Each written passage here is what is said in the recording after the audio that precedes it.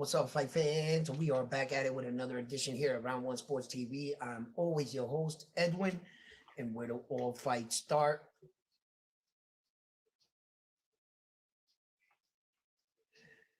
I'm having a bit of a technical difficulty audio, so I'm gonna need you to let me know if you hear my sound effects and myself loud and clear. If you could just give me a thumbs up on that, I would appreciate it right now. I was trying some new stuff, trying to hook up these Bluetooth ones so that I don't have to put on the headphones like this.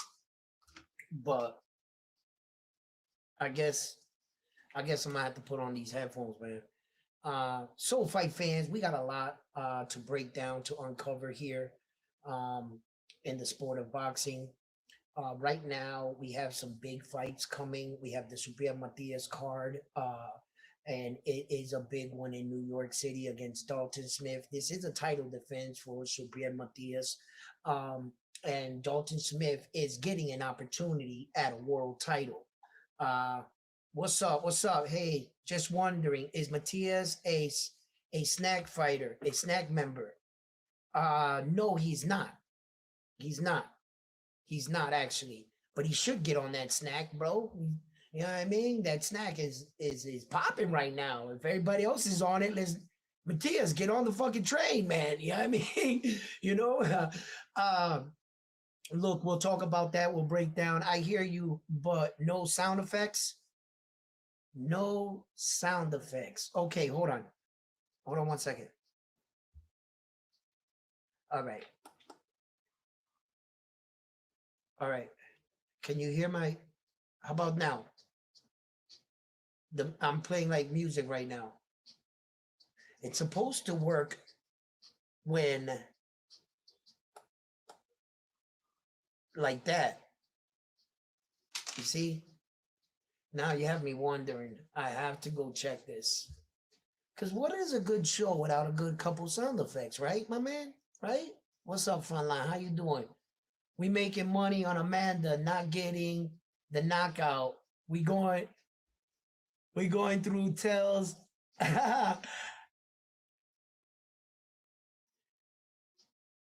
Like Vanguard. A lot of girls, he said, nope, you can't hear it, huh? Motherfucker. Mother effer. That's not good.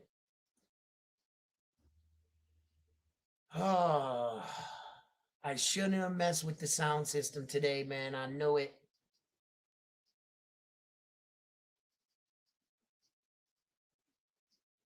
Hold up.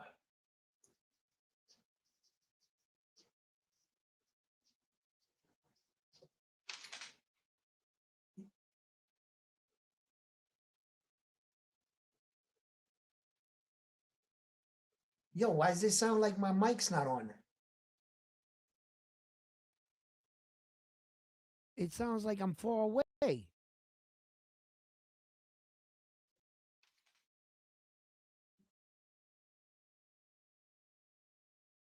Hold up. This shit don't sound right. Yo, why does it sound like my mic's not on? It sounds like my mic is playing from the right there.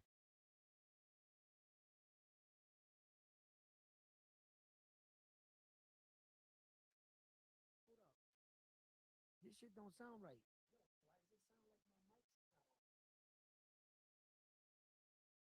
It sounds like my mic is playing from the right there. All right, I got it. I think it sounds better. Thank you, Frontline. Tell us Amanda had a double whooping in face. What? Whooper? I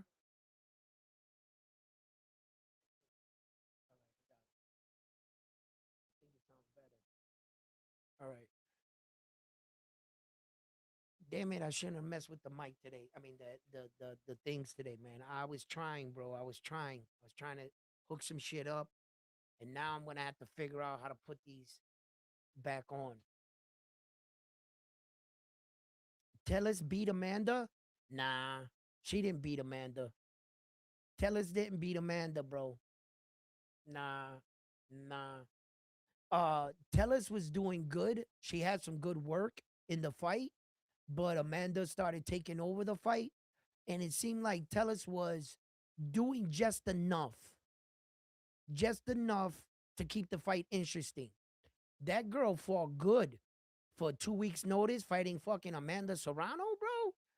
I know Amanda's not the girl she once was. No, she's not that.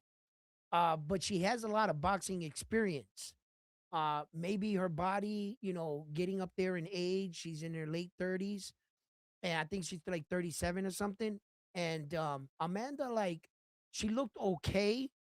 She didn't look like Amanda Serrano, the Amanda Serrano I know. No, she didn't look like that. No, but she was still smart. She was still good. Tellus did a lot of good things. Yes, she did. She didn't win the fight though. Nah, Amanda outpunched her. Amanda outscored her. Tellus was punching with Amanda. That was the good thing about the fight. I like that about Tellus.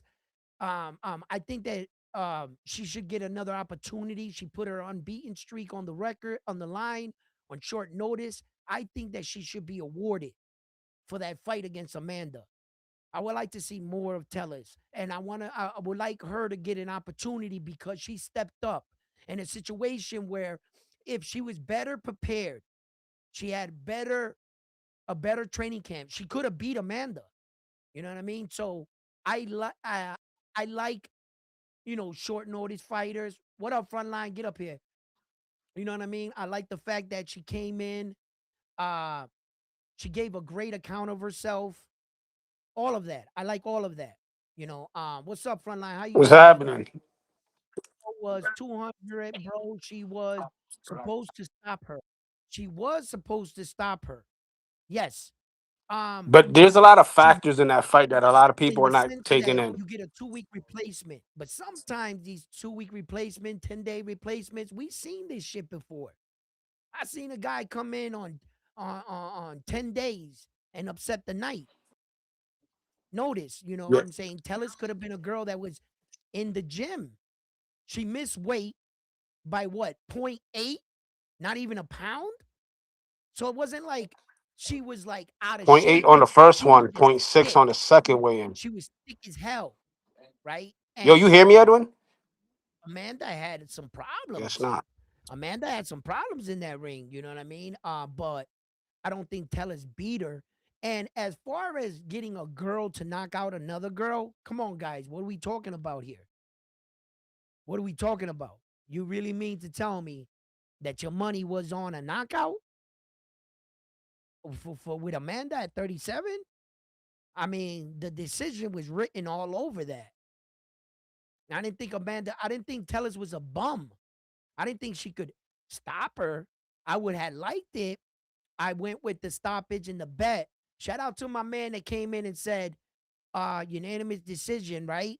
He called it 7-3, right? And I think that's exactly what it was, right? Because my bag, my boy, for coming down. I only got sound effects to hook you up because I think we were Yo, distracted yo, by Hugo's freaking rants and shit. He done messed up the we were supposed to be watching Amanda Serrano. He wanted to talk boxing.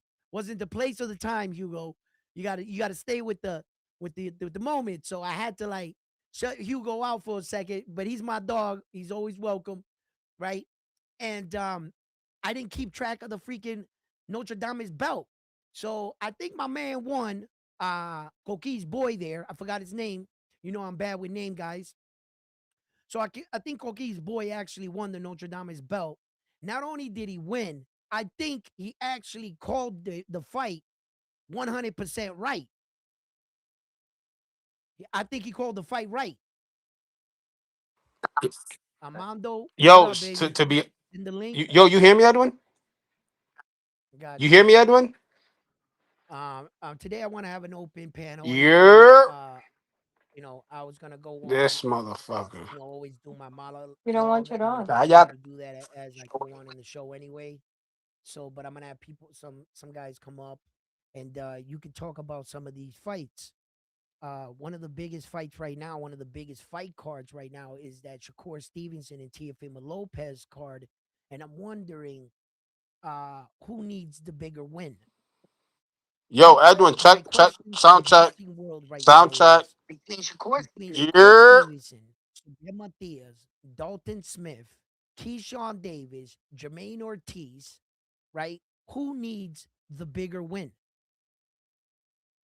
Who needs it the most? And let's add in Ryan Garcia with Mario Barrio, right? Ryan Garcia is all over social media right now, beating up YouTubers in his house with boxing gloves, putting on the gloves with everybody, but I'm not seeing him sparring in the gym. We're not that far off from this fight, guys. We're really not from Ryan Garcia's fight. Mario Barrio has been in the gym with his new coach for a couple months now. You guys noticed that, right? Mario Barrio, like on the low, like I'm checking on him, and he's been locked in with his new coach. He's already been in the lab. He gave himself a lot of harsh because he felt like he respected Manny Pacquiao a little too much. So the Aztec Warrior, just look at his name, Aztec Warrior, right? You think the Aztec Warrior is gonna respect the American California Mexican kid? What? Y'all, y'all think Mario Barrio is gonna show Ryan Garcia the same respect he showed Manny Pacquiao? Manny Manny Pacquiao is a legend, right? And I think that that's why he showed him respect. But Ryan Garcia is in a lot of trouble. He is in a lot of trouble. I don't see nowhere I can find a focused Ryan Garcia. All I see is Mario Barrio. All like you ask anybody that's near Mario Barrio, hey, where's Mario Barrio? He's right next to me. He's in the gym. What is Mario Barrio doing? He's on his way to the gym. And you see it on social media, some film of him in the gym. Where's Ryan Garcia in his fucking living room? Putting on gloves with fucking Blueface, whatever his name is, the dude that looks like he woke up at a frat party and everybody drew on his face with a marker. That dude, right? Yo, respect. I don't mean to diss homeboy, but that's exactly what he looks like. I couldn't do that to my face. Man, listen, no tattoos nowhere near my neck, my face. No, I come from a different era. And I was taught don't put no tattoos on your hands or your face if you about that life. If you in the game, don't put nothing that somebody can say, yeah, he looked like this. No identifying marks or shit. But I was just brought up in a different era, I guess. These kids want to get throat tattoos, tattoos all over their face. I don't know. The more shit they put on their face, I guess the more they think they're gonna get famous. I have no idea. Because that 6'9" kid is a mess. That is just that is just a mess. What's up? What? Huh? Yeah.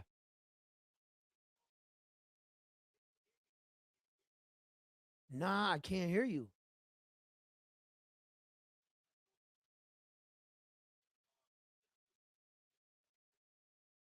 Why?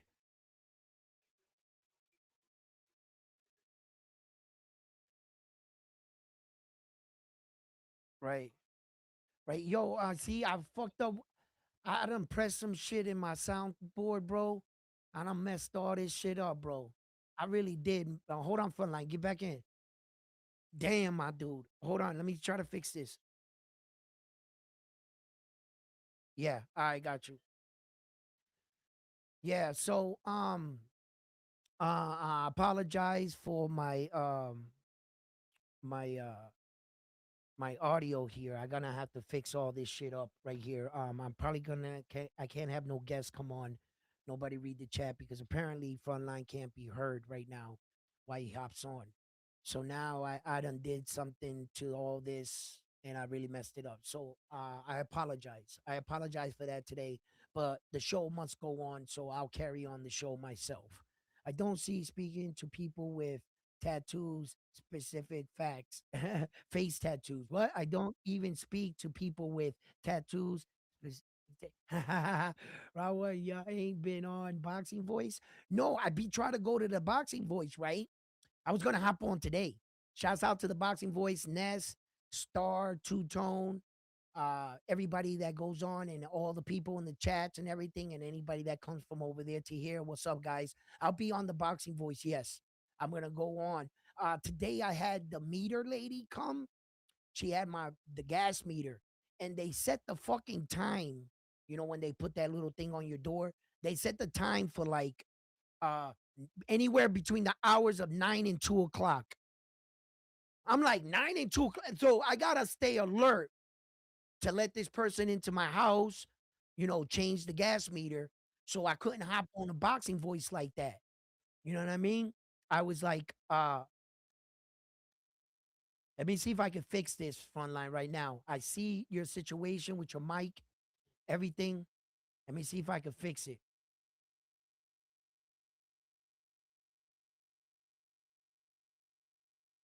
All right, just stay right there, front line. I'm gonna try my best right now.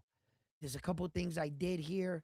Mic check. What I'm going to try to do, real quick, to remember what I pressed and put. Oh shit! Hold up. That might have did. Frontline, say something. You can hear me? I can hear you now. I got you. Perfect. I got you. Bobo, what's up, huh? What's up? Read the chats off for me, I, Frontline. I can't I can't because the only one that popped up was that one from Bobo. Says I like the way you stand up for yourself versus Ness, unlike so many of his co-hosts or guests. Nah, you know what I'm saying? Yeah, because I'm a grown ass man. You know what I mean? You know, you have to recognize certain things in life sometimes. When you're no longer being educated, you're being yelled at. You're not being talked to. You're being talked down to. You have to recognize when you're being talked down to and being talked to. You understand? But I take no offense. Ness has 15 years of arguments on social media, and sometime he'll just snap. Uh, Apparently, they gave me the crash out of the year or something on TBV. I heard somebody says that. I'm like, damn, Ness has some epic crash outs on. I I like his crash outs better than mine, right? But I guess you can't give it to the host. You got to give it to somebody else. So I was like, all right. So but Ness is my dude, bro. Ness is my dude. I'm still gonna rock with him. I just been real busy with life shit. Like I said, this gas meter shit. I want to pop up later on today if you know what I'm saying, and get back into like the swing of things and talking boxing and shit. And now that I'm not boxing in Border Wars right now, I'm gonna take this time right here to heal a little bit, but to work out strong. I want to get my body back strong, so I'm gonna hit the workout gym, and then for the next one, go back down to the boxing gym and make the transition again. But I just need to like I fucking woke up these last few days like feeling every fucking age of 51, bro. Yo, shout out to Carlito. He's stopping by showing love. He's at work right now, but he just stopped by to say what's up. What's up, Kev- Carlito? Kevin Brown says when Ron one and Ness go at it, it's the best. Ah, yeah, listen. It's just his passion, my passion.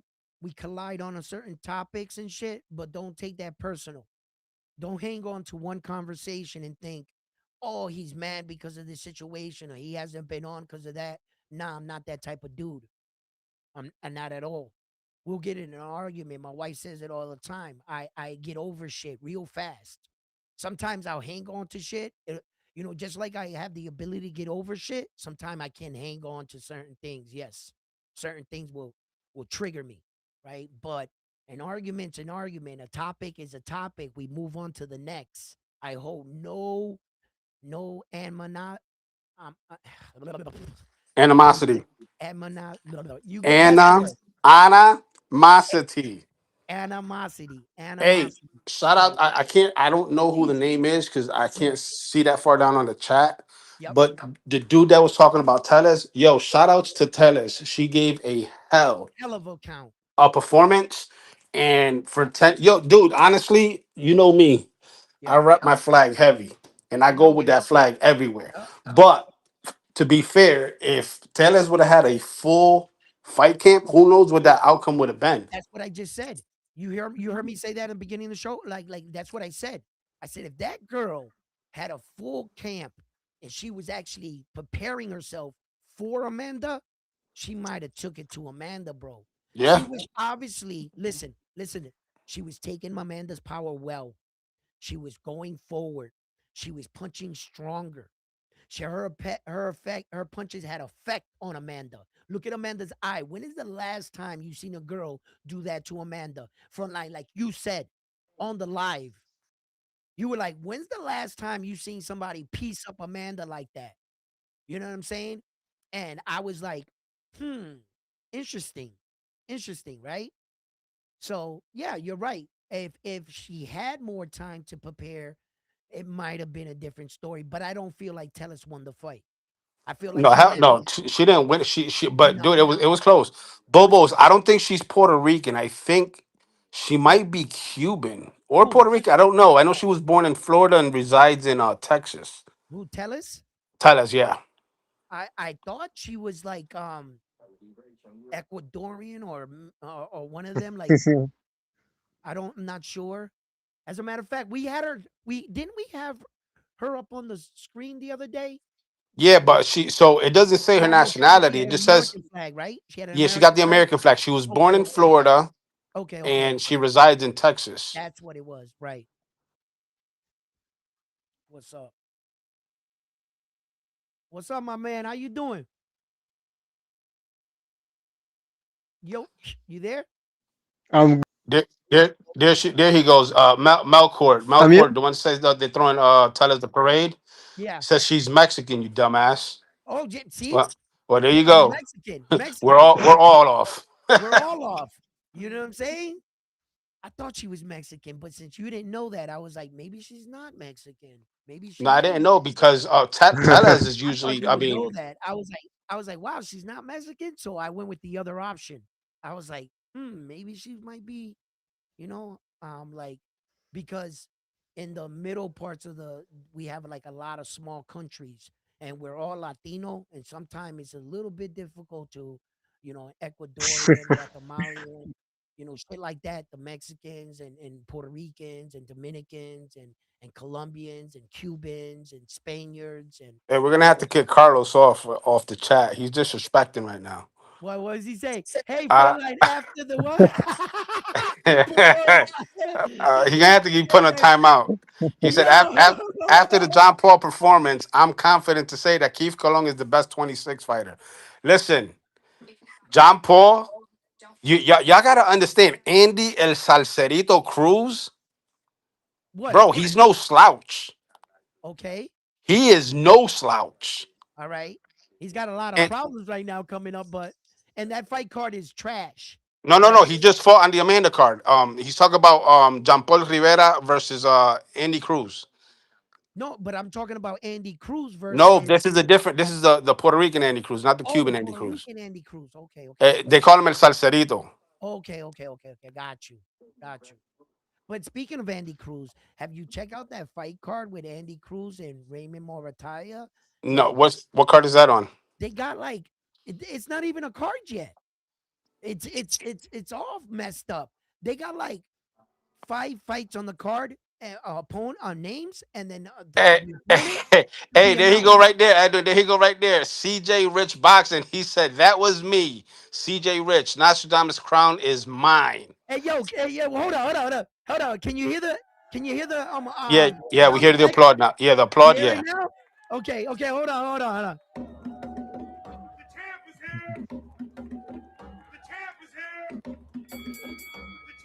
That's the champ. Notre Dame is champ. Yo, you might as well ask him for advice because apparently he knows what he's talking about. But he got me on a distraction, right? Because You guys know that I said that it was going to be a unanimous decision. So I allowed him to come in, and what I was doing was just testing the waters to see if his boxing IQ was there. So I basically threw the fight. You know what I'm saying? I'm just saying. Nah, he called UD, and then he went up one on you. He said, "I'll make it more specific." I'm gonna call it 7-3. three. What was the end of the fight by the Georgia scorecard? I don't know. 7-3. Amanda Serrano. You know what I'm saying? It's crazy. It's crazy. It's crazy. That's what one of like the scorecards read. Shout out to Richard. Yo, listen, Yo, it's Richard, because Richard, esa pregunta, papi. Come on. He said, "Who you like, Subriel Matias or Dalton Smith?" oh, we're all British around here. We got Dalton Smith all day. You know how we rock. Yo, Subriel by destruction. Yo, listen. The reason why I lost people, as you can see if you pay attention to the screen right now, is because I have small hands, and that impaired my decision making on the Amanda Serrano. But I'm working on that. I'm working on that. So listen, next time you guys think when we have a fight, we have a main event, you guys hop on. We'll all take our shot at the Notre Dame World Championship and see if you can come up and dethrone and the new Notre Dame World Champion. Listen, Rich Boxing. Was it Rich Boxing? No. CJ Rich Boxing Oh yeah, and it's CJ. BS. It's That's CJ. Okay, CJ Hey, Rich y'all, Boxing. go sub to his channel. Go check him out. He does Yes. content over there too. He's just starting off, so Let show me some tell you love. something right now. Don't get too comfortable with that belt because you're not going to make a title defense around here, right? There are a lot of sharks in the water, especially myself, and I'm coming after my belt. So don't get too comfortable with it, buddy. All right? Because Hey, it ain't over yet. hey, Bobos. Let me tell you something. Yanquiel got Yo, ran through. damn, Bomba Gonzalez took it damn. easy. Yo, Bomba could have got him out in In the first round, no. probably, He had him wobbled. yeah, probably in 4 rounds. I'm talking about finish, Yeah, complete, finish. finito. Yeah. By the fourth round, he took it easy If Bomba would have decided to go forward a little bit, and what step on he that re- gas. what he relied on was Yankel's aggression. He knew that Yankel, he put Yankel in a situation, right, that it was going to force his hand. He had already stunned him, hit him, knocked him down in the fight. He had a 10-8 round going. Now what he did was, let's see what you can do with my defense, kid. And he shut him down. Yankel couldn't get through it. Yep, yep. A lot of people don't realize too. Bomba was an ex-champion No, too. he's the ex former world champion. This was a Yeah, good test for the young fighter. Um, Now he sees there's levels to this, and there's different styles of fighting. Just because you spar every day and everybody spars a certain way or can't pull off that style, you're gonna run into that opponent that can. Now, I'm not gonna say that Bomba's Philly shell was the best Philly shell I ever seen. No, but it was effective. It was effective. I don't like when Rohan Polanco does it. I don't like when Rohan does it. But I didn't mind when Bomba did it against Yanquiel. I don't like the Philly shell too much because I don't think a lot of young fighters know how to utilize it. And the Philly shell is a style that Mayweather made the Mayweather shell style. He he he took it to another level. But if you ever pay attention to a Mayweather fight, Mayweather usually didn't come out in the Philly shell. He never really did. He came out in the high guard. He went into the Philly shell when he already tested you and he knew what you had and he was comfortable. That's when he tore you up. He can yeah, tell within the first 20, 30 seconds what he can do to you. Mayweather. If you were a smart fighter, he would fight you in the high guard like this. Remember when he went up to Castillo? He stood in the ring in the middle with him like this. Mayweather never fought in the Philly shell when the fighter was strong, and smart. If he went into the Philly shell in the first round, in the middle of the first round, that was your ass. He didn't respect your fighting style. You couldn't get to him. He already figured you out, Mayweather. And then he would just stand in front of you, slip, slip, slip, boom, boom, counter, pull counter, and beat the shit out of you. But a lot of dudes don't have the God given abilities that the gods gave Mayweather to pull that style off. It's a very difficult because some kids rely heavy on their back foot when they're leaning with the Philly shell and they get themselves in trouble. They don't know how to shuffle their feet like Mayweather. And Mayweather, the balls of his feet, he was like lightning. He knew he can get. You have to know a lot in order to pull that off. And the when and where. Mayweather get on the rope, Philly shell. Mayweather starts walking to you in the Philly shell, you in trouble. He's already gonna slip your punches. He's got you figured out. So, but when I saw Bomba do it against Yankel, I was like, okay, because Yeah, it was obvious Yankel couldn't the get to him. the fighter that surprised me the most in that fight card, Yep. I don't know if you got a chance to go back and watch it, was that kid, the Puerto Rican kid with the pro debut, Caleb Tirado Pagan. Oh no, no, no! I didn't get to see it neither. Bro, you have to I gotta go watch. watch Yo, it. his skill Thank set you, is crazy. thank you. Moncho Lebron, another one. Bro, for being off for a year and I think a year and a month, Yeah, bro, he showcased that he didn't lose a step. He's ready for the big door. He called out Sugar Nunez and Navarrete, either one. Sugar So Nunez and Navarrete are fighting. yes, I know he called them out because The he was winner supposed of to it, get, the winner. well, he was supposed to get the title shot versus Okay. Sugar Nunez, but something happened between him and Matchroom. Mm-hmm. So Pitufo Diaz ended up taking that fight in Mexico against Mm. Nunez. And another thing is, I got some insight too on this Jermaine Ortiz and Richard Hitchison situation. And my boxing mind works like if Richard Hitchens tried to negotiate a fight with Jermaine Ortiz and wasn't successful, then went and tried to negotiate a fight with Keyshawn, wasn't successful, then Keyshawn and Ortiz end up fighting. I thought that the problem was going to come, I just took an educated boxing guess that the issue was coming from Richard Hitchens.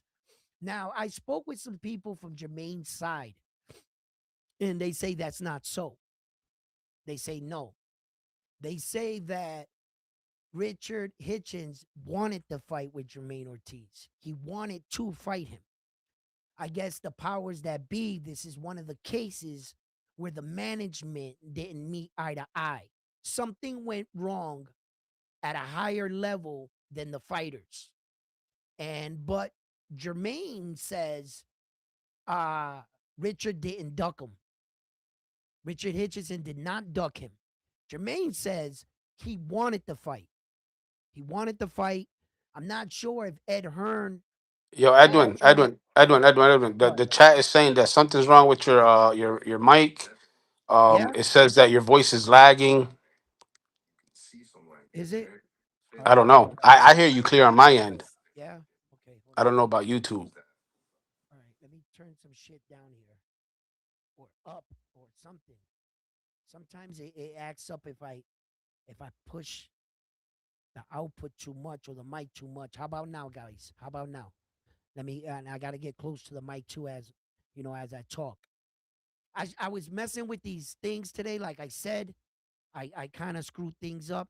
I even had prepared. Can you hear me now? Clear? It's clear. Thank you. Yeah, I, Carlos says it's clear. it's clear. I even had prepared today. I wanted to introduce the new bell. The new bell.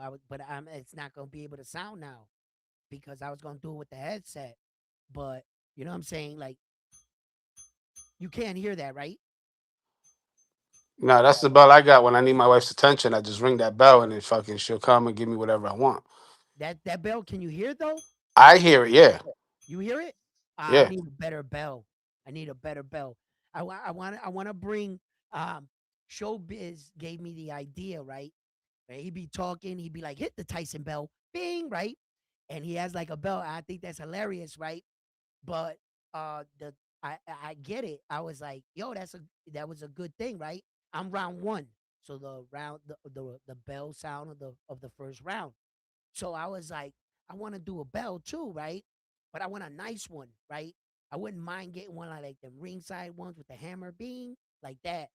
But I want to introduce the Macho Bell, the Hector Camacho Bell. You know what I'm saying? So every time we talk, the Macho Man Bell. You know what I mean? I like that. The Macho Bell, but I need a better bell. You know what I mean? Yo, I was gonna get like Hey, I was Edwin, turn my mic down because JWC says Frontline is too loud and Edwin is too low. Frontline's too loud and Edwin is too Yeah, low. I think that's the Puerto Rican in me. I'm yelling and Okay, shit. hold on, guys, I'm gonna try something. How's my mic now? I just raised the shit out of it. You're good on my end. The whole time you've been good.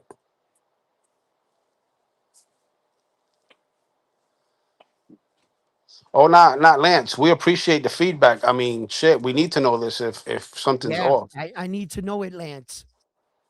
Sounds good, Lance. Then the other guy got like a bull rider got a thumbs down for what? Nothing wrong. What? People are saying it sounds good, but Bobo said nothing wrong. All right, let's go, Matias. Yes, absolutely. Let's talk boxing, guys. El Oh, Machito Stevenson. Machito Stevenson. Yo, So hit the macho bell. Hit the macho bell. yeah, so we had a good fight card this weekend. Good. Um, Season one, yeah. we dude, I would love for you to see this. It was his pro debut. Yeah, Hey, I gotta go check him out. I definitely gotta go check him out. Also as well, um, there's a lot of good top prospects in the Supreme Matias fight for Puerto Rico. yep, We got our young Keith Cologne. yep. He's 8-0, 100% knockout ratio. Hit the macho bell. 100%. You know what I'm saying? That's what I need my bell. I need a bell now. You know what I mean? I'm stuck. It's in my head. And yo, I was gonna get a gong. You know how like the Japan has that like cylinder with the thing? They got Yeah, this little gong in fucking Marshalls, right? And I was laughing. I was like, yo, that shit is dope. But I was like, nah, I want to you're get gonna one of them. But anyway, Keith Cologne is fighting on this card, and I have a lot of high expectations for Keith Cologne. He's a young and this is a fighter. huge step up for him too. Oh my God, that's why I bring it up. That's why I'm bringing it up. Listen, talk about it. That He's that he, opponent. he he's fought ex champions. Yeah, Granted, this guy might be on his way out or whatever. But when people are gonna say, "Oh, he's a bum," of course he's gonna beat him. But you got to look at it like this: Keith is just starting off, and everybody they put in front of him, he's got rid of them. You get what I'm saying? yeah. So it's a step up in the right direction. Hmm. Um, we got Javier Cintron. He trains with Panda over there in Mexico. He's one of Fresh Productions guys. He's I think he's 126 too or 122. Damn, we have a lot of fucking boxing January 31st. If you guys Yep. don't realize this, we have a lot of boxing coming up, right? On that particular day, we have 4 cards popping off on January 31st. We have a card popping off in New York Germany, right? City. We got a card popping off in New York City. Teofimo Lopez, Shakur Stevenson.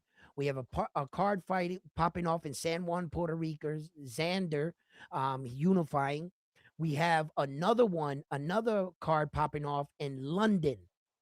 All right, you have Adam Azim. He's fighting in London on the 31st. And then you have another card in England on the zone. And you have Josh Kelly fighting on that card. And then you have another card uh, uh, in Denmark. William Skull is fighting in Denmark on the third. So that's five. Hey, That's Edwin, five. they're still saying that I'm coming in very loud and you're Yep. still very low and muffled. Very low and muffled. Yeah. Well, Arona just put that round one's good. It says caller's volume is loud. Got to lower it a little bit. Really? All I don't right, know if hold you on. can control. I don't know if you Yeah, I can can control control my. that. Yeah, I can control that. Hold on. Okay. You know what? Hold on a second.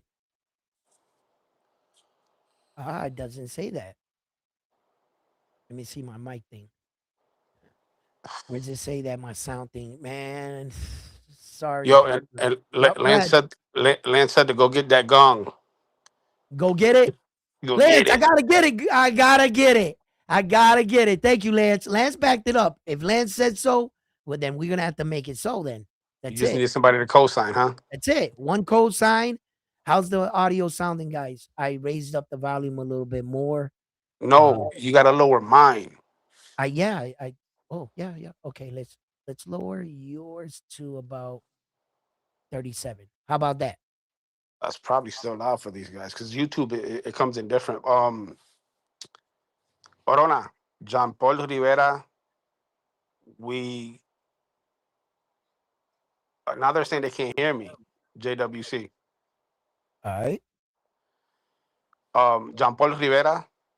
He did good. It was a step up in the right direction. Andy Cruz, El Salcerito, wasn't a slouch. You know what I'm saying? Um, John Paul's got improvement. He's got to make improvements. I mean, if he wants to get a title shot, but I'm confident in him. His fundamentals are there. Right. But what you guys got to check out, and I'm not going to stress it enough, was the very, very, very first fight of the night. Caleb Tirado Pagan. Y'all have to go check that fight out. Yo, this guy's crazy. By the way, tell me if my audio sounds any better.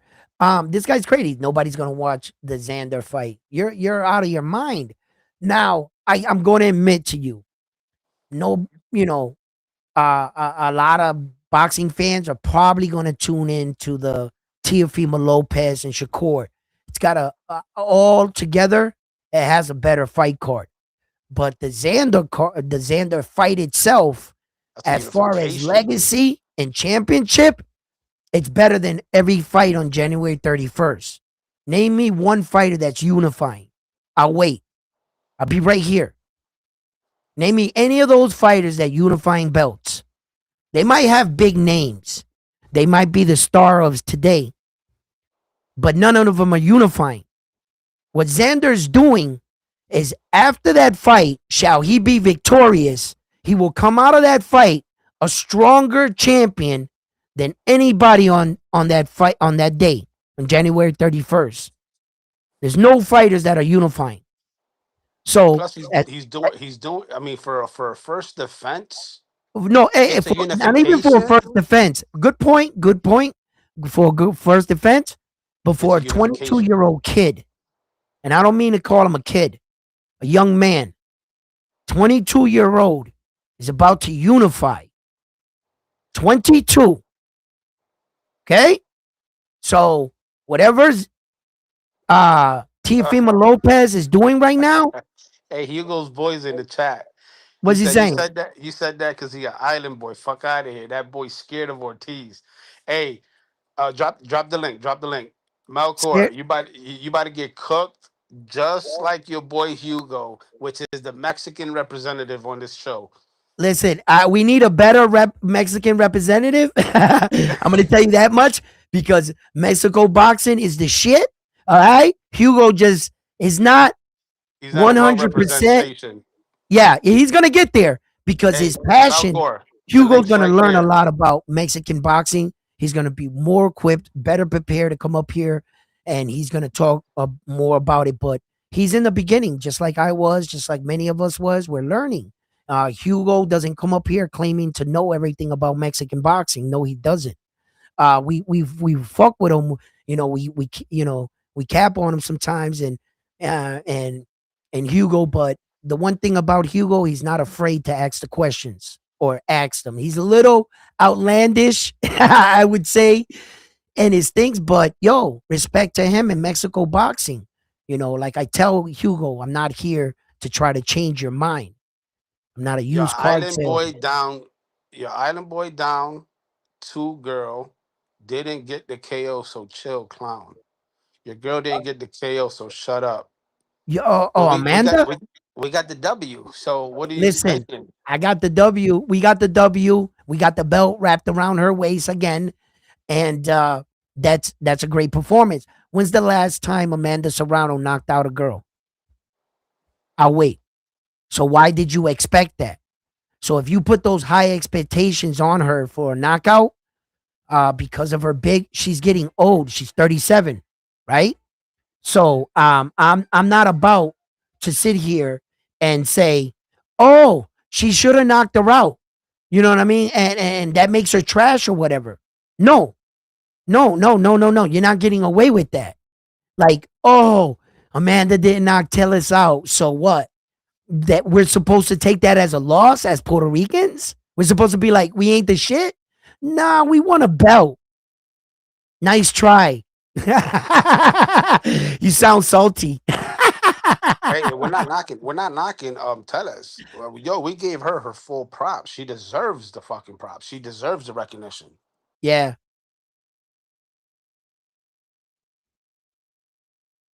Frontline when I need to turn Edwin up, and when Frontline comes down, it's loud. Damn it, I don't know what to tell you, my man. If I turn Frontline down anymore, we're not going to be able to hear the man. I think I don't know what you're listening on, but hopefully you Damn, enjoy the yo, show, my brother. Richard, that prediction es oficial o es algo Brett subject to Matias, change? 6th round. Dure por That's rajamiento en that. round 6. Listen, listen. He's gonna. That means destruction, right? He's gonna crack that ass. That's a great pick. I'm more around the lines 6, 7, 8. 6, 7, 8. He's gonna stop Dalton Smith.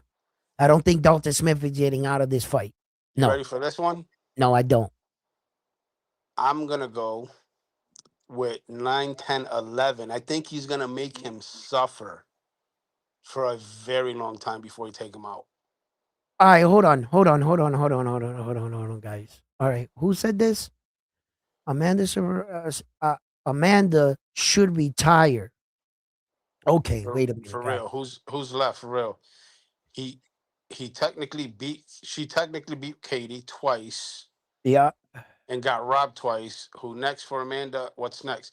I listen, Arona, we said this. I said this this is why I bring it up. the Frontline other was saying day. exactly this. Amanda gave us many good years and many good fights. She needs to enjoy her life, enjoy the money she's made, the investments she's made. She can continue to stay in boxing with her fighters, stay involved, but she needs to enjoy life. That's it. She gave us way too many good years. Mm-mm. Tellers hit the club. Amanda went to the hospital and checked that eye out. ah, Boy, um, Mexicans are funny. Is that rivalry though? We gotta love it. We gotta love it. That rivalry's never gonna end. Ever. And guess what? We're always gonna be on top, Mexico. Guess what? ah, We're always shots gonna be on fired. top. Shots fired. Yo, yo, listen. Look, okay. Look, are you mad because my Puerto Rican fighter took the O away from the Mexican fighter? I mean, you might be salty. Or are you mad that Amanda won the belt and Tellus didn't have enough time to prepare? No, So are you know what it are is, you Edwin? prepared? Are you prepared to come up here and be a what if guy? What if Tellus would have got a better training camp? What if she would have landed a better punch? What if? Well, I'll tell you, reality is much different. The reality of it all, she Here walked he off go. with He that. mad now. You got him mad, Edwin. Oh, He he said he tight. excuses like round Ex- one, how he lost at Border Wars. hey, check it out. Excuses. It sounds like you're giving excuses for Tellis because I'm not giving no excuses for Amanda. She won. Or So let me yourself. hear your Or excuses. yourself. Let me hear your excuses. Huh? Mexico wants to hear them. What's Melkor. What's the excuse The link is in the chat, Papa. yo? Hop What is on. the excuse that Canelo gave? Because he didn't want to fight for a belt. Because he didn't want to fight who? Well, come on, man. I think Mexico is becoming excuso. Mexico excuso. You know what I mean? Because I gotta hear it. Because the facts are the facts. What's written in the history book is Amanda won. So Yeah, who's it got excuses? he's hurt right now. Who's the He's one with hurt. the excuses? Wait a minute, my man. He needs some milk. Hey, yo, come up and tell us your sad story. Come on, I gotta Yo, hear it. Melkor, I'm, jump I'm up on the chat, curious. Bobby. I Yo, it's want to all hear love it. here. I want to hear the sad. Got the nerve to call me excuses. All Yo, he's been it's all talking love. is in excuses. You You know hear me? what I mean? Edwin, you hear me? Yeah, I hear you. Oh, okay.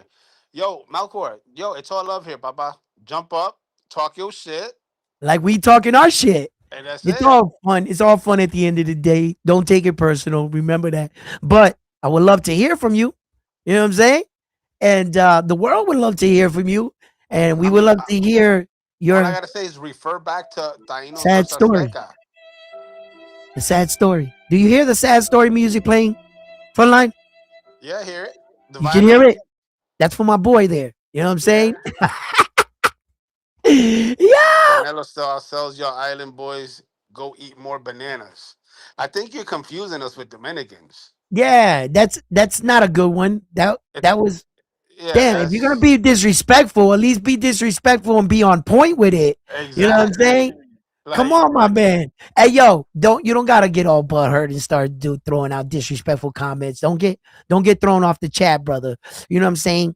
Be slick. Keep a straight mind. Think of slick play, shit back to yo, say. play the You know what I'm violin. I don't saying? play the violin. Play the violin. Play the violin. Play the violin. Play it. Play the Okay. violin. Play the violin.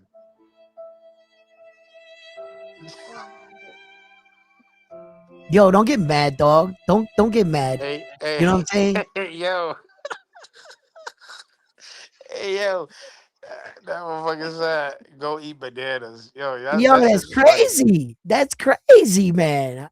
You know what I'm Now, if he saying? would have But said, "Go eat some mofongo," some, you know what I'm saying, like yeah, chupeta, some you could have whatever. called it But T-bottles or something, or maybe I don't know, go eat a coquille. I don't know. I don't know how creative you. yo, I've never really tried to disrespect another Puerto Rican guy, so I don't got no slick shit.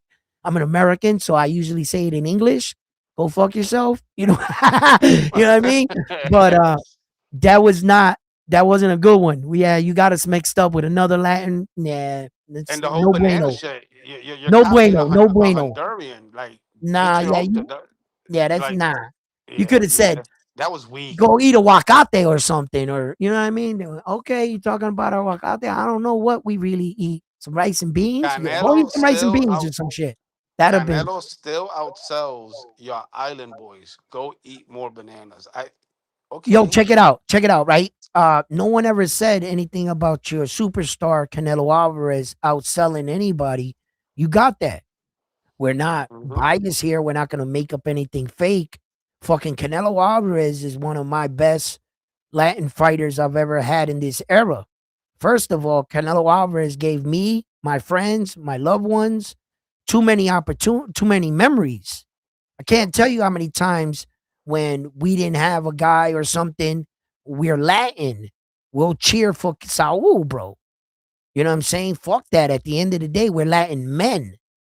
You know what I'm saying? I'm not a Puerto Rican type dude that it's only, Puerto Rico and shit. I cheered for Canelo for years and years and years. So I'm glad Canelo got everything he got. I'm glad that he sells like he sells. I'm fucking happy for that man. Because if you ask me, the money's not worth it. Right? So you don't gotta get disrespectful. Like we're really like on that shit where it's like fuck Mexico. Hell no, bro. Hell no. And to be honest and We fair, I mean, fucking love Mexican fighters around here. Floyd owns Cinco de Mayo, so Yeah, yeah. Well, Mexico, Canelo took it back.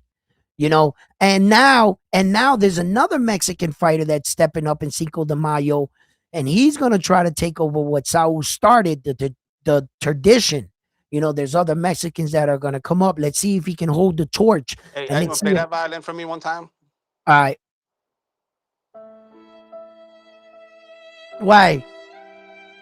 Read the What? last comment. Read the last comment. Then Y'all I'm about don't to I'm have gonna shut him down. superstars who y'all got Xander, Berlanga. So Okay, we don't so have. let's count champions. We got Oh no, Oscar wait, wait, Del wait, wait, Hoyo. stop. Wait, wait, wait, wait. He said superstars. Superstars. Okay. So Amanda Serrano and Matias headlining. I mean, I noticed you left Matias out in your little thing. Do you really think that boxing is based off superstars? Hollywood? That's what you think boxing's made out of? Um, you can be a superstar and because you have that it factor. You can be Ryan Garcia and not be accomplished. Or you could be an accomplished superstar Before you continue, the that chat wants to hear the violin again. you can be a superstar, right? And be a decorated champion like Saul. You understand? Because Saul Saul earned it. You feel me? He's a different kind of superstar.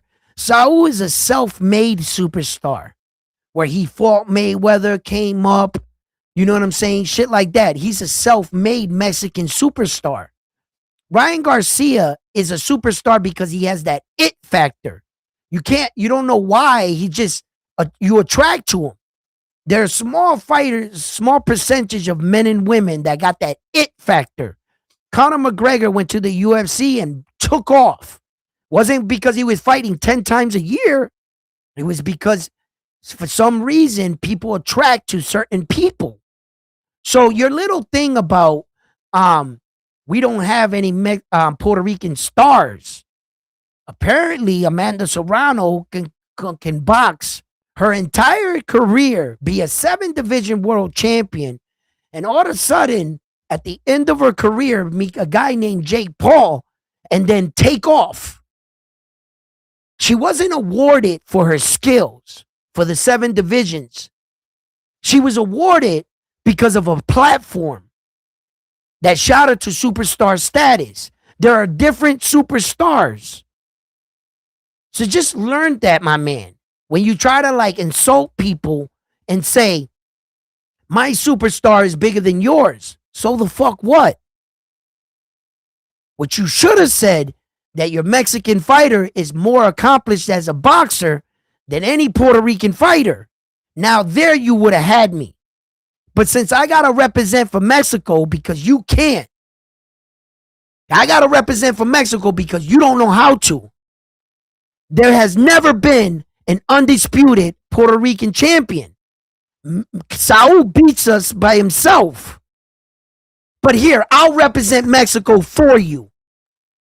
All right? Read the chat's front line. You done? Yeah, go ahead. All right. Let's see. We got Richard says Mofongo lechon alcaporia bacalaíto Puerto Rican food. Bull riders. Serrano got her ass kicked by a white girl 3 times. That's the truth. He also What? says he's talking about Katie Taylor, which Oh, Katie Taylor with my Amanda. All right, go ahead. yeah. Just keep going. He also says Canelo was not self-made. He had the backing of Televisa, the most powerful network in Latin America. That was from Bobos. Yeah, Here's not. I mean, come on, guys. Self-made and having some kind of backing. He had a big promoter for the Latin, but that wasn't for the U.S. It wasn't for USA. Not until he fought Mayweather that he took the chance. A young Saul, 23-year-old kid with 31 professional fights, and he was already a world champion. So I wasn't buying into the fact that he was green, that he wasn't ready for Floyd. He would never be ready for Floyd. That's just the bottom line. Floyd's just a better fighter. That's it. There is no version of Saul Canelo Alvarez ever in his career, from the beginning to the middle to the highest point, He would never beat Floyd. That's it. But he took a risk and a shot, and he was awarded for it. And the Mexicans in the boxing world embraced him. That young 23-year-old kid that took on the legend. He was a living legend, Floyd Mayweather. Okay? He just couldn't beat him. But after that, Saul was self-made. He was self-made. When Oscar De La Hoya made himself in the Mexican boxing world, which they never embraced him, but in a way they did. Oscar won a fucking gold medal and still wasn't self-made. Oscar went to the pros. He had Bob Arum. Everybody was like, that's Bob Arum's golden boy. He had a lot of big push, but his appeal, what he looked like, Oscar De La Hoya was the fucking man, right? Then women would throw their panties at him. They just he was a rock star, a fucking boxing rock star. Then all of a sudden, Oscar became self-made when he beat Cesar Chavez. And he didn't beat him once, he beat him twice and stopped him. That's when he was like, for me, that was his defining moment. Like, I was like, shit, he's the best Mexican fighter. And Mexico didn't want to accept that. But he was self-made in the Mexican. He had to prove to the Mexican people he was a great fighter. And still, for some reason, I don't know, it was like divided for me. On the outside, I'm not Mexican, so I'm on the outside looking in. I really don't know. And then he married a Puerto Rican woman, moved to Puerto Rico for like 6 years. Then they really like turned their back on him. Then he went back, promoter, and the story's what it is. But, superstars, somebody can have a different perspective of a superstar. You feel me? People can think that Jaron Boots Ennis is a superstar, and he's not. He's not. He's a superstar in Philly. You see, if you go to Philly and you're in with Jaron Boots Ennis, Philly's gonna back him. He sells in Philly. But can Jaron Boots Ennis sell in England? Can he sell in fucking UK? Can he sell in Japan? Can he sell in China? Can Jaron Boots Ennis sell in Texas? Can he sell in fucking Boston? The people in Massachusetts, will they go out to see a Jaron Boots Ennis fight? Can you put him in California? But in Philly, he's a star. I'm not sure if he's a superstar, but if you ask certain people, they'll feel that way. Yeah, Jaron Boots Ennis is a star. What are you talking about? He got 2 belts, blah, blah, blah, blah, blah, blah. But if you show his picture around the world, would people know him? Now, if you show Mike Tyson's picture around the world, would people know Mike Tyson? That's my point. Absolutely, they're going to know who Mike Tyson is. Hey, Edwin, Bull Rider says De La Hoya is more Puerto Rican than you. He's more Puerto Rican than me. Oscar De La Hoya. Yeah. That's some bullshit right there. But yo, listen. Oh shit. My thing is this. However you view Oscar De La Hoya, however Hey, you JWC view wants you to turn your mic up a little bit more. He said he can't hear you. my You're mic, coming in low. Yeah, you're low. He said. I don't know what to do now, man. I'm Hey, fucking. JWC, leave and then come back in and see if that fixes it. I don't know what to do anymore, bro. I got everything high, right, raised up to like. If I raise it up anymore, the fucking thing's gonna. I don't know what to do.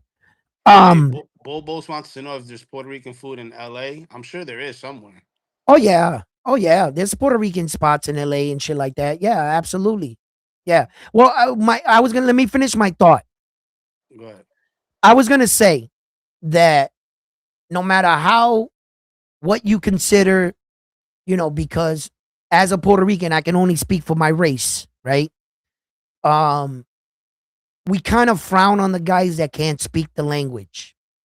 If you don't have a Latin tongue, then you're a New York Rican to us. Okay? You have to be able to talk it. You don't have to necessarily have to read it, write it down, or whatever, but you need to know your language. You understand? And I think that that makes you, because I know Puerto Ricans that are mom and dad are Puerto Rican, but their sons and daughters can't speak the language. Not even 5%. They don't know shit. They're Americanized, Americanized, Americanized, right? And when you say that Oscar's more Puerto Rican than me, that's kind of funny because what does that make Ortiz and Bam Rodriguez that can't speak the language? They're Americanized. So am I more Mexican than them? Than Ortiz and Bam Rodriguez? According to you, because Ortiz can't talk Latin. We can't have a conversation. If you were a Mexican and you were talking to him, he might be able to understand you. There's like funny, like Latin guys that can understand it, they just can't talk it. So, how Mexican are your champions? I just want to know. I'll be right here. Go ahead, up front line. Read off some of the chats. Cha- where we at? Where we at? Where we at? Where I left off at? Uh,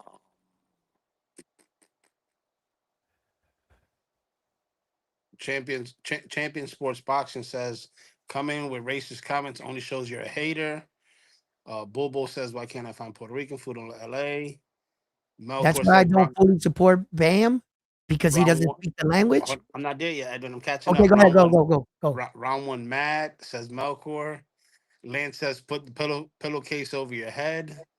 Orona says I'll be here as long as you don't charge to comment like other boxing channels only. Thumbs down. You know we good around here. Hell yeah, we good. Murataya says Mr. Itachirus. JW says right now, okay, I told you about your volume.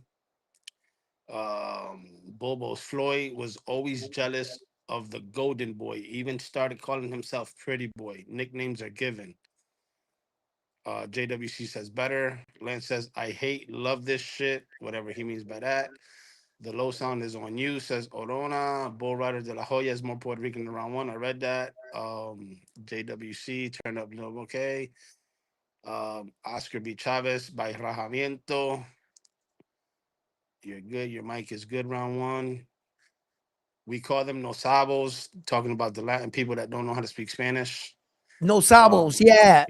No sabo. or, Yeah, we do. Yeah, we do.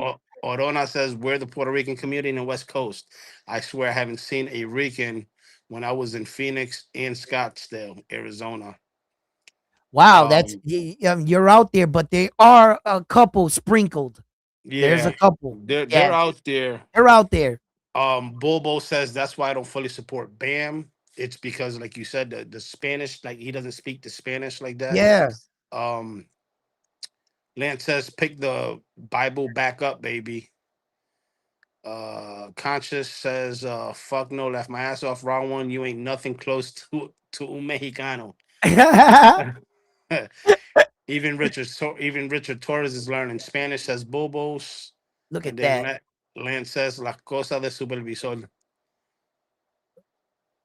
Front line. Front line, everyone is good with sound now. Perfect. Perfect. So JWC, it worked when you left and came back in. Good. Good. Good. Good. Good. So Good. Good. so so we got Saturday. Let's talk about it. What's up? Let's talk. We got pull that card up, Edwin, if you could, if you don't mind, please. Well, okay. Subriel. Yeah, yeah, yeah, definitely. Here, I'll put it on the screen for us. Here, boom. Let me pop it on the screen right here. Hey, you Okay. should put that violin on loop and just let it play while you talk. While I talk. All right. Here, let me blow this up a little. That way you What guys can. is that, the And card? yeah, hold on, hold on. I'm gonna put us on the bottom, and I want it to blow up on the screen. And I'm gonna put the entire card up here like that, and then that's William Skull. That these are all the fights for the 31st that I was telling you. Look, look. There's William Skull and Denmark, right? Yeah. Okay, against Banks, right? Look, James, look, appreciate you. look. And the 31st in England, the 31st in London, the 31st in San Juan, Puerto Oh, Rico. wait. I think the one in London is that where What up? Adam Asim is Yes, Adam whatever he find yes, este yes, right cabrón here, right este here. Lemos. Lemos, right here. It's right there. Yo, See it right there? that's gonna be one to watch right there. Yeah, right Because there. Adam is on the come up and Lemos is no slouch, even though he got knocked out by Keyshawn, but it's gonna Yeah. be a good fight because No, Lemos is a good test. no, that's definitely a good fight, a good test right there for him. But we got Josh Kelly right here too, on the 31st. And then this I wanted to point this out. Where was it? Okay. That I was telling you, what card was it?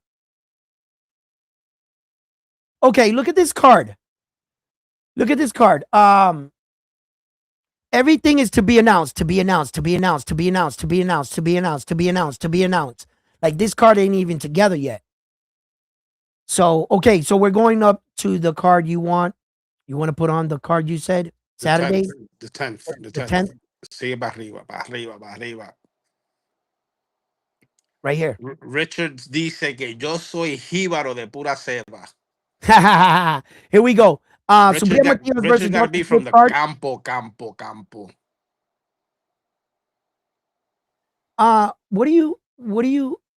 What do you like on who do you like on this fight card right here? The All right, Subriel Matias, so we got that very first fighter. Jonathan He, Rodriguez, no, the very bottom one, the bottom one. the bottom one right here to be announced. No, yeah, to be announced. The first guy, the A side. Yep. That's a young kid from I think he's from Staten Island. Okay. He's 4-0 with four knockouts or three knockouts, something like that. Oh, I think I know this kid. Looks promising. I don't know who he is. I've never seen him fight. I just saw his record. I, I yeah. I And it's heard light somebody heavyweight. talking about him somewhere. I gotta look him up. All right. So what else do you like on this fight? Who else we got on there? We got Keith Cologne. If we're going from the bottom up, we Keith Colon. You already know who I got there. yep, against Alberto. I mean, that's gonna be a good fight for the young man. It's an 8-round scheduled fight in the flyweight division. Keith Cologne is rocking 100% knockout ratio. Let's see if he can continue the streak against a more worthy opponent, a former guy that fought world champions. You know, he had opportunities. So this is going to be a good test right here for Keith Cologne. I got Keith Cologne in the fight. I want to see if he can. You know, I'm not trying to encourage the young man to go out there and look for a knockout, whether or not he knocks him out. That won't bother me or say anything about a fighter. He But I shouldn't like to go see in him there get looking for rounds a in. knockout. He should just go in there and fight his fight. Mm, If the knockout comes, it comes. But let's right. see if the knockout streak I, continues. I I I really want to see him get more rounds in. Yes, I want to see him be tested, but unfortunately, these guys are folding under his punching power. Let's No see if his aguantan. punching power is that of what we think it is, and let's see how he fares against tougher competition. You know what I mean? Um, uh, Emmanuel Rodriguez Emmanuel Rodriguez is the versus former Fernando IBF champion. Diaz. You already know who I got. Yeah, he was the former IBF champion that lost his belt to Naoya the Monster Inoue in the World Series of Boxing. He went on to become the champion again and lost his belt in Japan to another Japanese fighter. So he is on the comeback right now. Emmanuel Rodriguez, a very talented fighter. I like him as a fighter. Uh, Fernando Diaz. Look, I don't know. I don't know. I don't know. I gotta watch that fight to see where Emmanuel Rodriguez is at, because sometimes Emmanuel comes in there and he just fights these kind of fights that he looks so good. I mean, when he fought the Russell, both those fights got DQ'd because of accidental headbutts, right? But the next time they fought, he beat the brakes off Russell. I mean, when I'm talking about outclassing a guy and beating a guy to the punch, speed, power, ring IQ, he boxed circles, and I mean circles around Russell. So I want to see what version of Emmanuel comes into this fight because I know when Emmanuel's on, He's he's on. a good fighter, He's a bro. beast. Yeah. He's a beast. Yeah, when he is on, bro. Hey, listen, he could, and then you got Nestor Bravo on the card He's making against a Campos. comeback after that loss Yep, in the Subriel card in I think it was the one in Fajardo, if I'm not mistaken. right. He fought the African dude. Yep. Um, he's making a comeback against Pedro Campa again. It's a good step up for him. You know what I Hmm. mean? It's not an easy fight. Who do you got in that Now, fight? I got. Who do you think? Look at my flag. Do you tell me? All right.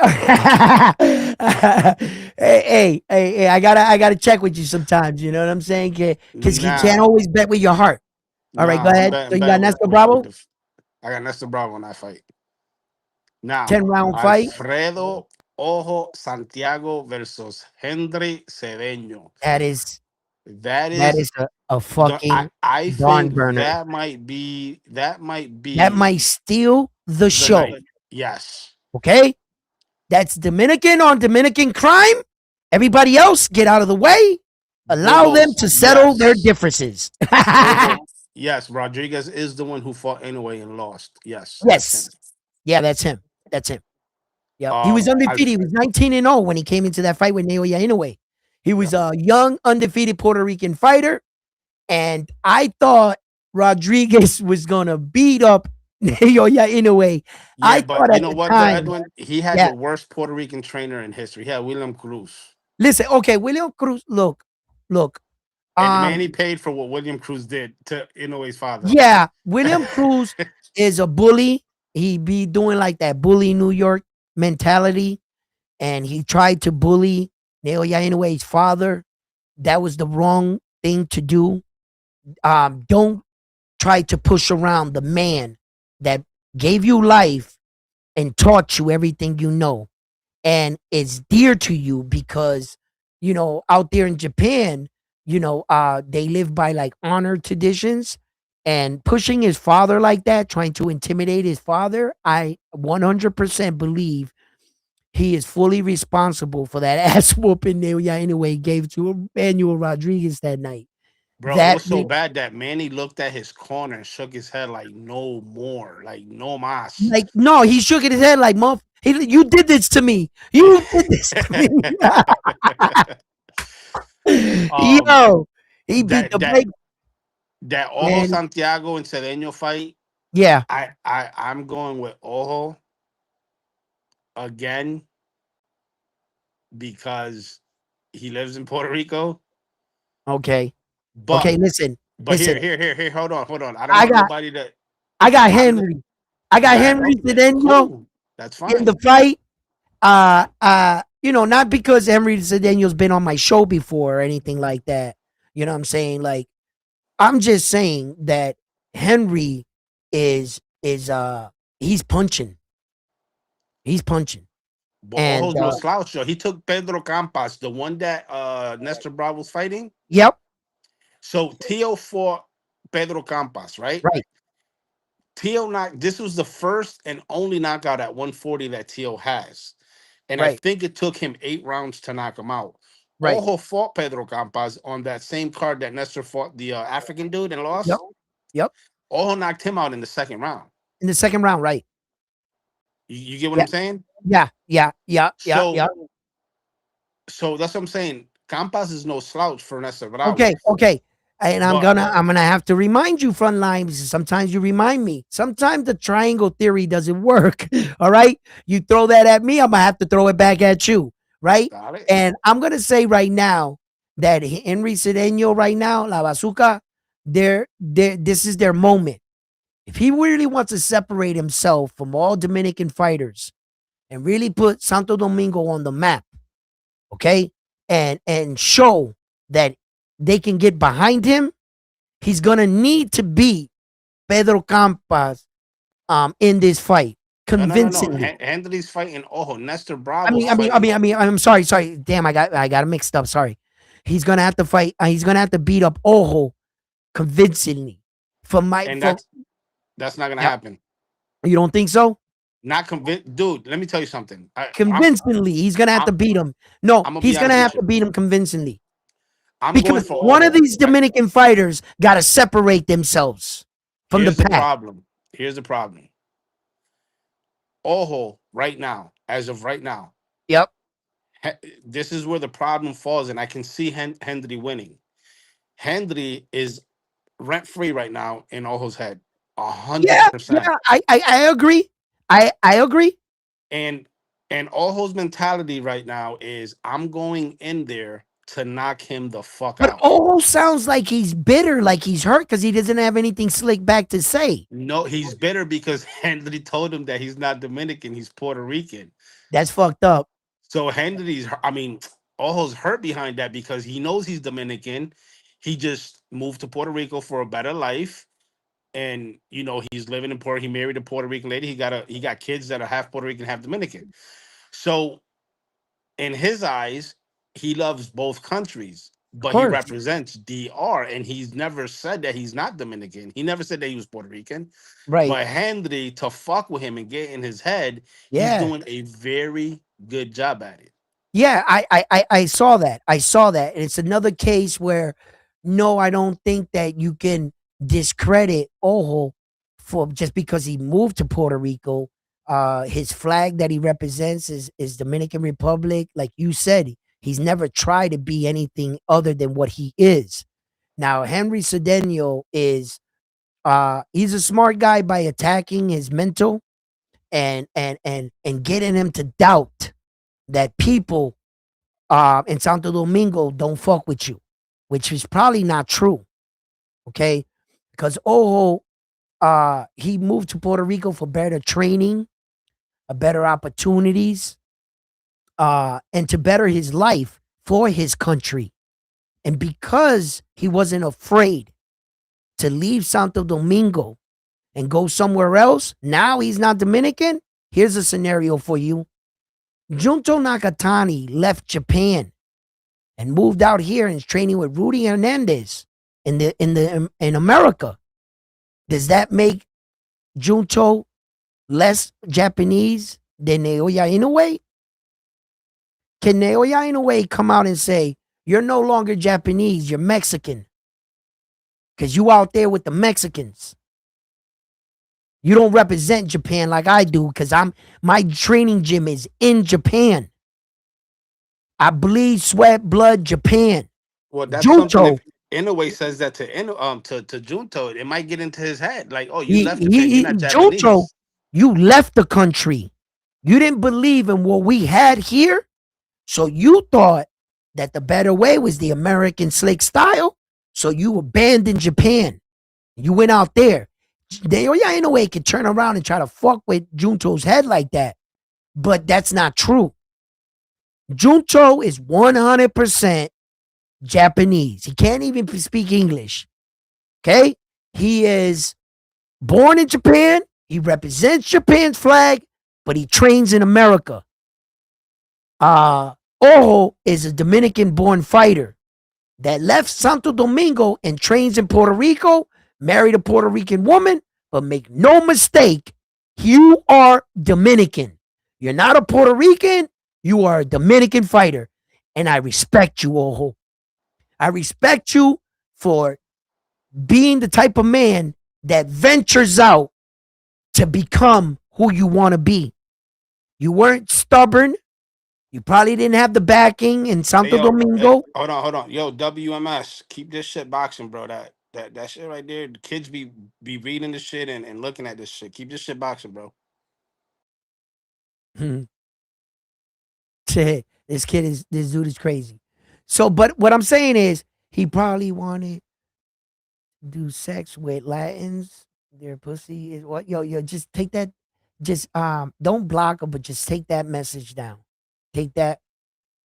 Message down off my thing. But don't block them. Just take out the message. Look, the thing is that's a dumbass statement you made there because they're both Latin. Why would you go to, I think somebody took Latin? it down already because it's not there. Yeah, they're both Latin. You know what I'm saying? That's just dumb to say.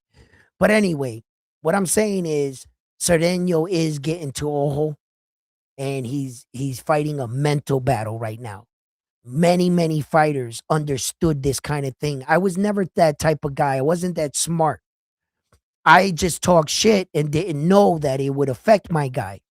But fighters like Floyd Mayweather, Ryan Garcia, they know how to troll. They know how to troll and they got black belts in trolling. They know how to get into a fighter and fuck him up. Ryan Garcia got on the scale with a bottle, acting like he was chugging a beer. And the second he did that, my mind went to, um, he's doing that illusion, right? And I looked at my brother and I said, what tells you that there's beer in that bottle? How do you know he didn't pour all the beer out of it and fill it with apple juice? How do you know that? How do you know what Ryan's doing, saying the kids, they're killing and doing all these horrible things to kids and these rich people? You saw the meltdown and God is with me and blah blah blah blah. And all that trickery messed with Devin Haney, and Devin Haney took Ryan Garcia lightly. He trolled him. Yo, WMS, we're keeping this shit boxing. You do that shit one more time, I'm fucking blocking your ass. Yeah. I don't know what he's doing because you guys are moderating my chat. That's what I got you guys for. But you guys know the rules here at Round One Sports Talk. I will allow all shit talking except when it's towards women, family, children, uh, downright just belligerent, distasteful kind of things. I can't allow that because YouTube will get all over me too. And at morally, as an individual and a man, anyway, I'm morally built like that. I He don't he think done. He a clown. He's out. I don't think we could do that. Yeah, then get him out. Listen, let's play him the music. Put him on a vacation. Here. Nothing beats a Jet2 holiday. And right Get him now, out of here. you can save £50 per person. That's £200 off for a family of 4. Send him on a vacation. He's out of here. Did you hear the Jet2 holiday thing? Yeah, Yeah. I heard. Yeah, when we kick him out, we're gonna play that for him. Get him out of here.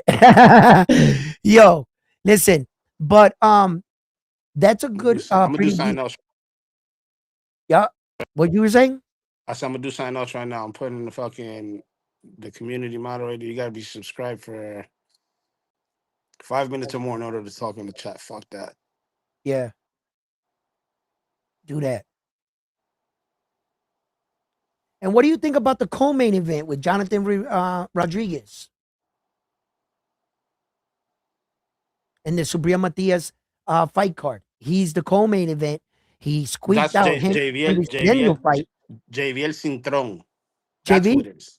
Javier J- Javier Centron is gonna fight Jonathan Rodriguez. I don't know who Jonathan Rodriguez is. Pull him up on Boxtrack if you don't mind. Okay. JVL Cintrón is the one that trains in Mexico with Panda. Ooh, okay. Another He, Panda fighter. he's Puerto Rican, but he trains in Mexico. And so wasn't Subriel Matias. Exactly. Same fucking thing. But Jonathan Rodriguez, I don't know who that is. I mean, if I probably see Orona, the co-main is all Santiago versus Henry Cedeño. It's Dominican on Dominican, but No, it's not the co-main event. what's the co-main? Jonathan Rivera versus Centron. They're the co-main event, No, you can't. No, it's not. bro. Ojo and Henry are the co-main. Okay. Hold on. What's to say right there? Is that the official order? I don't. I mean, it's up here like this. Oh, I bro. thought. Go to BoxRec. Box rec. I think BoxRec has the right order, but BoxRec's been fucking up lately too, though. Okay, okay. What do you? I know Box Rec has been a little bit. Okay, what do you want me to look up? Events on Box Rec in the card No, go to the Subriel card. on Box Rec, Yes, huh? go to BoxRec. I'm gonna All right, teach you right hold now. on. Go to BoxRec, main screen. All right, hold on. I'm doing it right now. I'm pulling it up right now. I'm put Box Rec. Let me replace the screen with Box Rec. Bing here. All right, where do you All right, want it to go?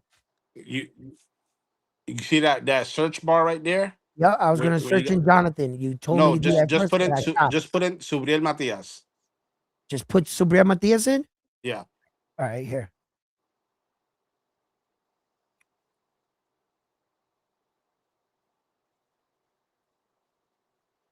All right, now scroll down to his fights. His upcoming fight, Dalton Smith.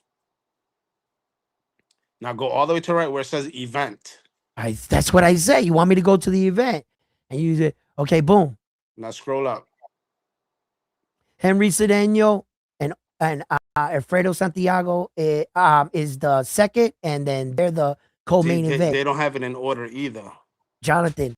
Well, Oh both wait, sites are telling you. Hold on, Camachito just said in the chat the co-main is Manny Rodriguez. Oh shit. What? That's what Camachito just said. So, Yo, oh, put the okay. link. Let Camachito come up. Camachito sube, papi. Camachito knows everything. He's out there. He's Yeah, actually in the put the hotel, Emma, in the este same hotel where Camachito. all the Oh, fighters are right now. And Camachito is Camachito, the link that I text you, use that one to come up. and Camachito knows Henry Cedeno personally. He's actually out in New York, gonna be staying in the hotel with all the fighters, and he's gonna be getting some in depth interviews and stuff. Interviews. Yes, Yo, and y'all gotta I'm gonna subscribe try to to. Chosen One and I'm follow gonna him try on to. Face on Instagram too. Yes, He's chosen got one. all the up to date shit when it comes to boxing. He's tied Yes. in with all the Yep. promotional companies and Yep. networks and shit like That's that. my boy Camachito Rivera. And he also has I believe, a Facebook. He has an Instagram, and he's slowly building on YouTube. And we're gonna help him build that up. Camachito's brother is it's no secret, just in case you don't know, is a former world champion, Jose Rivera, fighting out of Worcester, Massachusetts. He had 3 titles, 1 major and 2 minor world titles. His brother is like our town's champion. And Jose Rivera has been in the game for many, many, many years. And he's also into promoting boxers. So he has a couple of boxers signed to him himself.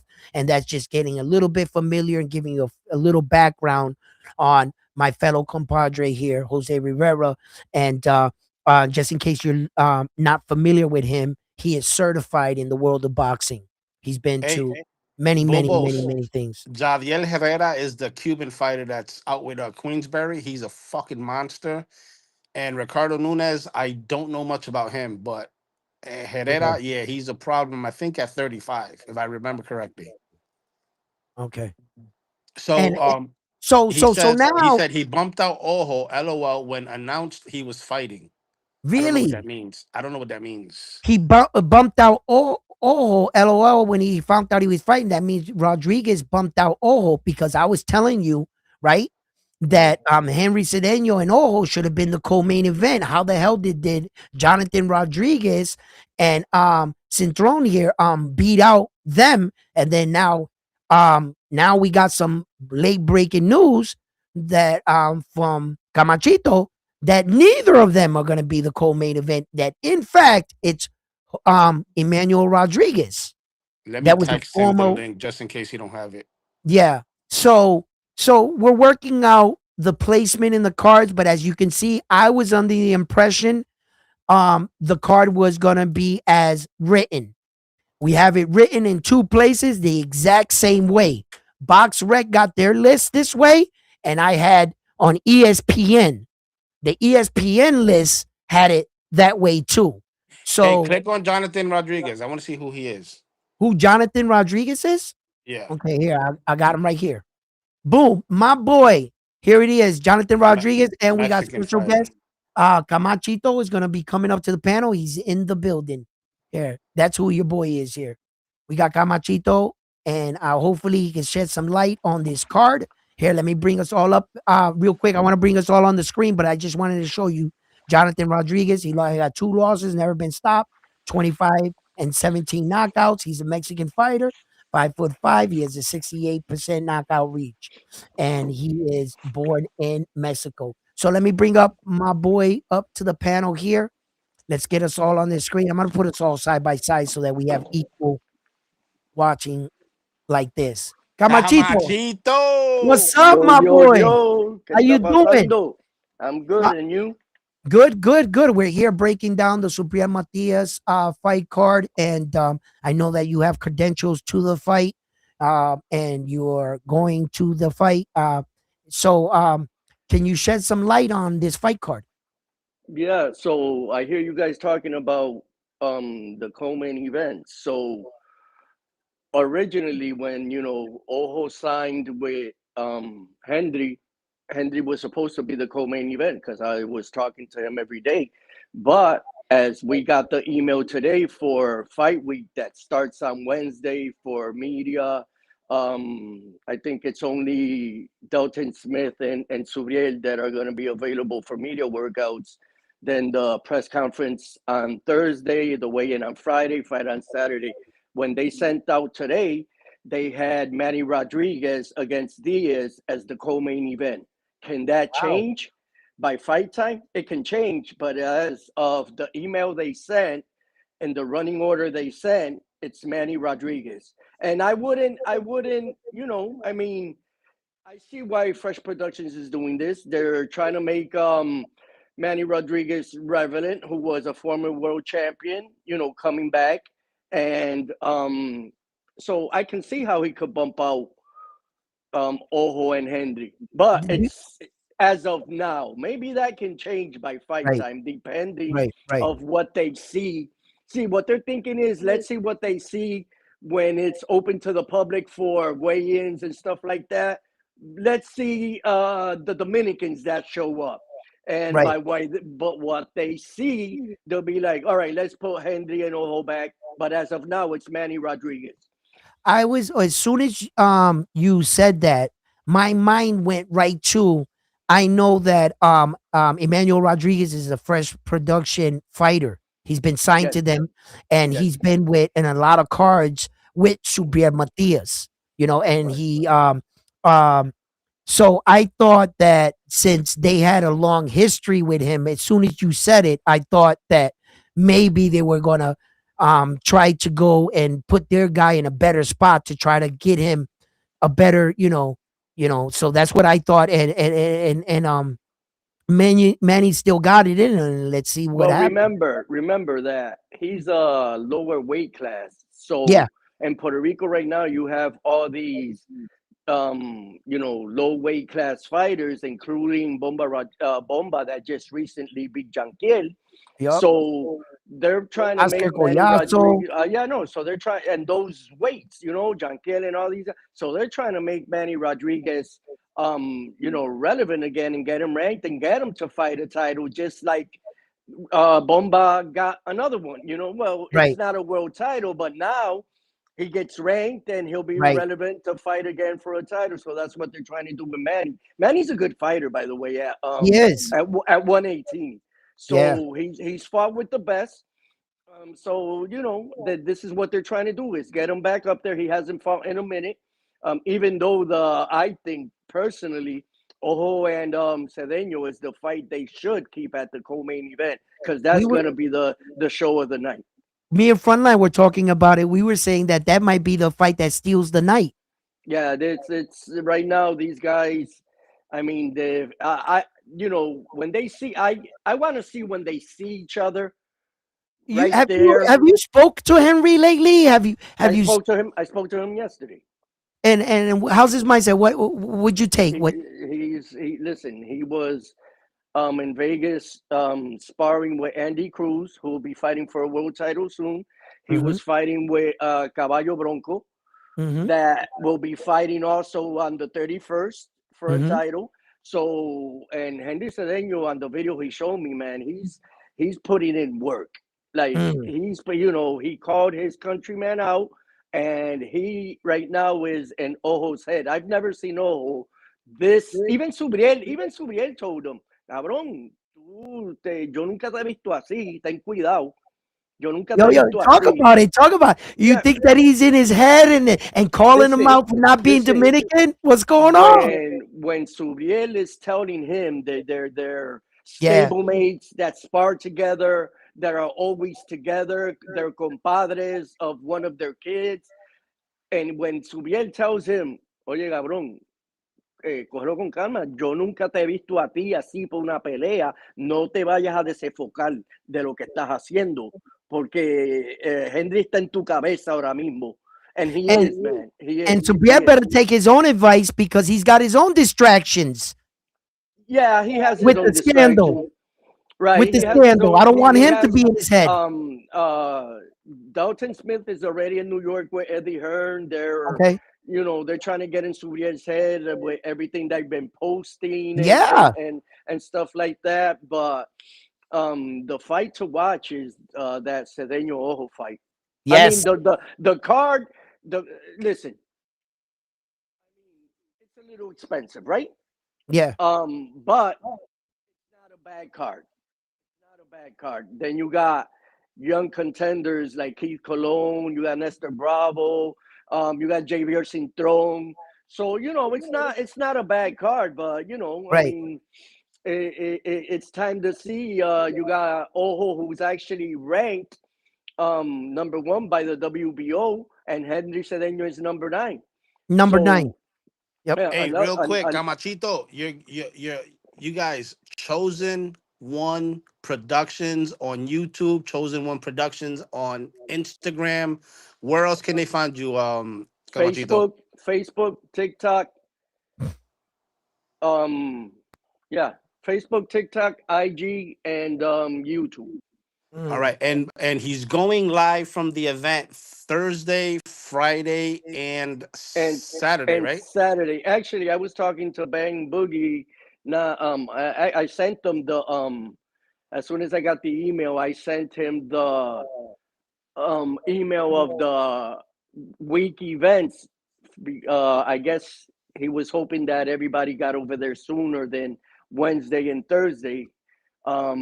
But yeah, we received the email today, where to go and what to do. I was already getting worried that usually Top Rank sends it to us, or any other promotional firm. I got They mine sent yesterday.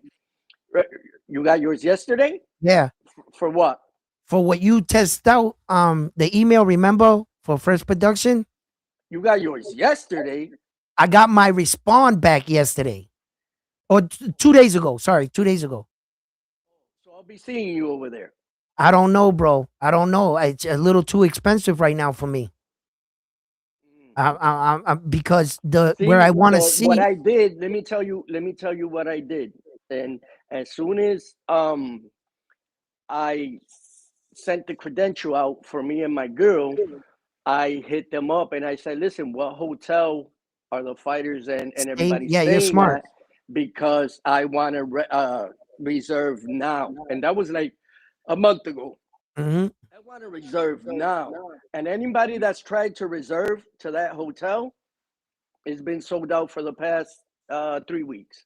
Yeah. Yeah. So I'll be right there. And remember that you know King's Promotions is gonna be there, and they want me to do some videos and photos for Henry and stuff like that. So usually whenever Kaufman, who is Cedeno's promoter, is in the area as me, he always wants me to be in the same hotel so I could um Right. give him, because I don't charge him for anything, because he Right. does great by me. So I don't charge him for photos or videos. So he wanted me to stay at the same hotel. He was gonna pay for my room, and I said no because my girl's going with me. So I don't want to pay for a hotel room to where he needs me, and then I got to jump when I want to cover everything. So Right. I won't be there just for Cedeno's team. I'm gonna be there as media for all the fights. Right. Right. Right. And when you're there and everything, I'm gonna hit you up and see if you can bring back the boxing world some media down around One Sports Talk, and we could see what you do So tomorrow I'm gonna put up a post. I think I sent it in the group chat in the What's Up chat. recently. In Yeah. the WhatsApp chat. Okay. I think I sent it like 2 weeks ago. I prepared it like 2 weeks ago, and it's what I'm gonna put up and tag a whole bunch of platforms that follow me and that I follow, and just put it out there. Anybody that wants to collab, and I got my restream in case it's Yep. YouTube. The IG or Yep. Facebook. So Jay Smith from Santo Domingo is already on Yep. board. Who else we got? Vic Season. We have some people that we've been trying to get at. So let's do a panel of 10, Right. 12 people, five. Yep. Let's just everybody start collabing and talking Yeah. boxing and Yep. getting with it. So that's what I'm So trying to do. don't I'll forget, be guys. posting that. Right. Chosen One Productions on YouTube. Chosen One Productions on Facebook. But you gotta let Chosen. them know. You gotta let them know that's with a Showzen, because if they look up Chosen One, they're never gonna find it. Okay, so it's Chosen. Right. S S H H O O W W Z Z E E N. N, the number The one number one Productions. productions. Right. Hmm. Right. I'm gonna quickly see if I can find him on social media and throw his link in my chat right And now. the one on Facebook is Chosen, but with the word one, because they wouldn't let me put the number one on Facebook. So it does say Chosen with the word one Productions. But then in the bottom it says Jose Camachito Rivera. Hmm. So they'll probably see some photos and recognize. But yeah, so yeah, we're 2026, we're coming strong, collabing with everybody, doing other things, because I've already talked to sponsors. So I have some old sponsors that used to sponsor me when I was working for the Vocero. And they're down. They're down for this year. And that makes it so much easier when you have sponsors to make the events, because the credentials is not the hard part. If you have the connections, the hard Right. part is paying for a rental, a room, if you have to fly out. And whatever, that's the hard part, to pay for it all the time. So sometimes you gotta have those sponsors. So Hmm. that's what we're trying to do this year. So if y'all want to Right. be up to date on boxing news and what's coming up, events and shit like that, Chosen One Productions on IG, Facebook, and YouTube. YouTube, Uh, yep. So the so majority of so his posts though, I think are on what, IG, right? Camachito. Facebook actually, but IG is growing. I'm getting a lot of because most of these fighters they rather have IG, and I've always been Facebook since it started with the Vocero, because that's what came out first. So, but yeah, IG is steadily moving. The only one that I don't do much, and I do is shorts, which if you see, all those shorts have over 1,001K views. But I got to start building the YouTube. But I think on YouTube there's only like close to 700 followers, so we got to start building that no, we're YouTube. gonna we're gonna start building that up. You know what I'm saying? This Yeah, is well, our guy on the ground right now for this fight card. Subriel Matias. He's gonna be covering all the fighters as much as he can, doing exclusive interviews, and he's out there in the field doing boxing work. This is real boxing work. This is where that it's okay that you could sit at home and debate about your favorite fighters on a microphone, but when you're out there doing real field reporting and taking money out of your own pocket to cover the sport that you love, these are the kind of men right here that we should take appreciating account. And it's not secondhand news. and This then is this is the first other hand. this is the other thing.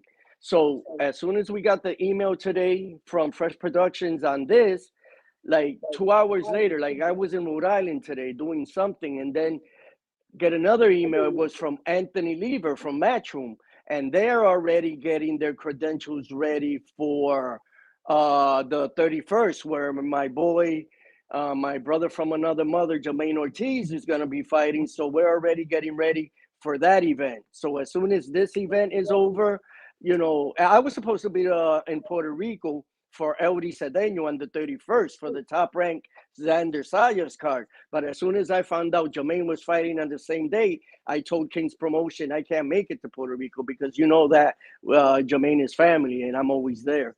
So Right, Hey, I so dropped his YouTube channel in the right there chat. in the chat. good Um, look, good look. I appreciate that. Yeah, Yep. let's get it. And Let's and get it popping. and oh, wait, and I gotta ask you. You brought it Yeah. up. Tell me, how do you see this Jermaine Ortiz fight with Keyshawn Davis? Keyshawn Davis already showing his muscles on social media, and a couple things and insight on this fight. Talk to us about both fighters, some of your concerns, your the positives and the negatives for both fighters in this situation. All right. So I was happier when it was Africa against Jermaine, which Okay. was supposedly 99.9 official. They both signed supposedly, and I thought that was better because Jermaine could beat It's a world Africa title. easier. Right. Well, not only he could beat Hitchens, and it was for the IBF World Title. Right. It's a But better fight. now it's a better fight.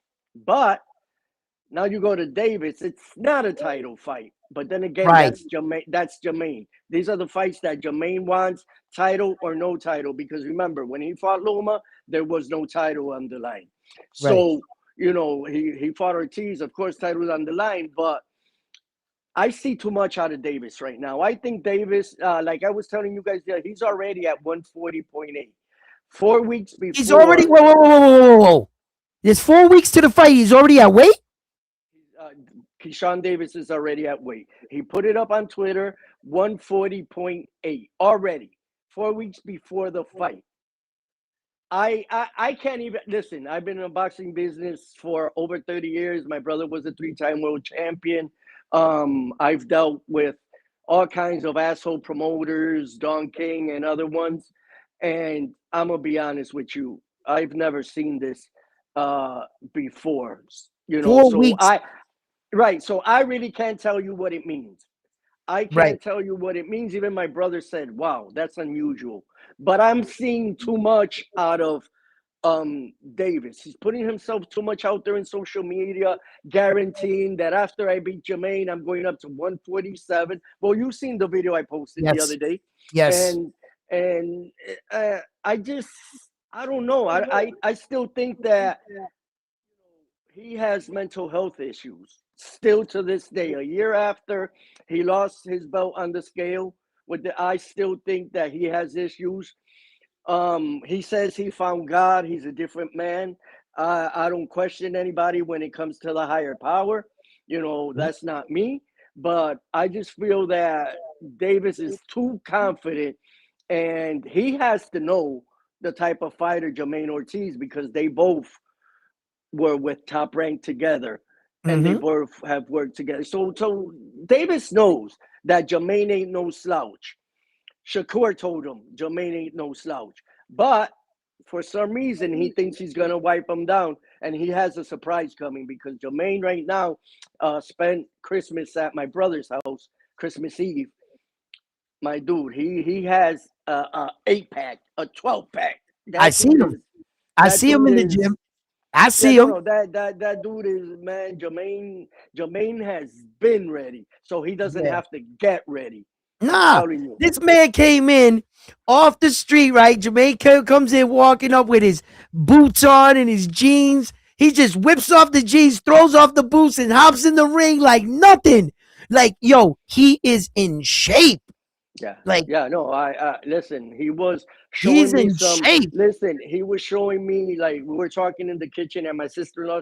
He was showing me some moves that he does with his body, and Jermaine is really a technician. The Yeah, the the name suits him. He yeah. is really a I technician. have a I have my doubts. He has tricks. I'm telling I you. have I have my doubts about Keyshawn Davis. When I spoke to you and I heard what your brother said about him, and I saw him on flexing all over social media, what I saw was a distraught fighter. I saw a fighter that doesn't know whether he was coming and going. Top Rank shelved him for a little while. All the criticism that he got back home, he was the man one day. Literally the next day, he was like talked down. They took the key back from the city. Like his world like crumbled. And then it looks like the guy that's hurt, that's trying to convince everybody else everything's fine. Look at me, right? And it kind of comes off that way. Now, like you said, new weight division, different things. Sometimes situations are not easily read. We could misunderstand things, but what I will not misunderstand and not get misread is that the fact that Jermaine Ortiz is a technician and he's ready. He's ready for this fight. That man is locked in, laser Yeah, focused. he's listen. You're coming off of a layoff. You're coming off a long layoff. You're jumping into a new weight division. You're making promises that you're going to go up to another weight division by using Jermaine Ortiz as a stepping stool. Jermaine Ortiz is no one's stepping stool, my man, Keyshawn Davis. And muscles ain't going to win the fight. You're not going to go in there and do a pose down. You're going to fight. So I hope that all this posing and flexing and works out for you. I'm a little concerned because I like Keyshawn Davis. I think he's a great fighter, a good talent. And I just the same way I view Jermaine Ortiz. It's just that this was a tough fight for Keyshawn Davis to fight such a technical boxer in Jermaine. I think that it was a bit too tough. I like the Africa fight better for Jermaine. Why? It's a world title fight. It's a world title fight. Absolutely, There's more on the absolutely. line.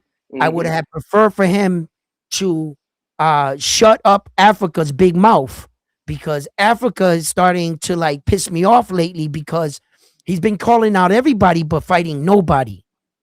He calls out everybody, talk about you want to fight Subir. You're a liar, Africa. We all saw you duck that man. All right.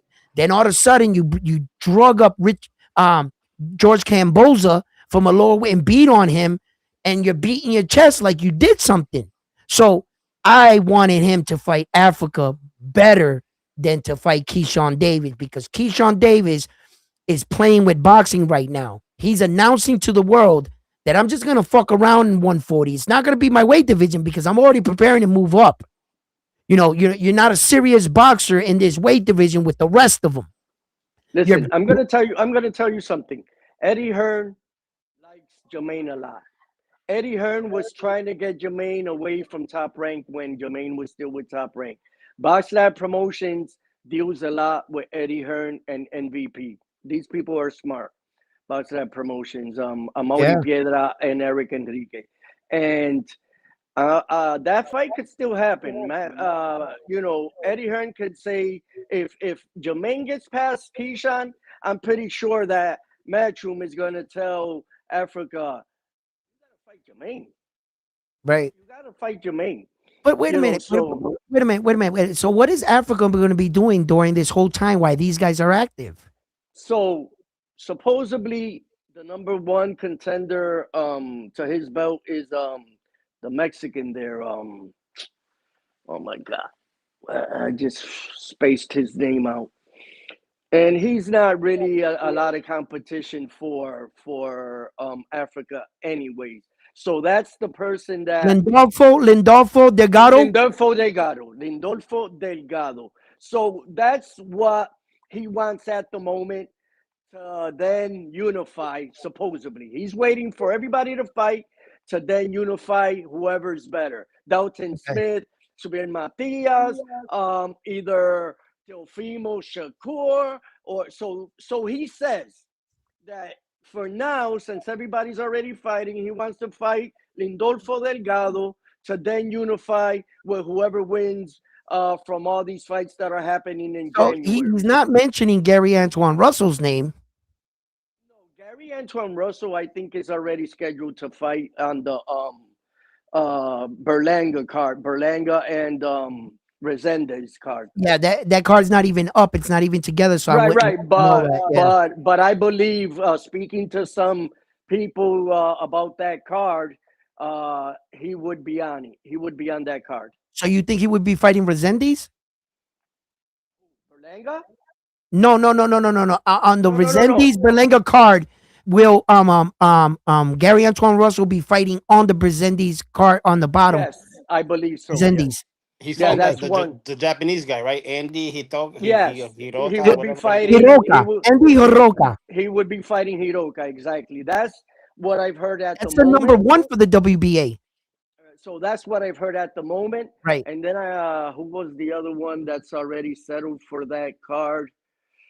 Oh, I got so many names in my head. I got to send it to you. I have it in an email. But they already have, like, that card before it's announced, they already have 3 fights made.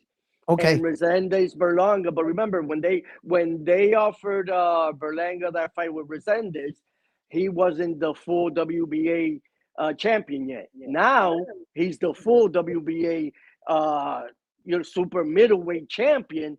Right. So I guess Berlanga would be fighting for a Okay, world so let's title. talk about it before everybody else goes up in an uproar. So I want to talk to you about it and ask how you feel about it. What do you feel like Edgar Berlanga coming off of a loss, getting a title shot? There's a reason why they're picking Edgar Okay, Berlanga. wait. There's a lot of people that say corruption in boxing, this and that, but there's many situations we can talk about. Ryan Garcia's coming off a loss and he's fighting Mario Barrio for a title shot. Edgar Berlanga got stopped in New York City. He's being awarded a title shot. Does it surprise you? Huh? Does it surprise you? No.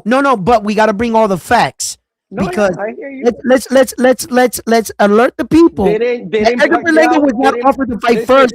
Saul Canelo Alvarez was offered to fight first. Didn't Pacquiao come out of retirement to fight for a title? Yes, after 5 years. But the reason why Edgar Berlanga, I think the true reason is because let's remember, if no one knows, the fight was offered to Saul. He rejected the fight due to his arm or his surgery. So it's not like there's corruption for Edgar Berlanga. He was just maybe the next viable person and he was right place, right time. So I don't want to hear when the people come on and say later, oh, look at this shit. Edgar Berlanga's getting a title shot fighting Resendez. No, he wasn't offered first. Let's remember that. This is the more surprising part. Edgar Berlanga is a free agent. He's doing all this on his own. Really? He's doing all this on his own.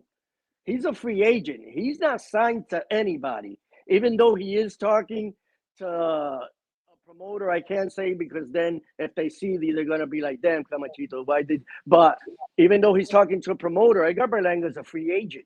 So he was a free agent when he got the fight that he lost. So it's you got to give him credit that the chosen one, as he calls himself, gets himself into these fights because he has no promoter backing. Right. He has no promoter backing. Wow. So you got to give him his flowers. Another thing that I'm glad Jermaine took this fight with Davis because prior to this Davis fight, or prior even to when they offered Africa, they offered him Ojo Santiago before Cedeno. And he said no. Jermaine has been getting a lot of offers lately. A lot. Some better than others. Like, Ojo, he said no to because of the amount of money. And it was $40,000 they wanted him to fight all for. Right? It was 40,000? 40 grand, right? That's what they 40 offered. grand. Why would he fight all for 40 grand? That's the thing that Jermaine saw that as regressing. So digressing. Digressing. So I'm not he said no to Ojo, and then bam, bada bing. He got Africa, he got Davis. So he did the right thing. He could have stayed active and fought Ojo and did his thing and stayed irrelevant, but he was like, no, I'm looking for bigger and better things. Right. I'm not doing none of that stepping stone thing or anything like that. But before Cedeno for Ojo, it was Jermaine Ortiz. Mm. Wow. Yeah, Wow. Yo, so Yeah. yeah. back to the original question that you're dodging here. Cedeno Oh, Ojo, who you hey, got? who me? Yeah, you. He got Henry Cedeno, Come on, bro. Come on, bro. Are you kidding me? He's 'cause basically with Henry Cedeños was gonna pay for his hotel room. They're people. Like they got him listen, taking photos of the did man. you And you gonna see? ask him who he got? Did you see the Umara fight and where I was and all the pictures of the hospital and everything in the Yeah, you videos? sent me. You're the one that sent me the thing. They took him out in Yeah, camilla, puppy. They took yeah. that boy out in After camilla.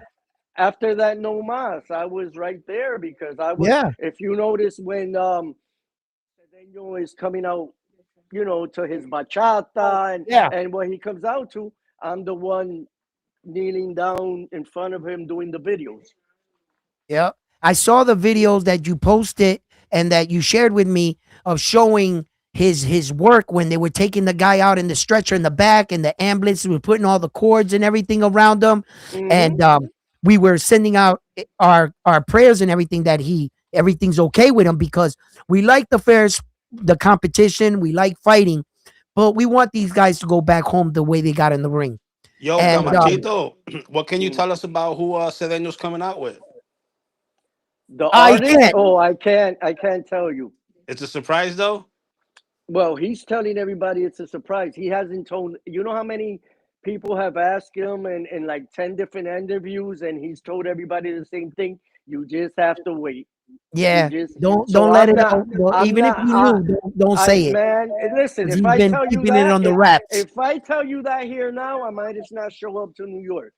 Yeah, Yeah, hey, you notice I tried to trap his ass, right? yeah, of course, because you want him to reveal the source and everything. Yeah. Can't Because behind can't. the scenes he wouldn't tell us. So I'm like, let me see if I can catch him in the No, trap right no, now. no, no. Can't do that, buddy. Can't do that. Not live. Not in the chat. Not on the phone call. Sorry. Yo, Sorry. Champion Sports Boxing says Fresh Production should do work in the future with MVP, so the fighters will be more active. Bobo says this is much better fight versus Hitchens, guaranteed snooze fest. Naldo saludos Corillo. Work hard, chill says Keyshawn is overlooking Jermaine Ortiz. Might be a vital mistake. Calling out another fighter before the bout never ends well. Keyshawn is indisciplined, blew weight, and failed drug tests. Pedraza and Dennis, really? Champion Sports says the one that robbed the guy that Matias fought. And then Mark says Iglesias was who Canelo didn't fight. Mm. Well, Yeah, actually, that gentleman there is right. It is Iglesias. It was Iglesias.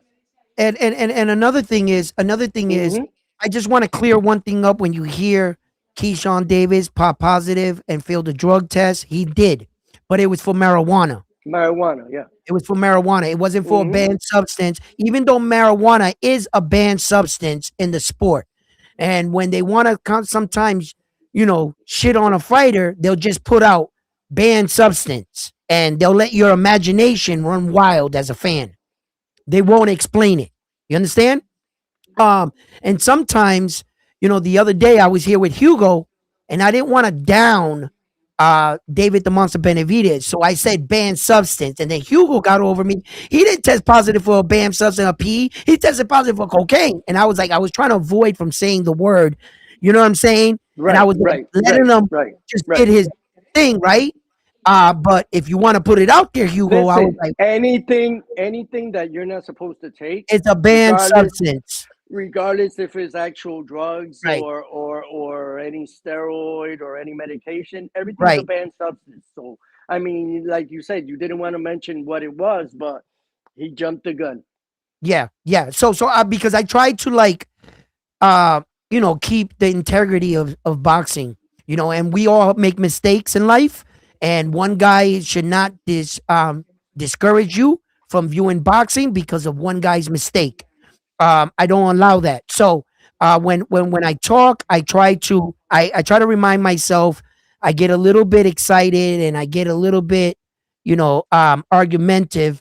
But I'm here to promote boxing, not to destroy it. So I try to keep it clean sometimes, but it is what it is, you know. But yeah, listen, Camachito, man, this fight card, and you're gonna be out in New York. This is Camachito right here, shows in one promotion, and he's gonna be interviewing a lot of fighters. Another fighter that I would like to see if you can get, an interview with. I'm very familiar with him. Is Keith Cologne. Keith Cologne, Yes, I, another. I, I, I will run into the youngin. So yeah. So what I'm gonna do is actually it's 5:30. I have to go do something. But before I Okay. leave, what I'm gonna do is I'm gonna send and I'm gonna tag a whole bunch of people, and then Yep. whatever they're available, they'll let me know. Okay, I want to jump on Instagram. I want to jump on YouTube. I want to jump on Facebook. Just everybody hit me on different chats or GMs. We have a group chat for round one, so we could do it there. But Yep. I'm tomorrow. I'm putting something up that everybody that wants to be part of the collabs and what we're gonna do, because all we're doing the whole week is talk boxing and interviews. I want to run into Eddie Hearn. Like I told you, I have a lot of questions I want to ask him. And then everybody I run into, I'm hoping that we could talk to them. That motherfucker is tall as hell. Ed Hearn, when I met him in real life, that Hmm. motherfucker is tall as hell. I was Hmm. like, yo, Ed Hearn. Hey, listen, let me tell you something. He's Yeah. tall as hell. I Hmm. met him out there in Puerto Rico and stuff. And promoters are, they're sharks. At the time when I met Ed Hearn, he was in Puerto Rico and he was on our side. He was with Subir. Now, Ed Hearn and he's Wait, wait, getting wait, this. wait, wait, wait, wait, wait, wait. What do you mean he was with Subriel? Well, the event was uh um um Fresh Production was in co-affiliation with uh No, no, no. It was actually a matchroom event yep. with, Fresh Productions as a co-promoter with whoever Fresh Productions member was fighting that night. But you got to remember, It was Liam Paro. Liam He had Paro both was fighters. He's a Liam Paro's a is yes he was. Liam Paro was a matchroom fighter. I mean a matchroom fighter, and Subir was on a one fight deal with matchroom at the time when he right, fought in right, Puerto right. Rico. Yeah, yeah, right, right. But that was just for that fight. Like they Yeah, usually do that. If like what they did right now with Henry Cedeno. That's what Fresh Productions is with Henry Cedeno. They right. signed him for a one fight deal. If you beat my fighter, it's either a rematch or we could pin you against Subriel. So the promoters In usually the do future. that.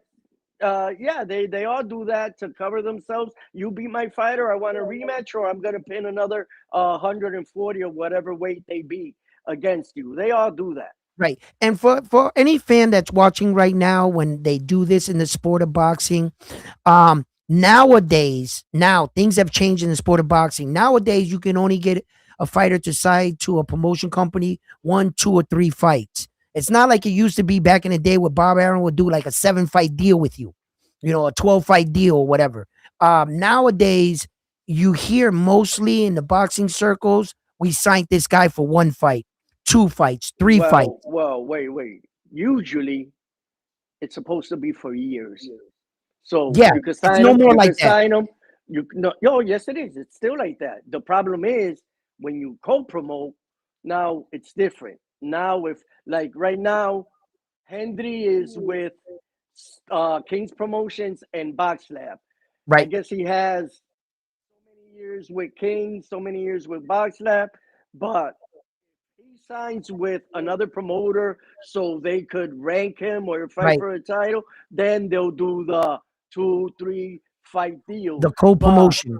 right, but any if let's say one of my fighters gets signed by Top Rank, usually it's 3 years, 2 years, not fights. Yeah, but Top Rank signs like that. 2 years, 3 years. They sign like that. Um, Everybody signs like that unless you co-promote with Top Rank, right. co-promote with Matchroom, What's the co-promote most? with. What's the most lately of late? Not like where we come from, our era. I'm not talking about our era. I'm talking about now. What's the highest um fights you heard of the most years? 4 years, and then now at least here in this, we're promoters and we have Right. fighters over here, so they won't allow you to do more than 3 years. And if you're a manager or a promoter getting a percentage from these fighters, it's 33% if you're invested. You invest in the fighter. If you don't invest anything in the fighter, then you only get 15%, something like that. But if you invest like me, I have a fighter that I get 33% of his purse, but it's because I invest in that fighter. Right. So it really depends on the state and all that. Right. So like I said, Camachito said usually they sign for 3 years. Okay. What are the fighters doing nowadays? They're fighting once a year. How many fights is that? Three Three fights. fights. What you gonna get the guy for?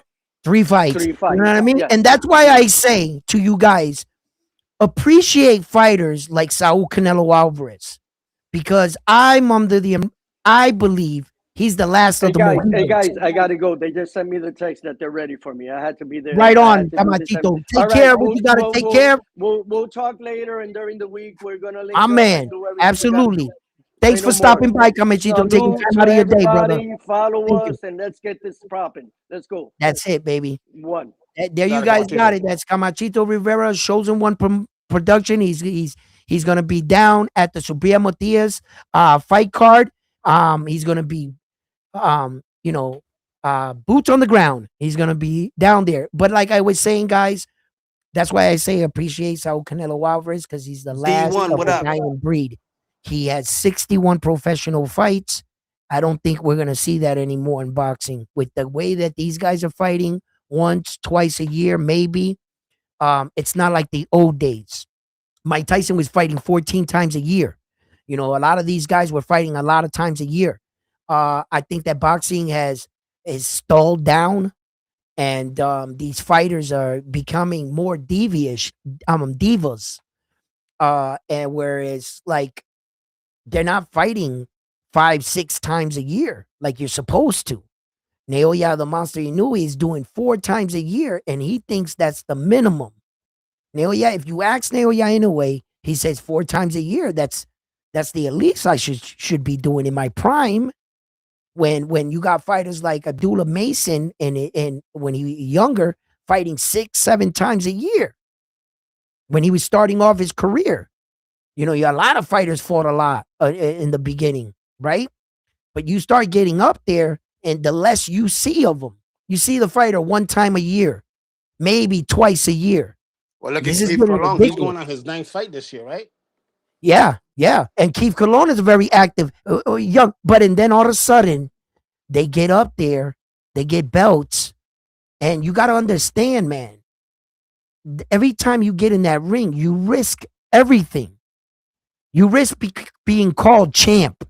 Your restaurant, champs in whatever diner. The minute you lose that belt, you're no longer a champ. You like walking down the street, walking into a room. There's the world champion, not the former world champion. And at the height of some of these fighters' careers, they don't want to sacrifice that. All of a sudden, you see Africa in his first title defense, right? Wants to fight George Camboza. Why? All of a sudden, you see Brian Norman Jr. want to go to Japan and fight Jin for their first title. Why? Why didn't he fight Jaron Boots Ennis right away? You guys think just because you say it, but put yourself in their shoes. You worked your entire life, amateur career, fought your way up the pros. Now you got there, world title. And what do they want you to do? Fucking jump into the lion's den. Fight Jaron Boots Ennis, Brian Norman Jr. And he said, let me enjoy this a little bit. Now he went and fought Devin Haney. He has no belt. That reign is over. Now Brian Norman Jr., hey, how you doing? They'll call him champ sometimes or former world champ. But the world knows you are no longer champion. You took a risk and you lost. It's not easy to do that. But thank God we got Puerto Rican fighters like young Xander Zayed, right? That said in his first title defense, get out the way. I want a unification. No, I don't want to go to Japan and fight a Japan fighter. Jin. Nope.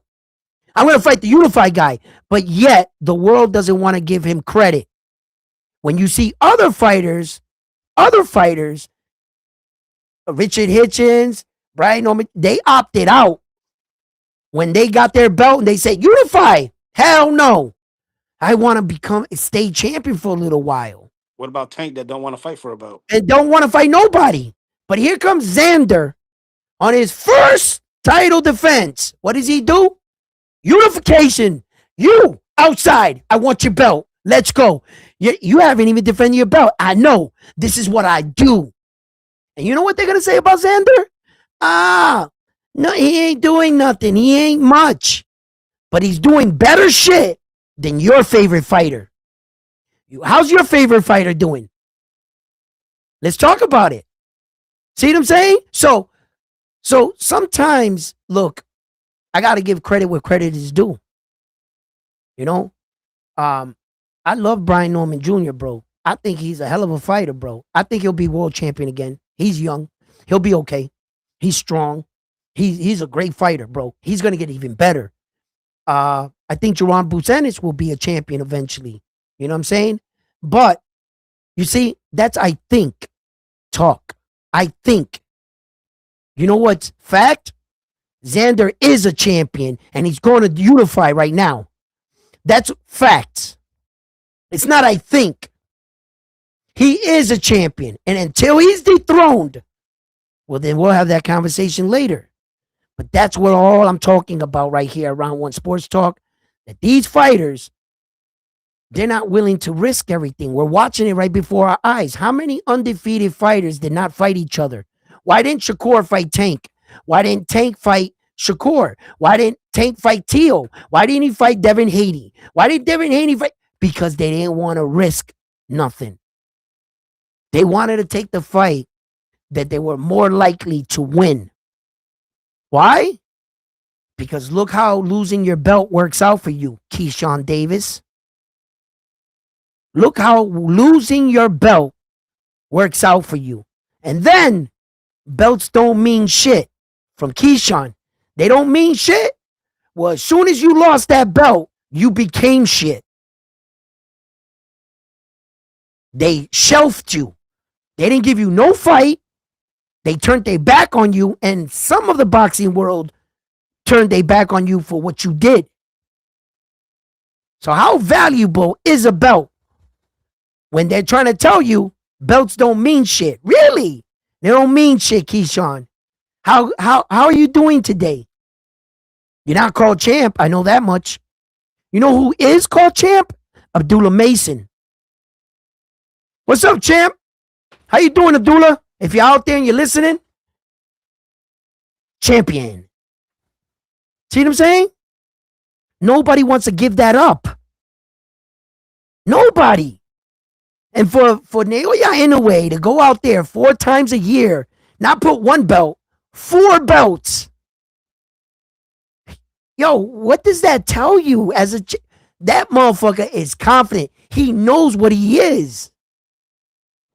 Till he meets He's not saying, I'm afraid of this style. I'm afraid of this kind of fighter. He's not saying anything. He's saying, I will whoop all styles. Till he meets Shushu. Listen.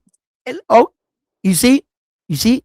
I that's why I know that we're living in a matrix because of people like Frontline. All right? The matrix is real because he obviously lives there. Okay? Because there's no way on God's green earth. Yo, Bruce Carrington, I'm critical on you, but I don't talk down to you. Okay? Understand that I just got Naoya in the fight, but I think you're a hell of a fighter, Bruce Carrington. I like you. I've interviewed you. I've talked to you, Bruce Carrington. I know who you are as a fighter. And I'm not saying that you're trash or anything. No, you're a great fighter, Bruce, right? But stay away from the monster if you can. Stay away from him. That's just a fight his style, Naoya Inoue's style, and what he does in the ring. If you were to take a fight like that, Bruce Carrington, make sure you're paid and it's worth it. And get a Guess where the belt. fight's gonna happen at, Edwin? Get a belt. If Bruce Carrington wins this belt for the W, which I don't even think he might get past this kid. Yo, I'm guess not, where the fight's gonna I'm not happen saying at? he can't beat Castillo there. What's his name? How do you say his name? Castro, Carlos Castro. Castro. I say Castillo. Castro. I knew it was something like that. I'm not saying he's not gonna beat Castro, right? I'm not voting Bruce Carrington out in it. I'm just acknowledging the fighter that Castro is. I saw Castro fight against Stephen Kubo Fulton. Castro dropped Stephen Kubo Fulton in that fight. Did you see the technical boxing and the speed both Stephen Kubo Fulton was fighting on and Castro was fighting on? The level they was fighting on. That Castro kid can fucking box, bro. That dude, he almost beat Scooter. He was like this close. Now, answer me this, guys. Answer me this. Pure boxing. Pure boxing. Defense, footwork, offense, ring IQ. Who's better? Bruce Carrington or Stephen Kubo Fulton? Well, first of all, before I answer that question, shout out to Mr. Miyagi with the $10 super chat. Says salute round one in front line. The reason the fighters don't want to risk Go ahead. because they are not fan friendly fighters. So if they lose, there's almost no way to get the fans backing. Right. Bobo says Castro got robbed. You know what? That was a close fight. That was a very, very, very, very close fight. So answer my question. And Coqui here with his new title. And still, listen. Ya, tú And sabes. still, look, What's up, answer Bobby? my question What's before up, we bro? move on to Coqui, real quick.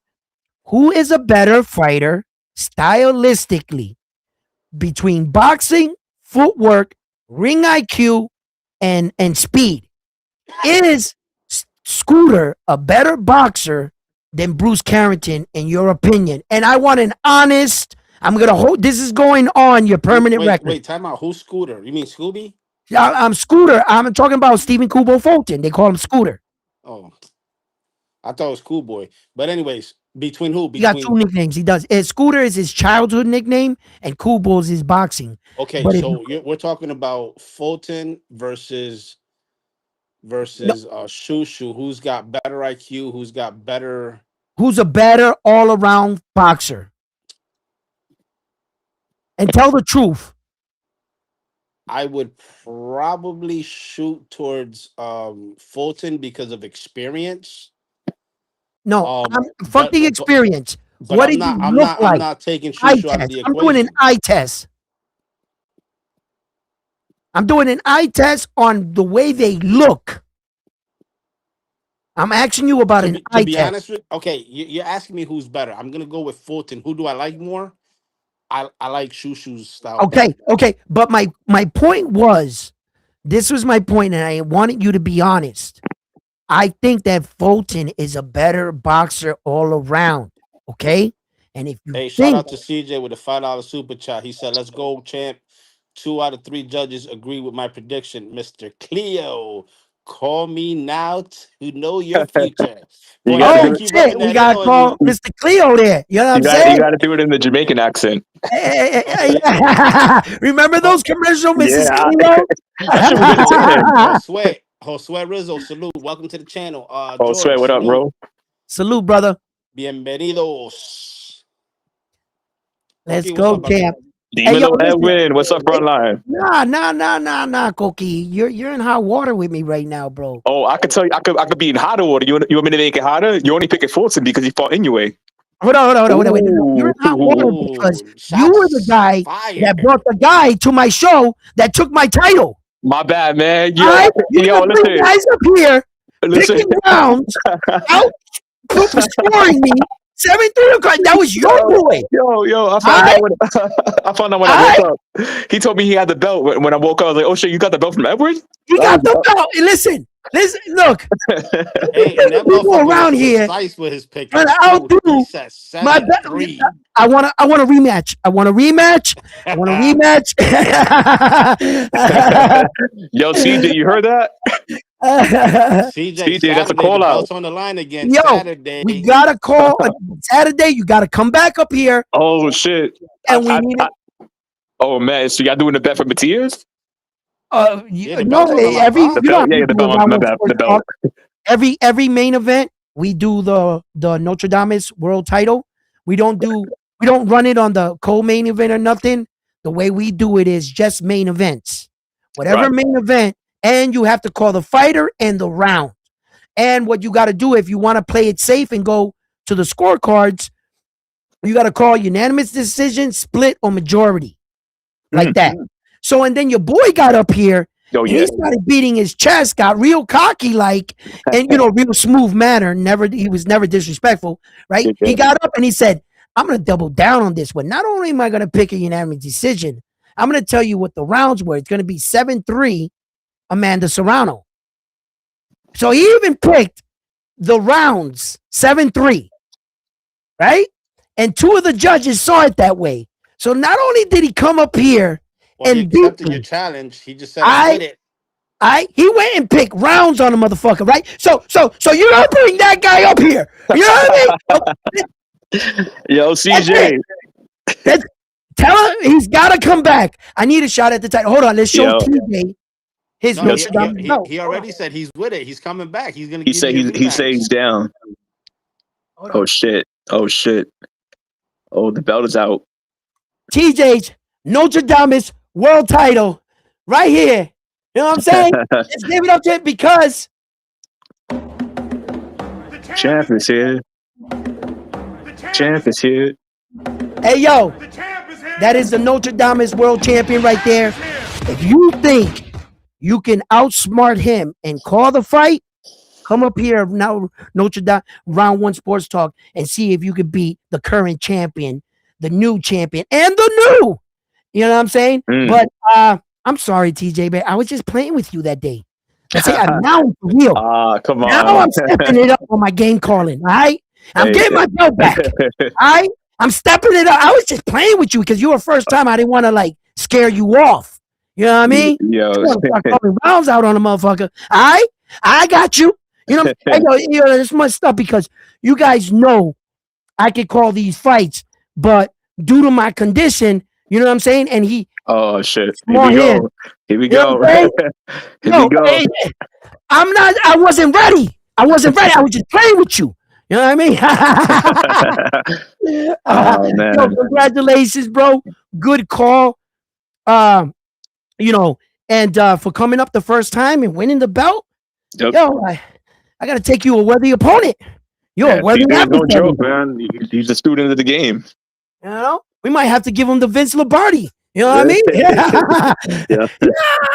Oh shit! Fucking that's real. Didn't they make the playoffs? The Patriots. I think so. I haven't been following them this year. I don't follow either because I'm a Jets fan. So I kind of ran away from that. Sorry for you.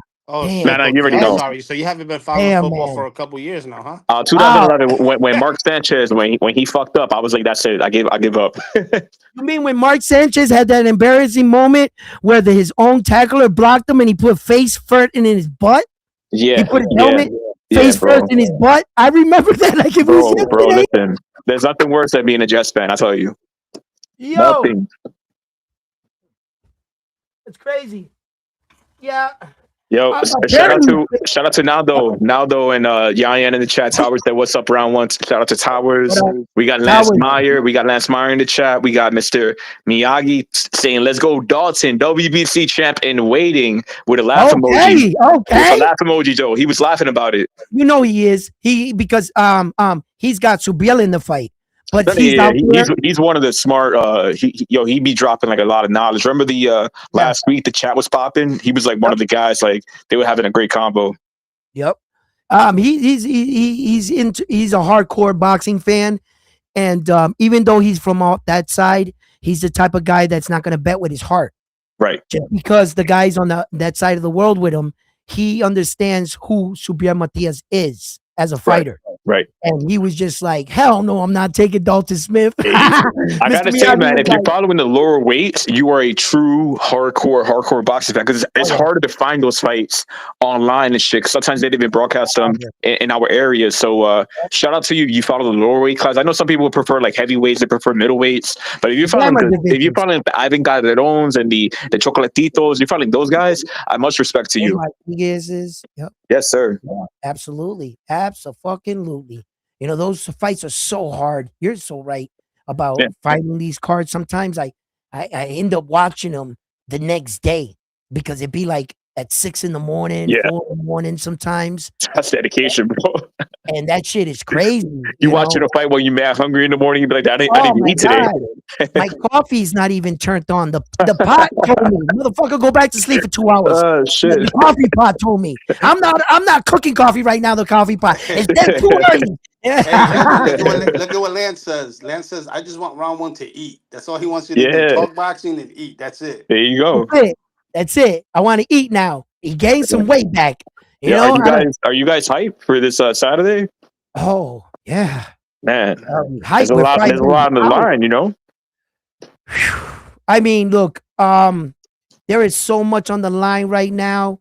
Me and Frontline, we had the privilege to speak to some people that like Camachito and those kind of people that Oh, behind really? the scenes with promotion, fresh promotion, and you know, they wanted to outbid Ed Hearn and them, but at what cost?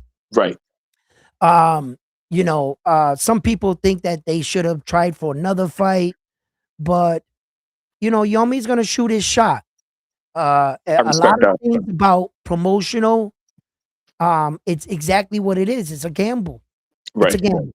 You know what I So, disagree with today? Sorry, Edwin. I know right. Nestor Gibler. He talked about how it was better. This is his opinion, by the way. He said it was better for Matias to be on the undercard of T1 Shakur as opposed to having his main card. And my argument to that is Matias is 33. Matias has been on the undercard his entire fucking career, except when he fought Power in Puerto Rico and the Goyas fight and the other guy, the other Mexican guy who was a cop.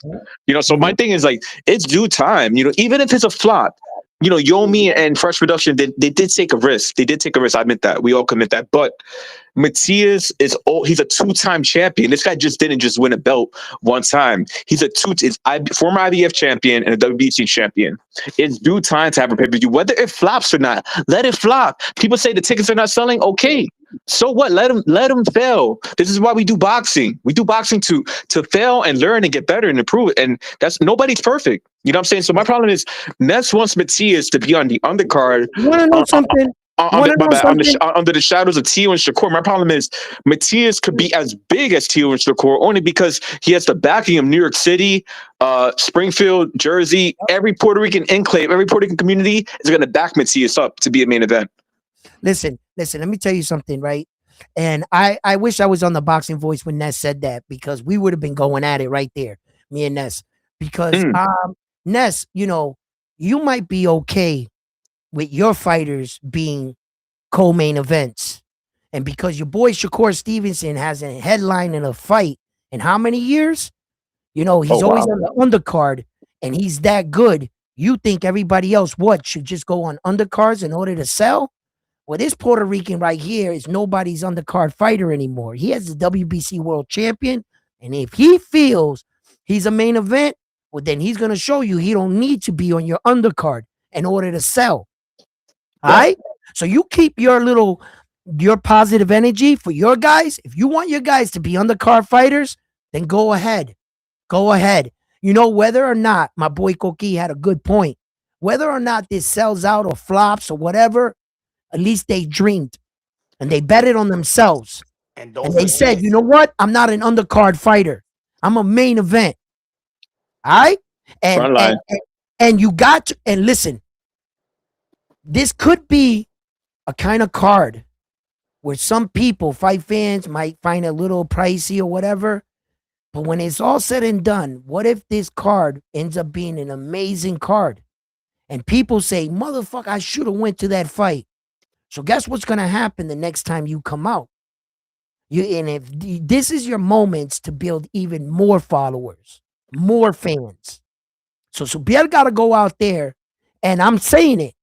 I'm saying it right here, right now. He needs to stop Dalton Smith. Yeah. I don't want a 12-round decision. Nope, not in a Subriel Matias fight. We only went there once. Hell yeah.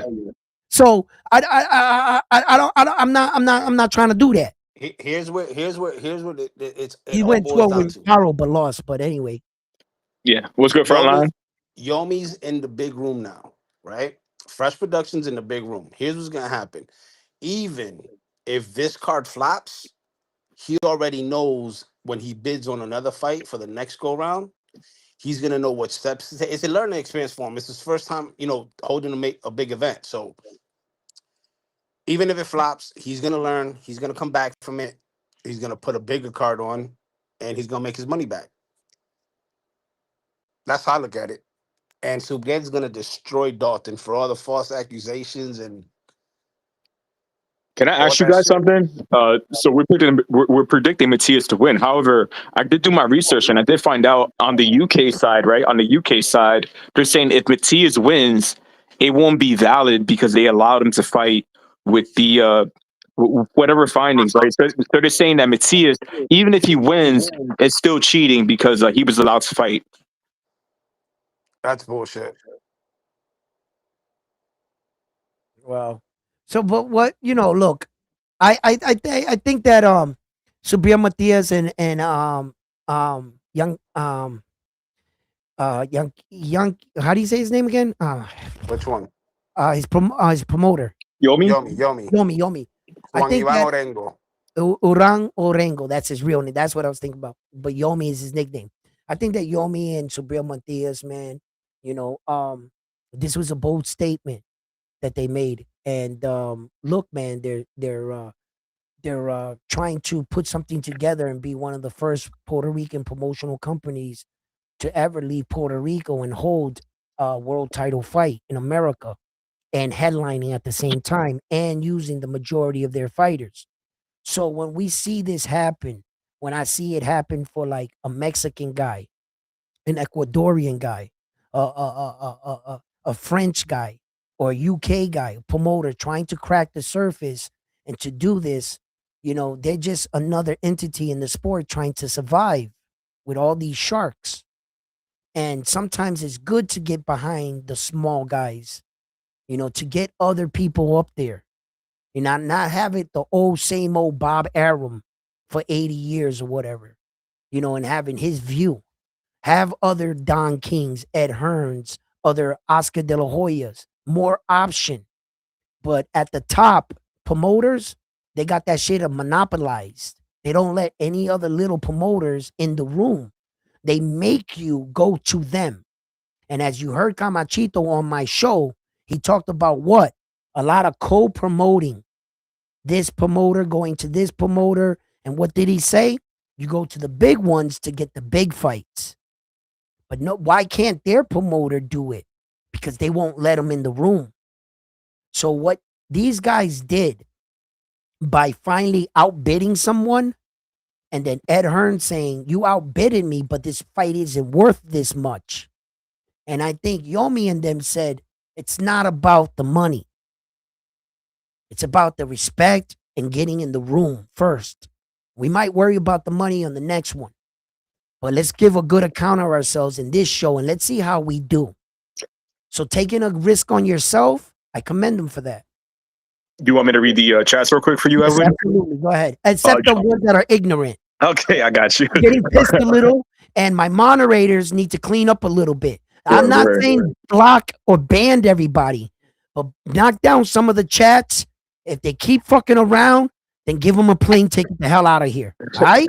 Yes, sir. All right, George Martinez said they need to check the gloves of Dalton. show up early, not like they did with the Puello fight. I think George is mentioning that because if you watch the Cepeda fight and you watch the other fight that Dalton have, he the wrap around his wrist is very high. You can't even see the logo on the glove almost. So the way he closes the glove and the way he wraps his hands, I'm not sure how they do it. But then also I want to relate to that. I Nice. because I follow UK boxing and I follow what they say about Smith, like what they say on the UK side, right? Right. There was a guy from Yorkshire, England, where Dalton is from. He spilled the beans. He said, "Hey, I work in Dalton's gym, and in Dalton, he gets hand surgery, and hand like they try to maintain the hands. That his hands are not fully healthy, and that he may have to retire from boxing at age 30." So I'm not sure how much validity that does have, but it did come from somebody from his part of England. So Yayan, shout out to Yayan. That's my brother right there. I invited him to the chat. He mentioned, how did you got it for Matias versus Smith? Like 50-50? Me personally, I got it 75-25 Matias. I And had then, a 70-30. You got it. Yeah, a little bit low. We're on the same page, Koki. yeah. And then George Martinez said the Matias card is going to be exciting anyway. And then Jackie's in the chat. We got Jackie Hernandez also gave her the invite. Shout out to Jackie, fellow Dominican from Hello, Jackie. in Georgia. She was going to go to Border Wars, by the way, but Lance Meyer said I'm on 10 blue chews right now. I'm not sure what that means. Blue chews? What's that? That's one of the messages I said. Don't do it. Oh, my bad, brother. I'm a Catholic boy. I've never been out on the street. I don't know what that is. All right. So Chad's popping, but yeah. Yeah, look. Jackie said she wants to watch the Cabello fight. I think that fight is at 2 p.m. on Saturday. Cabello, yeah. All right. We have a lot of boxing coming up, but we definitely have a lot of fights on January 31st. As I showed you, we have 5 fight cards popping off on the same day, January 31st. We got the Dalton Smith, Subriel Matias fight, and you were talking about Dalton Smith. Now I remember what I was about to say, that the majority of those UK boxing channels, they don't have Dalton Smith in the fight. They're not even picking Dalton Smith in the fight. And I noticed that. They were like, hell no, Subriel's gonna fucking beat the shit out of this guy. And I'm like, wow. I'm like, okay, I respect it. I respect it because, and then they're not really being biased. They're not just going with their guy. There's some guys out there in the UK channels, a couple. You're not like me. Nah, they'll pick Dalton Smith, and they're trying to say, oh, they talk him up, and I get it. And for me, for competitive nature, Dalton Smith is a number 1 mandatory, guys. So he's not a prospect. So when Subriel, if he beats him, don't come back and say, Dalton, who the fuck did Dalton Smith fight? He was a prospect. Like they try to write off Neo Inoue win against David Allen Picasso when he was the number 1 mandatory. Okay? So when a man rightfully earns his number 1 ranking, I'll be damned if these boxing channels are going to try to discredit their accomplishment by getting to the number 1 and pressuring the champion to fight him. Then I give credit to the champions for turning around and honoring the mandatory, because in a little way, it's been lately, these guys have been picking their fights. How does some of these American fighters pick? You know what they say? You're boring. You don't sell tickets. How many tickets did you sell your last fight? If you don't sell it, I can't fight you. They're not honoring you by your ranking system or the threat. What they're asking you before a fight is, how much tickets do you sell? Not how good you are, what you do in the sport. Where are we going in boxing? We're no longer, the champion doesn't have to honor his mandatory. So we're just going to allow Saul to get stripped. We're going to allow Usyk to get stripped. We're going to allow Terrence Crawford to get stripped in an era and not call out these champions. Well, let me hip you to something right now. When you get stripped as a champion, that's not a positive. That's a negative. When Saul Canelo Alvarez got stripped and then fought William Scold to unify again, he did become a 2-time all 4 belts, but I told the Mexican public, yo, don't yell that too loud. because someone's going to come out and expose Saul. And they said, how? And I said, because he got stripped. That's an F on your report card as a boxer. Being stripped under the rules say either you get stripped or you vacate. Being stripped is the worst grade you can get as a boxer at the end of your career. Why? Because it says the champion did not honor his mandatory and did not meet the requirements of a champion.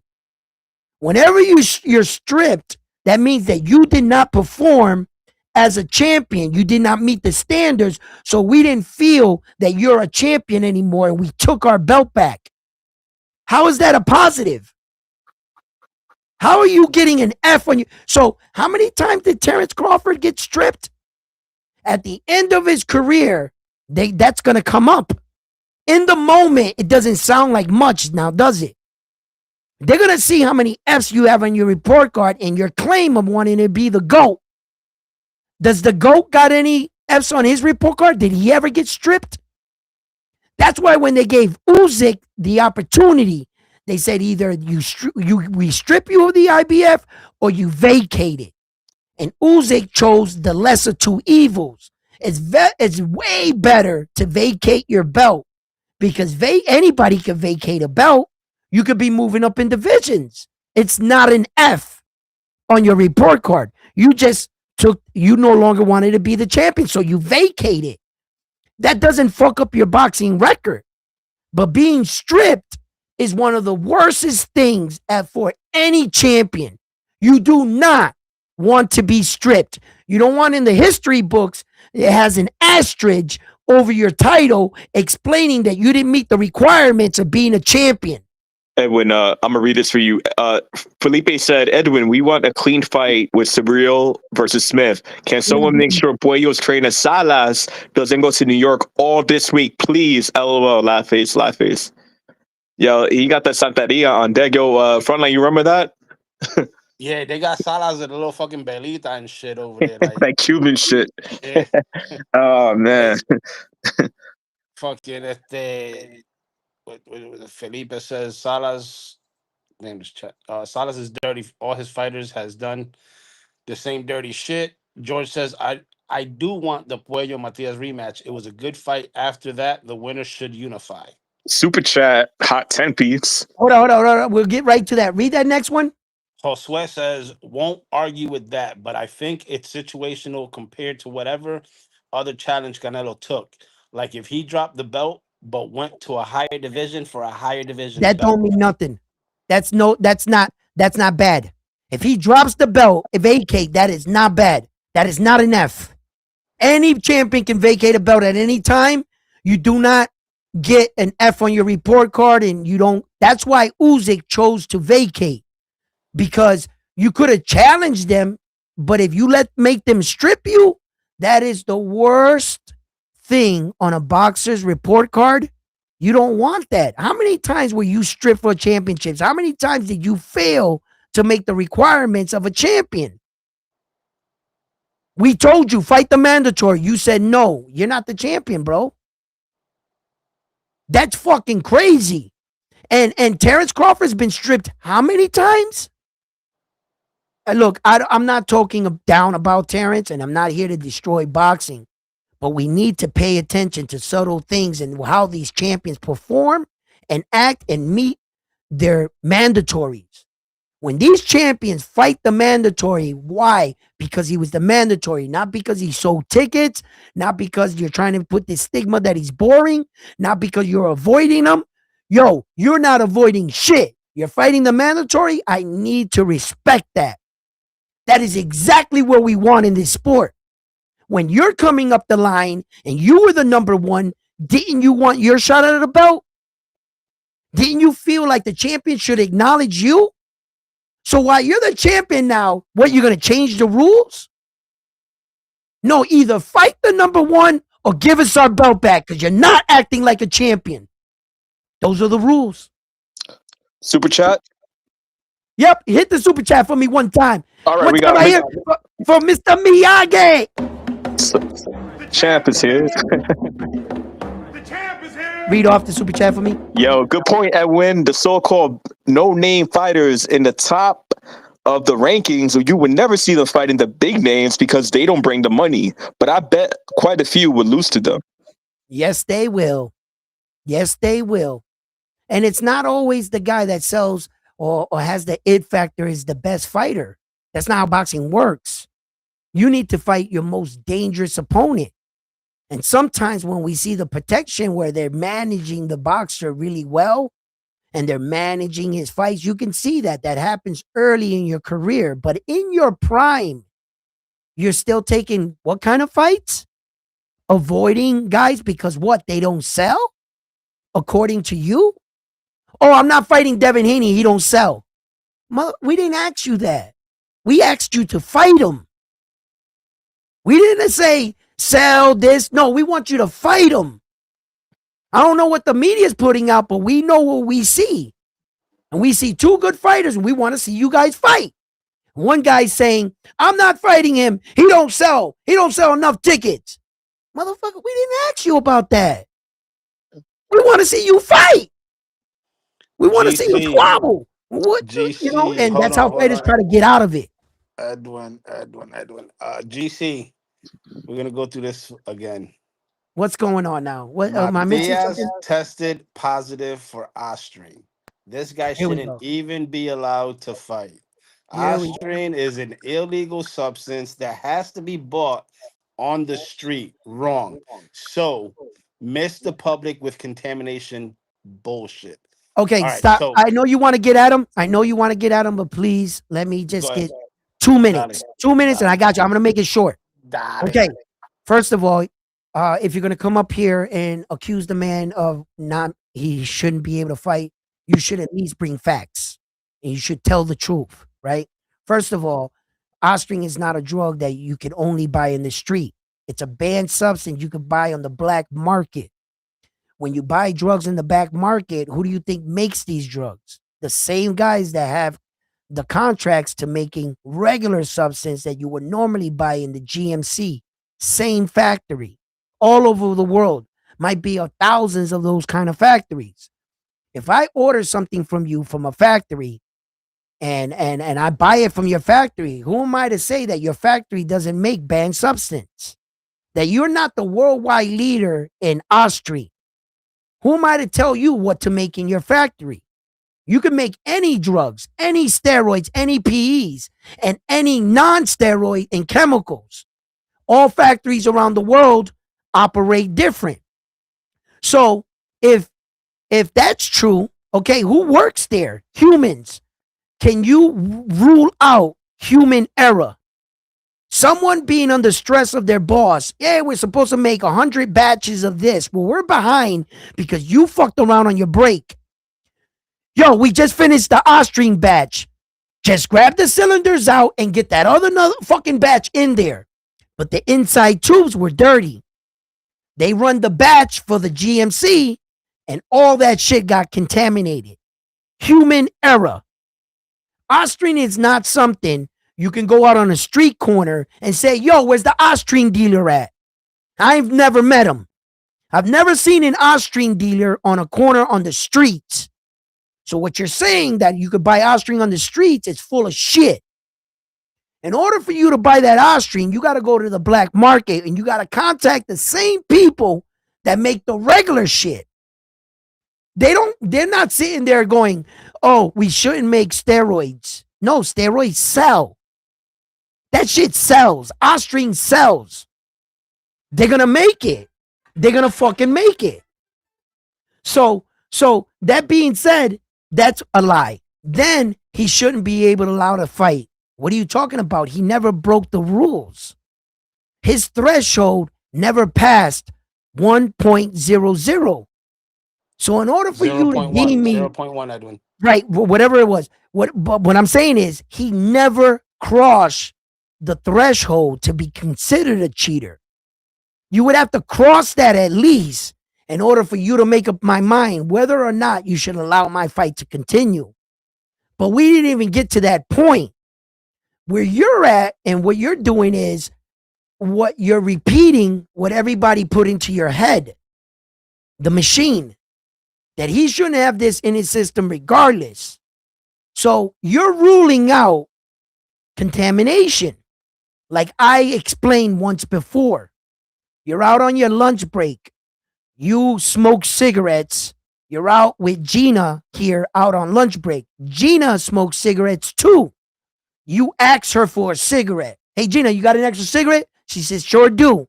When she opens her pack of cigarettes, you notice she has a blunt in the pack. It's in the pack. It's a joint. It's in the pack. She takes out her cigarette and gives you one. What you don't know is earlier that day, weed fell out of that joint, went to the bottom of the pack of the cigarettes, and when she packed it, it went into your cigarette. She gives you the cigarette. You take it, light it, smoke it. The next day at work, they do a drug test. You pop positive for marijuana. You don't smoke marijuana. You say, this is crazy. I've never smoked marijuana in my life. I'm going to say you guys are lying. I want this tested. They come back and say, in your system was 0.0034 of marijuana. That's not even a drag of a marijuana joint. But you're fired.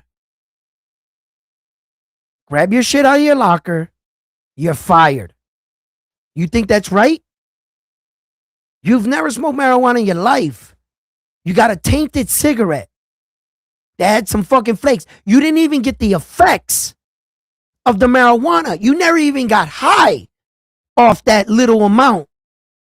You didn't get the benefits of the joint. Nothing happened to you. But guess what? You're dirty. And according to your logic and the way you think that you just came and explained that, you're fired. You're fired. We don't want to hear your excuse, the why. Prove your innocence. Because according to you, even if you prove your innocence and they allow you to fight, guess what you say? So I just hope that as that's the way you live your life, you exclude all possibilities. Brother, they name streets after you. One way.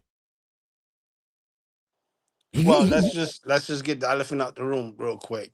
So November 2nd, they tested both. They tested Smith and Matias. Came back negative. Suleiman came out and tweeted or IG, whatever it was, and said, thank both fighters for a clean boxing test. Fast forward to the 9th. The 9th was when the second test came out. That second test is the A sample came out with the 0.086, which, if you go back to when Rachel Donaire explained it, she said that two things. Number one, it should have never been reported. It was under the threshold. And then number two, the B sample should have never been even open and tested because there's no need for it. It's under the threshold. Okay, let's fast forward after that. After that, Subriel and his team went to a local clinic in Puerto Rico, paid for it out of pocket independently, and tested negative.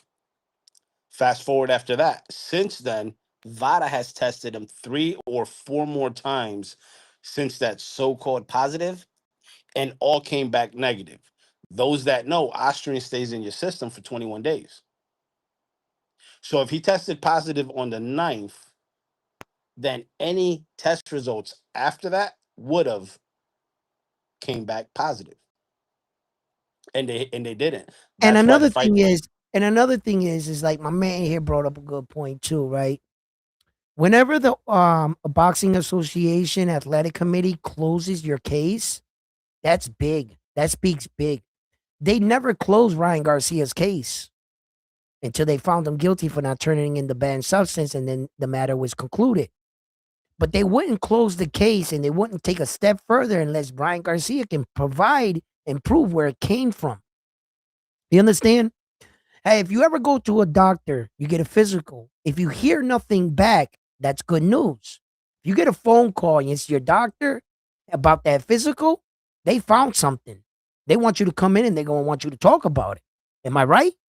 So when you don't hear nothing, that's good news. So when the boxing athletic committee took in all Subriel Matias's evidence, they contacted him, asked them, give us your supplements. They did. Everything that the boxing athletic committee and VADA wanted, Subriel Matias's team has been transparent. As a matter of fact, there's been multiple interviews that they can't remember a boxing team cooperating this well with the boxing athletic committee. That the boxing athletic committees basically said these motherfuckers stripped down butt naked for us like this. Subriel's team. Whatever they wanted next, they've never closed the case in the history of boxing this fast. They got the answers, the results, they got everything. And you mean to tell me that the boxing athletic committee closed the case upon the verdict of this fight because Subriel and his team, they don't want to let it go. You guys do realize that because the boxing athletic committee closed the case. They gave him a year probation, which is standard. That's standard. You're going to get that when you get accused for everything. That's standard. Okay? So Subriel and them said, yeah, you guys closed the case, but as soon as this fight is over with, we going back at it. Because that's how passionate Subriel Matias wants to prove he's innocent. Yep. He's willing to give a hair sample, willing not to let the case close. You know what Subriel's fighting after this fight? Right? He's fighting the year suspension. The year, not suspension, the year probation. Yep. That he's under, that he has to pay for his own, because they said, yeah, you'll be on probation for a year, but you got to pay for your own drug testing. Every time we ask you, it comes out of your pocket. So Subriel's about to fight that, and I think that's going to drop. Okay, this is a man. There's a lot more coming into that than just that. Right. This is a man that's not going to let it go. Yep. You're not going to smear his name, and he's going to prove it. This ain't Ryan Garcia, bro. This ain't Canelo Alvarez. This ain't Conor Ben. Which, by the way, speaking of Ryan, he took a lie detector test and passed it. Great. But, I wasn't in the room. I don't even know if the lie detector was turned on, and you didn't rig all that to say that. I know Hollywood like a motherfucker. Show you something you think you've seen. I know how the con game works. You know what I'm saying? I'm a bit of a hustler myself. I've been around a lot of people. I've seen a lot of things in my life. Just because he put up a thing with a lie detector, went some building or whatever, I don't give a fuck. For $100,000, you guys might be able to be bought. I'm not saying he did that. That's hypothetical, but I wasn't there. There's a good interview out there by Cesar Seda. It's a Spanish boxing community. Yep. Boxeo Urbano Network, and he had Dalton Smith live, and he asked him the question. George, thanks for reminding me. He says, "Do you really think Matias needed to cheat to beat you?" Shots fired. For real. For real. Yeah, he asked him. He said, "Do you really think Matias needs to cheat to beat Dalton Smith?" To beat you. He asked him directly, "Do you really think Matias needs to cheat to beat you?" So, crazy. Yeah, there's a lot. Champion Sports says Matias offered a hair sample and they said no, he's good and case closed. People just make stuff up. It's not champion Sports. It's not that they make stuff up. What it is, it's like Edwin said in the past. There's a lot of people, a lot of fans, a lot of people like that are in the chat right now. They'll do what we call the copy and paste. They'll hear it from another channel, and then they'll go to another channel and just repeat the same shit they heard. They want to sound like they were the first one to say it or sound good, but they didn't think of everything before they just opened their mouth. Copy and paste. They just copy and paste dudes. Yeah. You go ahead. Keep reading the chat, brother. Thank you. Let me get back up there. Hold on. Where we at? Uh, okay. Bull Rider says people are dirty all day, every day, and test negative. Facts. Went to a clinic in PR. That shit is funny. I don't know what's funny about it. He just, again, he wants to make sure his name is cleared. He doesn't want no tarnish on his name. So Okay, they're and another doing thing, that. people. Wait. I take things a little to the left sometimes. Listen, you're not just gonna say that, slide in, and just leave my viewers with a thought. When clinics out there in Puerto Rico, the drug clinics, they're drug testing clinics for like probation and drugs. That's a clown show. You see a lot of people beating urines, wearing fucking devices to pee in cups, getting their little brother's urine, microwaving it, going down there and shit. That's a fucking joke. Working like in a probation officer or drug testing, that is not VADA. That is not WADA. We're not we're not testing these athletes when there's just a line of them and they're all prepared to pee and have their excuses ready because they know what day they're going in. VADA walks up on you in the middle of training and says, stop what you're doing, shows their badges, and you can't go anywhere else. They walk right into the bathroom with you. You drop your jaws down, balls out, everything, and they're looking right at you and they ask for their sample. Then you sit down and they take a tube of your blood if it's ordered, a tube of your blood. So when like these facilities that drug test for inner city drugs, that those places are fucking, that's a zoo. You'll see anything happen in those places. Addicts are creative, very creative, and they'll try to get out of some shit. But if you're talking about a doping testing, uh, they're separating your blood down to the fucking molecule. Yeah, like they're not. It's the type of testing that it's not like drug testing at all. A steroid test is like fucking $1,500, bro. All right, just one test, and what they do is they're smart. But us athletes and the bad guys on the other side, they're even smarter because I know fast acting PEs. You can do a PE at 9 in the morning, shoot it in you or take it, and you can work out and get the full benefits of that PE. I'm not saying which one it was because I'll never promote them. Yeah, you're not gonna give me to give you names because I'm not doing that to someone. But these exist. You take it at 9 in the morning, you work out all day.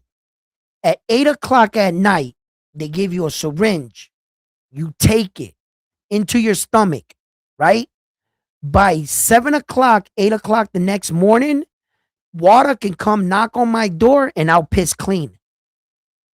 100%. If you don't fuck up your timing because your window, you only got a window to piss clean, right?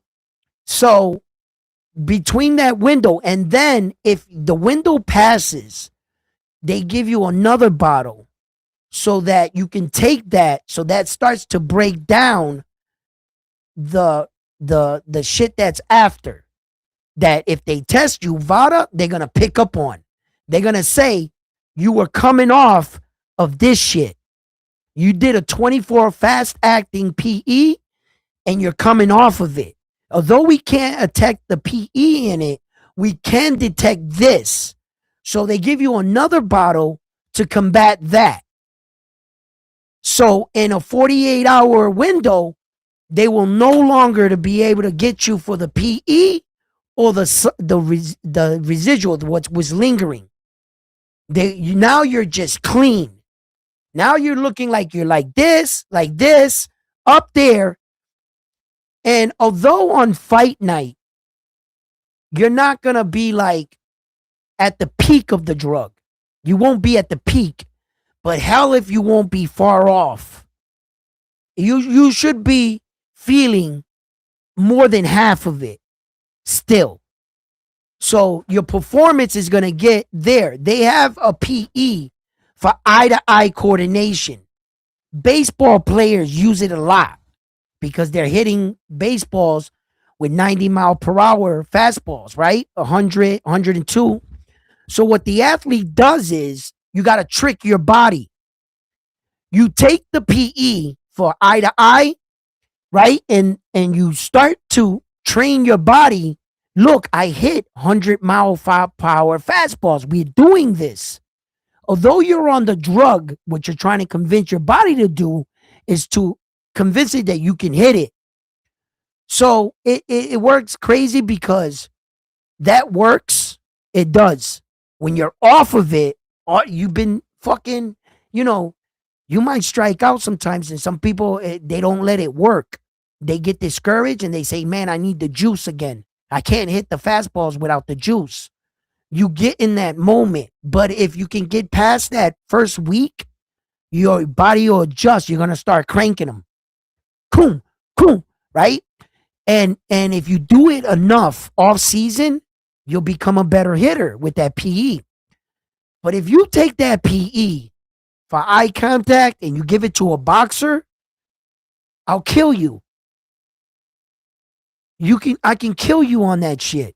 I'm gonna hit you so many times that in a regular match, I would have never saw those openings. I would have never threw that many punches. I would have never been hyper focused. You're gonna get hit with shots. The normal me would have never hit you. It's not that, it just makes you hyper focused and tuned. You're gonna start snapping his head. You'll kill him. Bro, I want that guy in prison for the rest of his life. If you do that to my son, bro, I might just take justice in my own hand. I don't know. That's not something you should play with. PEs are dangerous, man. They should not be allowed in any sport. If you don't got the God-given ability and you can't beat me on fair up and up, then you can't. I know guys want to hit more home runs and catch further passes. And PEs are they are used in sports. You know what steroids are for, right? If you get a major injury in a sport, say you tear your knee, they give you a steroid to help your muscle develop faster so you could come back from the injury. So if you will notify the NFL that you're taking this steroid, they're going to, and you're off season and you're off the depth chart, you got to be off the depth chart. Then you can take the steroid. Then when you put your name back, you got to give 6 months clean to come back. Then when you come back, they'll test you. You can't use the steroid. One of the Patriots players, wide receiver, I think Edelman. I think it was Edelman, right? Was it Edelman? That he tore his knee and he started doing that steroid. And he felt strong fast. And then when they told him to get off of it, he didn't feel like his mind game didn't adjust. He still wanted to be all that. Like, you got to accept when you take a Viagra, that's not you. That's not you. That's a PE. That's a PE. All right. So when you don't take the Viagra, the next day your girl's going to be like, yo, where the fuck you at? That wasn't you. But if you can get past that, you know, and not unless you say it's not right, you don't need it, but that's what you're going to have to do. You got to get past it, learn how to adapt without it, without the drug. And some guys like hitting home runs so bad that once they go back to striking out, they say, fuck that, I'm taking that shit. That's not you. That's the drug working. You're hitting these home runs because you're all jacked up on this juice. You're knocking people out in the ring because you're jacked up on this. That's not you. That is not you. You didn't beat me. That drug with you did. That's cheating. You understand? I didn't fight you. So, hey, Bobos wants to know, are you a former roid freak or what? me, I personally, I've seen like I seen Annabelle 50s like in person. I saw an Annabelle 50 one time. But I've never actually seen steroids. I don't know what they look like. Like there's no in my neighborhood, there was never a steroid dealer. You know, there were just guys that came in from like gyms, like the older guys. You hear them talking about it, telling their stories, telling what the effects. Then you get around guys later, you talk to coaches, you talk to like fighters, you hear their stories and the effects of it. And then you hear one guy say, I actually use this product. I use it right now. But he didn't have it on him. It wasn't like he was giving me a tour guide, like, look, this is how you use it. This is what it is. No, we just had conversations. But I've never actually seen like steroids, like real PEs. I've never held them in my hand. If you was to bust out steroids and say, I want which one is it? I couldn't tell you what that is. No, I've never been like that hands on with it. But as far as like Hey, yo, Lance, let's meeting keep this people, shit boxing, bro. mo- I don't want to block you. I don't want to remove you. Just keep the shit boxing. all right, I'm monitor that. So as far as like you know what I'm saying, like talking to people, sharing stories, being around gyms, fighters, what they tell me they've used before, what they're on right now, shit like that. Um, you know, I that's how I experienced it. That's what I know. I'm basically second from hands from something like that. But as far as a perform enhancement drug or anything, I never did them, but I can never afford them neither. You know what I'm saying? It's the same concept I have for gambling in my head, I guess. I don't know. I'm just built like this. I'm telling you guys, I don't gamble my money, man. I never saw the value in it. It's called gambling. You're about to lose the money in your pocket and you don't got enough. I kind of bet on a sure thing. That's what I use my money with. That's how I view myself. Like uh uh I never I never needed a PE. I never thought that I needed one. I never needed Viagra for anything neither. You know what I'm saying? I never but I know that um I've had conversations with other men and that we've talked and I'm just sharing with my knowledge of certain things and I'm not deceiving the public that there's not 24-hour PEs because they exist. Many fighters have talked to me about them. I've never for one have used it or been able to afford it, like I say, because I think that if you use something like steroids, that only lasts is for as long as you use it. 3 months after you stop using steroids, you're turning back into a pumpkin. You know that, right? If you didn't build that the right way, uh, it's not gonna stick. It's just That's like right now, a lot of people are using Ozempic to lose weight. When they really, get when they get off of that, bro, their body goes to shit. really, They blow up twice what they used to be. wow. You see, that's why I think I look okay right now, compared to what I used to look like. But because throughout my life I worked out so much, so my shit stuck. It stick. You know what I'm saying? So, and I'm thankful for that. I'm thankful that I was never a spoiled athlete, and I didn't come born into this world with a silver spoon in my mouth. I come from poverty, the straight ghetto. That's where I come from. So I never had those privilege. I never was in a gym, and my dad was like the number one fucking guy, and everybody walked up to me and was like, "Hey, check this out." The snack of that time or whatever. And it's crazy because um I don't take any kind of pills. I don't even take aspirin or Tylenol. because I can't swallow them. I have a hard time. I was just built like that. I can't swallow pills. So to this day I'm on no medication. I don't take any medication. I don't take shit. Nothing at all. I don't even take a fucking aspirin. I've been like that my whole life.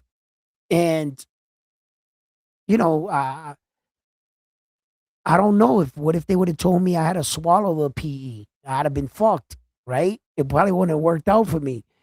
So I just never had that privilege. I can't sit here and look you with a straight face and say, just because I never was presented with the opportunity, would I have taken it? What if young Edwin, way back then, they went to me and said, hey, take this PE or this steroid or this, and it was around me? Would I have fallen victim to that?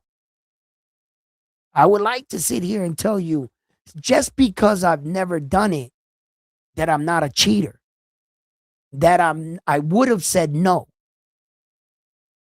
I would love to sit here and act like I'm just this loyal, straight guy. But just like I'm critical to everybody else, I'm critical on myself. No one is excluded, not even myself. So I don't want to sit here and talk like, Edwin, oh, you've never used a PE, so you're a fuck. No, you've just never had the opportunity. Don't fucking sit here and tell people like you're some saint, Edwin, because I won't let you do that to yourself. By the way, I'm a Gemini, so I argue with myself. But no, you know, Yo, what about that pre-workout? What if it was contaminated? That's why you were getting so brother, worked up. did you see what happened? Fucking Ness put that dumb shit in my head and I stopped taking it. Ness said one thing about that pre-workout and I'll go get it. That shit is still filled because I got nervous.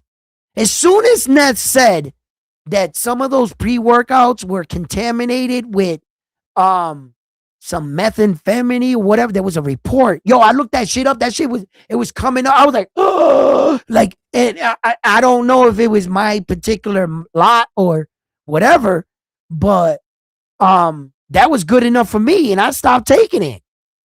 And remember how I got that from my wife? She was going on her little aerobic journey. She got the plug scooter, huh? She went down to the GMC, met Scooter, and behind the GMC, she had a trench coat with glasses and a hat, and looking around, and the light only showed, the darkness was all around, and it only showed her eyes, her light. Okay, right? Now she went in the GMC and bought the fucking thing right off the shelf. So she bought it and she took it. So I'm here fucking around in my room.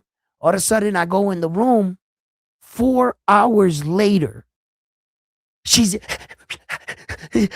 I'm like, yo, what the hell is going? She's like, I took this pre-workout and I'm doing my thing. And I'm like, yo, right? So she took it for a little while. She thought it was like the crazy serum, but she fucked up one day and she took it at work. She thought in her head, if I can get this much done here, I'll take it at work. Yo, she said she was at the job. She was sweating. It was hot. She could only stand. She just felt like she needed to move something, do something here. And she done moved everything 10 times. She done called me 6 times. She said, I ain't taking this shit no more. So it sat there for a little while, right? Hey, Edwin, Yeah. Towers has a question for you. What? He said, "Is it better to reach a new strength the right way, even if it's not an expected goal, than to take an enhancer that reaches your expected goal?" It's always to go. My money's the right way, because that enhancement is gonna mislead you. And once it's gone, it's gone. If you got there the right way, at least you know you're there. You can sustain it because you built it. The wrong way would be it's a mirage. It's an illusion. Yeah, you got it, but that's not you. That is not you. Get off that drug. I'll tell you who you are. That's you. So it's better to know you can do this. You know, it's crazy, right? You take a PE, you bench 315 pounds. You wait 2 weeks, come back without that PE, and the guys are in the gym. You throw that 315 on it. You better be careful. You know what I mean? So wait a minute. I got a lot of Hey, private messages Fe- here. What? Felipe Praise my Flores. Oh yeah, I got you. Yeah, that was you. Felipe Flores super chat $5 says Edwin. That's why when Ryan came back against Rody, lost because he was clean, didn't have any help of the drugs. Well, that's one way to look at it. Sure. Sure. I can't say you're not wrong. But there was other things in play here. Okay. Ryan was coming off a year suspension. He was coming off in a normal fighter coming off a year. The commentator is going to say things like he's coming off a year layoff and he might show signs of ring rust. And Ryan Garcia got his highest payday and got suspended for a year with the most money he ever had out of control like that. What do you think Ryan Garcia did with all that money? So you got to add all these elements into the equation. Yes, he was under suspicion of foul play. So the world was going to watch your performance. But me being a fighter, and I know that a lot that took place in that that ring against Rolly do show and point to normal ring rust, being that young out of control, not disciplined. He would have came in not as big, not as cut up because he wasn't training. So you would have seen the undisciplined. Same thing I said with Devin. Okay, Devin, I'm not going to hold you to one fight with Jose Ramirez, right? That's the time you were like a deer in the headlights. So when you fought Brian Norman Jr., Devin showed up. He showed the world and reminded the world, I'm still Devin Haney. A little bit more cautious, Devin Haney, but he did great. Okay? Okay. So when I saw the Ryan Garcia fight, I said, I'm not willing to drop the hammer just yet. Ryan, I'll give you one fight to look like shit. I'll give you the year, the ring rust, the not working out, the most money, but you're on probation for suspected cheating. You're going to have to prove to us that Ryan that got in the ring with Devin is still there. Where is he? Show me that he can show up. Because if that Ryan doesn't show up, brother, that wasn't you. Hit the motherfucking Camacho belt. Hit the belt. Listen, that's not you. You got one fight, Ryan. That's it. You got one fight. That's it. If you come out and get wiped down by Mario Barrio, where's the Ryan that got in the ring with Devin? Where's that Ryan at? That imposing figure. Bro, one fight. You got the Rolly fight. As soon as I see the way he looks and responds in this, that's it for me. That's it. In my head for the rest of fucking, I'm gonna right there is gonna answer my question whether or not you were a cheater. Because brother, if you don't show up on that night, that wasn't you.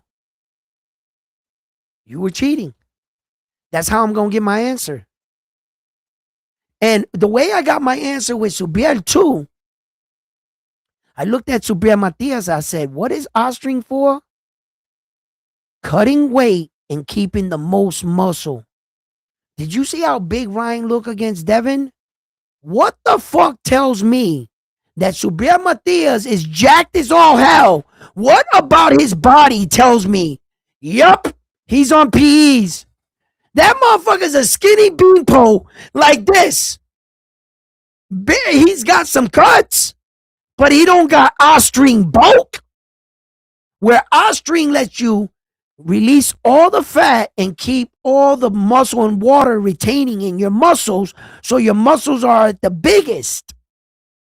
What evidence do I have that I look at Subriel and go, damn, that motherfucker's on some shit? He has a boxer's body that's slender, smooth, puncher. You don't need big muscles.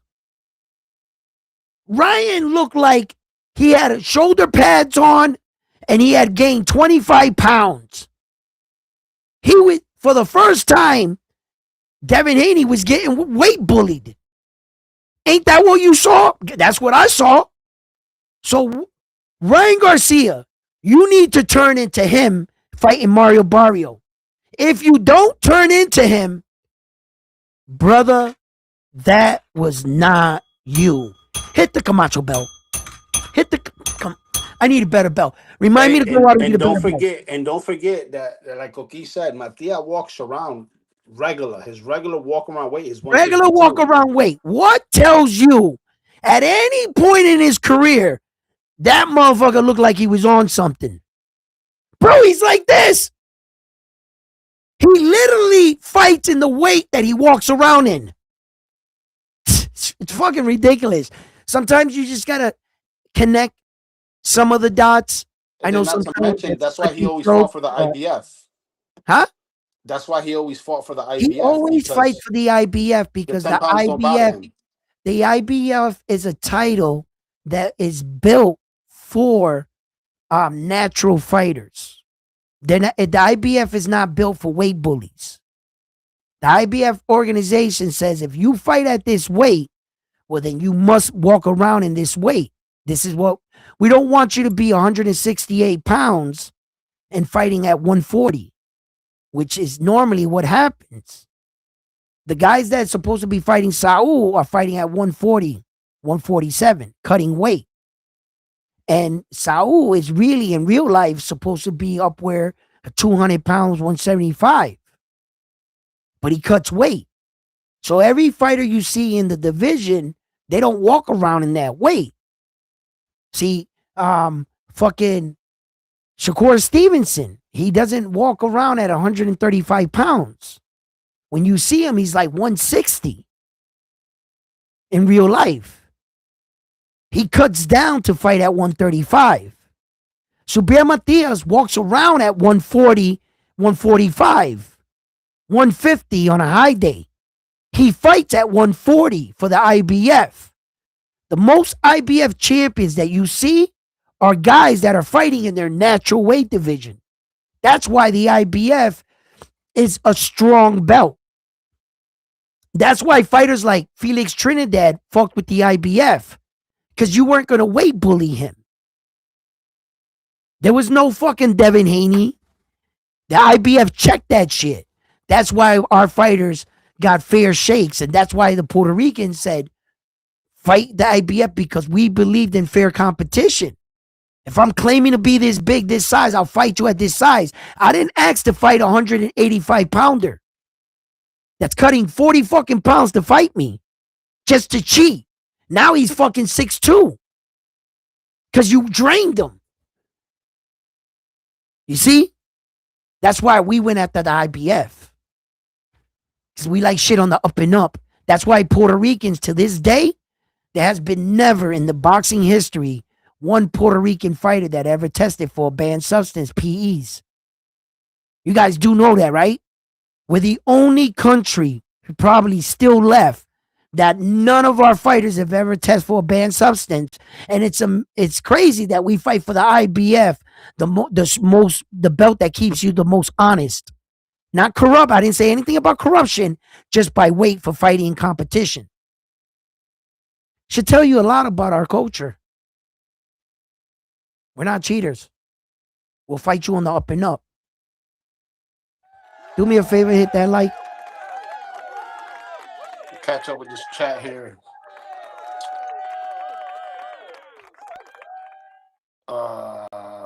Josue, I stopped supporting Tank because I know he can be better than he's shown, and I demand to his best better competition. Koki says, I have Ryan beating Barrios. Josue says, go up weight classes. I demand it because I know he is an animal. He needs to show it, though. George says, first time Haney fought someone in his size. Josue says, I think Barrios shown to be more of a complete boxer than Ryan. Koki says, facts, George. Haney is a middleweight who spent his career fighting at 35. Lomachenko, a natural 26 pounder, going against Haney, who's the same exact size as Triple G. Tower says, I think Mario could be slick with his skills. Ryan has a tough challenger in front of him. Josue says, I don't know what is it about Ryan. We talk don't talk down my boy, but the boy got something. I'll give that. Bobo says the fight determines whether Ryan is a professional boxer or a misfit boxer. Josue replies to Koki says he stepped to a man his size, Ryan, and couldn't back up his weight. Koki says, I think Ryan will make a comeback even with the poor work ethic. That hook off his will always make him a live dog. Oh yeah. Koki, Ryan will always have Haney's number in every weight class. Josue, I bet you Haney was a PED trying to back up that new weight division he just got to. So my opinion is that whole snack program, in my opinion, I think that's just fucking legal drugs, in my opinion. But there's no proof of it, so I can't say factual. Victor Conte, who's a known cheat, created the whole I mean, he didn't create it, he's basically the spokesperson, but he's got the chemist behind, in his pocket to create these drugs that won't be detected, or at least what these doping agencies look for. So I don't know if you want to touch up on that, Edwin, or not, but I guess not. Give me a second, Frontline. I'm talking to my wife. She just walked in. I'm sorry. I'll touch. I'll get to that right now. Hold on. Just Dale. continue on. Dale. Dale, dale, dale, dale. Yeah, Koki, I agree. It will be exposed sooner than later. Now that he's gone, and the chemist doesn't have a promotional person to kind of promote that program. Let's see what happens. Let's see. I mean, eventually, it may not be now. It may be 5, 10 years from now that shit that's in the snack product will end up being banned. Now, here goes the question. If it is banned 10, 15 years from now, do we go back and say, oh, these guys were on it back then? It's a banned substance now. Do we take away their wins? No. Why? Because at the time that they fought, it wasn't a banned substance. So we Right. can't we can't Correct. knock them for it. You know what I'm saying? No. No. Okay. Well, that's an interesting topic and a slippery slope at the same time, right? Okay. Because yes, they could be a point in time. Yes, they can be. That this all the stuff that these guys have been taking that they'll deem it so that yeah, uh that shit is not illegal anymore. You can't use that or whatever, blah blah blah, this, that, and the third. Yeah, that could very well happen. But at the time, um, it wasn't. And you're not going to draw straws here and say how many people were actually on this and altering the record books, so they're going to let it go. But we could reach that point in time where they feel that this stuff in snack is performance enhancement or something, or on that level of it. But whatever it is, guys, let's be honest. Okay? Let's just talk this out. When you go to GMC or you're looking for something to help you for your performance, do you buy something that they tell you, hey, listen, this shit is not going to do absolutely nothing for you? When you take this shit, you're going to be exactly the same way. Now give me $100 for it. Are you going to buy that? No. What you want to hear is it's going to benefit you. It's going to increase your performance, your stamina, your strength, your speed. You take something, you take vitamins, you take whatever it is you take because it's going to help you. You understand? So everybody's always looking for that one thing that'll help you. If snack products themselves are giving you that little bit of boost, does it make it bad? Is that bad? Is it a performance enhancement drug? Right? So when do you take something that's over the counter that works for you? Is that a performance enhancement drug? Because although they're clearing it, it's obviously giving you an advantage because you're taking it because you can feel the effects, whether or not it's on their list. So, what is performance enhancement and how far do we go? Who determines that? These doping agencies. And as of right now, that shit in snack is not illegal. So the pros, the people that are up there, they're saying you could buy this shit off the market. You can go into the store right now, buy it off the shelf, and take it and pass your drug test. They stand by it. They got a little stamp on the side of the box that says so. So are you cheating? It's a slippery slope. Like I said, you be the judge. And why would you take something? You understand? It's like, and like I said, if given the opportunity, would you take something? You know, I just never was presented with the opportunity. So that's why I say, you can sit here and talk like you're noble and this and that, but if you really think about it, you were never given the opportunity. Now, were you? So, how noble are you? So how we looking January 10th? What we doing? What you mean? Oh, wait. Let's fast forward that. We already talked about Matias in the card. Yo, what's up with este cabrón Tio and Shakur? That card. How's that card looking? Is That it card's amazing. is it already like set in stone what it is? Mm-hmm. Mm-hmm. Put it up. Let's talk about it. All right, look, I'm gonna throw it on the screen. I'm gonna put it up. I think you had me switch over to box rec, so let me just switch it back. Um, and I have to. I'm gonna have to eat something. So here we go. Nah, you can't eat, Edwin. You gotta talk boxing. Let's go. Nah, bro, I'm gonna have to throw up the little logo and eat behind the scenes because you heard him. You heard the man. Got to gain some poundage. Yo, what we looking up to? Tio? Yeah, 31st.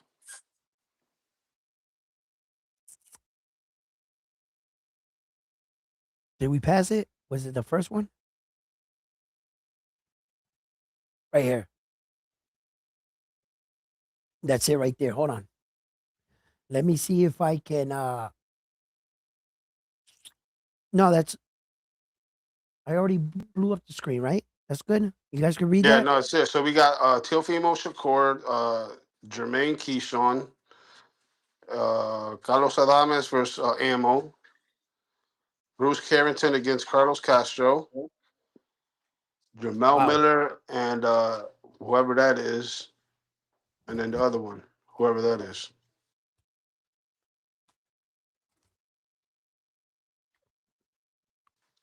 Three title Talk to me. fights. Talk to me about the best fight on the fight. If there's any fight that you think that's gonna steal the night, talk to me about this card right now. You're looking at it front line and tell me if there's any fight on this card right here that intrigues you the most, or is going to be the toughest, which one of these fights right here is going to be the toughest for you? The toughest fight, I want to say, is going to be the Keyshawn Jermaine. That's going to be the most exciting. Mm, Guaranteed. Guaranteed. That's going to be fireworks. Banger. Well, Bruce Carrington and Carlos Castro, that fight might steal the night. Okay. Your fucking superstar better show up. Hey, yo, and for the record, Frontline is like 0 and 100 and calling fights around here. All right? He's got Bruce Carrington. I advise you guys to take your life savings and put it on the other guy. Yo, nah, Frontline calls some fights. I'm capping, right? He's right on some fights, but he's down bad right now. And he knows it. He's down bad. He's had some bad picks. He went with his flag. I told him about that. Stop doing that. Start making educated boxing predictions. And You I'm going to bet go with with my the flag flag all the again. time. You're I going got to Jermaine lose. Ortiz beating Keyshawn Davis. And I All got right. Shakur Stevenson beating Telfimo. Let's go. And if Carlos Castro is Puerto Rican, I got Carlos Castro beating Bruce Shushu Carrington. See, that's it. I told y'all. If it's rumored that Carlos Castro once Has talked to a Puerto Rican woman, 0.0001% of right, Puerto Rican blood, and they that's what I'm made going out for. and her DNA went into his mouth, then pause. He is enough for him to root for him. That's enough Puerto Rican for me. No. If it's rumored he once talked to a Puerto Rican guy, that's enough. Wow, you're crazy. But you're not gonna sit here and talk all this shit for your boy Bruce Carrington and then not take him in the fight. No, I only take him. I'm only taking him against Inoue. That's some bullshit. Yo, Bruce, you hear this shit? Hey, and guess where that fight's gonna happen? You hear this shit, guys? In This New is his York. guy, Bruce Carrington, that's gonna beat up Naoya anyway, but he don't got him in this fight. That's some bullshit. Yo, he ain't a real fan. He's a troller. Hey, I told you I got him in this fight, but if Castro's Puerto Rican, I'm switching. It's subject to change. I just got to find out if Castro's Puerto Rican or not. Castro, you are real biased right now. You are trending on the bite, but he doesn't hide it. He does not hide it. Yo. Okay. We're gonna have to look up Castro. Yo, oh my god, this is funny. What is his name? Carlos? Carlos? Okay.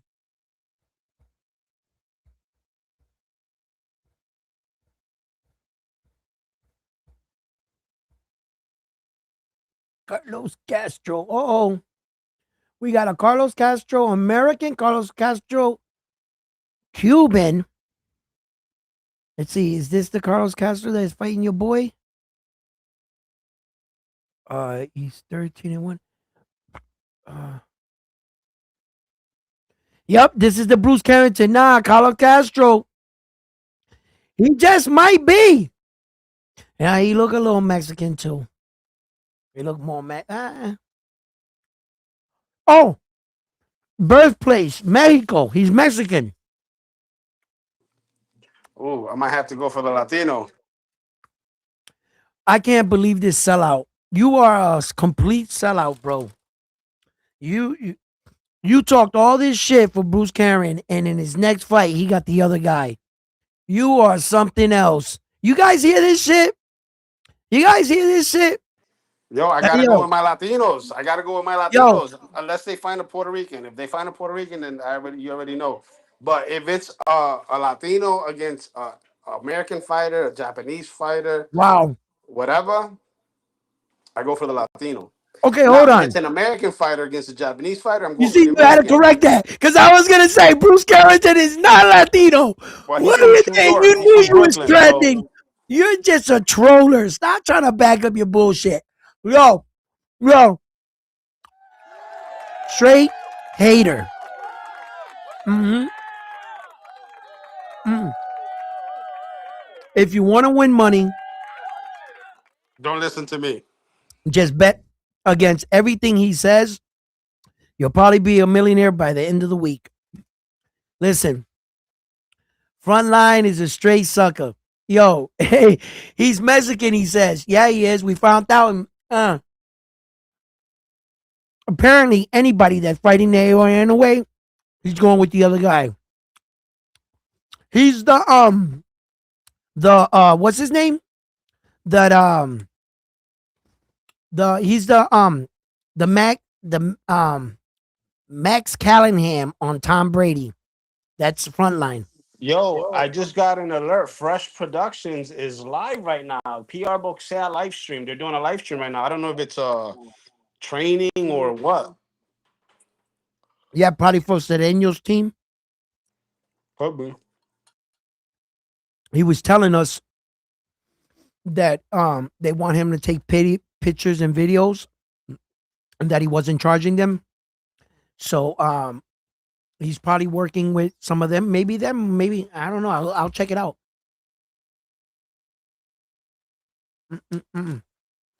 This is crazy.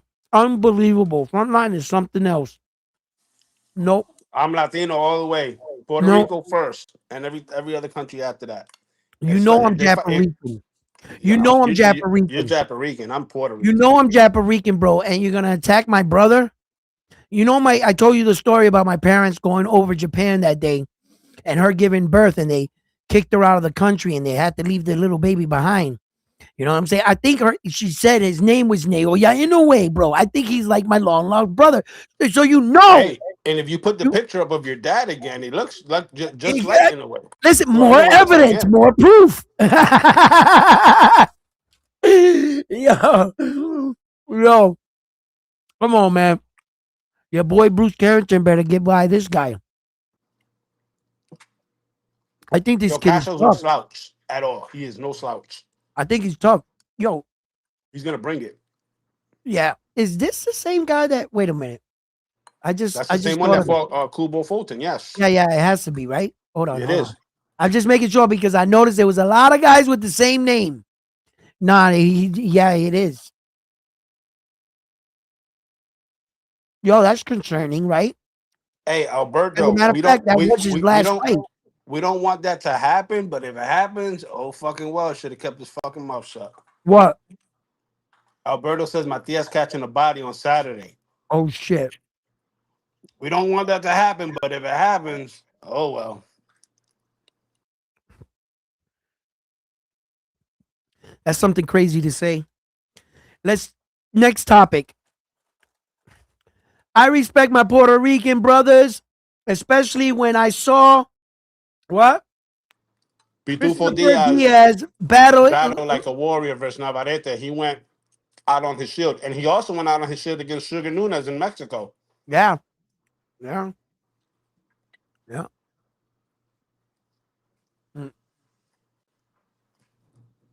Look. Yo, Edwin Cook, he's trying to hop on. He's backstage, I think. Is he? Oh. I don't know. Yeah, he is. Bo Mason says Wendy's chicken nuggets with no sauce, diabolical. Diabolical. I'm choking over here. Yo, I'm just forcing it down. I got no sauce in the bag. I can't run downstairs and complain, but I'm hungry. That way he did that like Scarface eating shrimp. Hey, yo, he's eating with the index and the thumb finger, like real mobster status. That's right. Yeah, man. How we do? Shout out, yo guys! I wanted to run this through both of you guys real quick. You know Schofield, right? Schofield and Abdullah Mason. I saw that Schofield asked for $20 million to fight Abdullah Mason, and for me personally, I don't like his dynamic with his dad. I feel like his dad influences him in a bad way, and his dad blocks him out of these opportunities to. Look, don't get me wrong, a father-son relationship should never be broken apart. But as a professional, I feel like his dad is too dramatic to be the handler of his moves, and I feel like $20 million. Okay, like come on, like you never made that much money. In one fight, no disrespect, but for me, I want to know through you guys, and I want to know through the chat. Shout out to the chat. What do you guys think about this Schofield and trying to price himself out. That's not pricing yourself out. That's just being delusional. Okay. Okay. Your son, his biggest payday was against Shakur for 1 million, and you guys didn't make it to that fight. So you've never even made $1 million in any of your fights. You went and knocked out Tevin Farmer. Great performance, but you pump your brakes. Isn't he coming off like multiple loss streak, Tevin Farmer? And I don't care how many times you can say he was in a close fight and he should have beat William Cepeda. I don't give a fuck with it. He's coming off losses like that consecutively. Okay? So you knock out Tevin Farmer, and you mean to tell me you've never made $1 million, just one, but in your very next fight, you're going to demand 20? Bro, you're delusional. You're not pricing yourself out. You're a duck. What you're doing is avoiding a fight. You're setting a number so high that because let's say that they don't give you the 20 million you're seeking for. So who are you going to fight next? For what? For what? You see, in business 101, in all business endeavors, there's going to be times you're going to have to make sacrifices. There's going to be a time where you're going to have to stand on your business. You understand? Mayweather knew that. He made sacrifices when he fought Oscar Boy De La Hoya. But wait a minute. Didn't he retire right after that fight? So why did he take less money? Why did he let him pick the ring, the gloves, the judges? Why did Floyd agree to all of that? And then at the end of the fight, he retired. Why? Just think about it. This is business.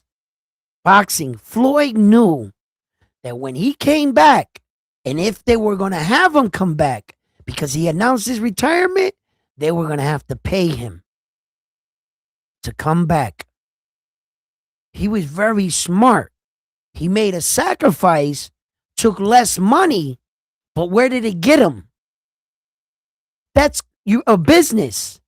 Floyd Schofield, what he's doing, and his father, that's delusions of grandeur. You think you're worth $20 million? You're out of your fucking mind. How are we going to pay you, just you, 20 million? What are we going to pay the other guy? And what are we going to pay everybody else on the card? Then how are you and your son going to network the building and the streaming platform its money back for paying you $20 million? What do you think? $20 million is just free? That we're going to make $1.2 million for the entire night, but we're going to decide to pay you 20. You're not even running a business. You have no product that can measure that price. You're not pricing yourself out. You're delusional. If he really said that, brother, this is the first time I heard it because I don't follow him on social media. His dad, listen, with all due respect, that's where my one-liner came from. Bro, let me speak to your son. Can I speak to your son? Because I don't talk to that guy like that. Because he's always he seems like a street con artist. Right. You know what I'm saying?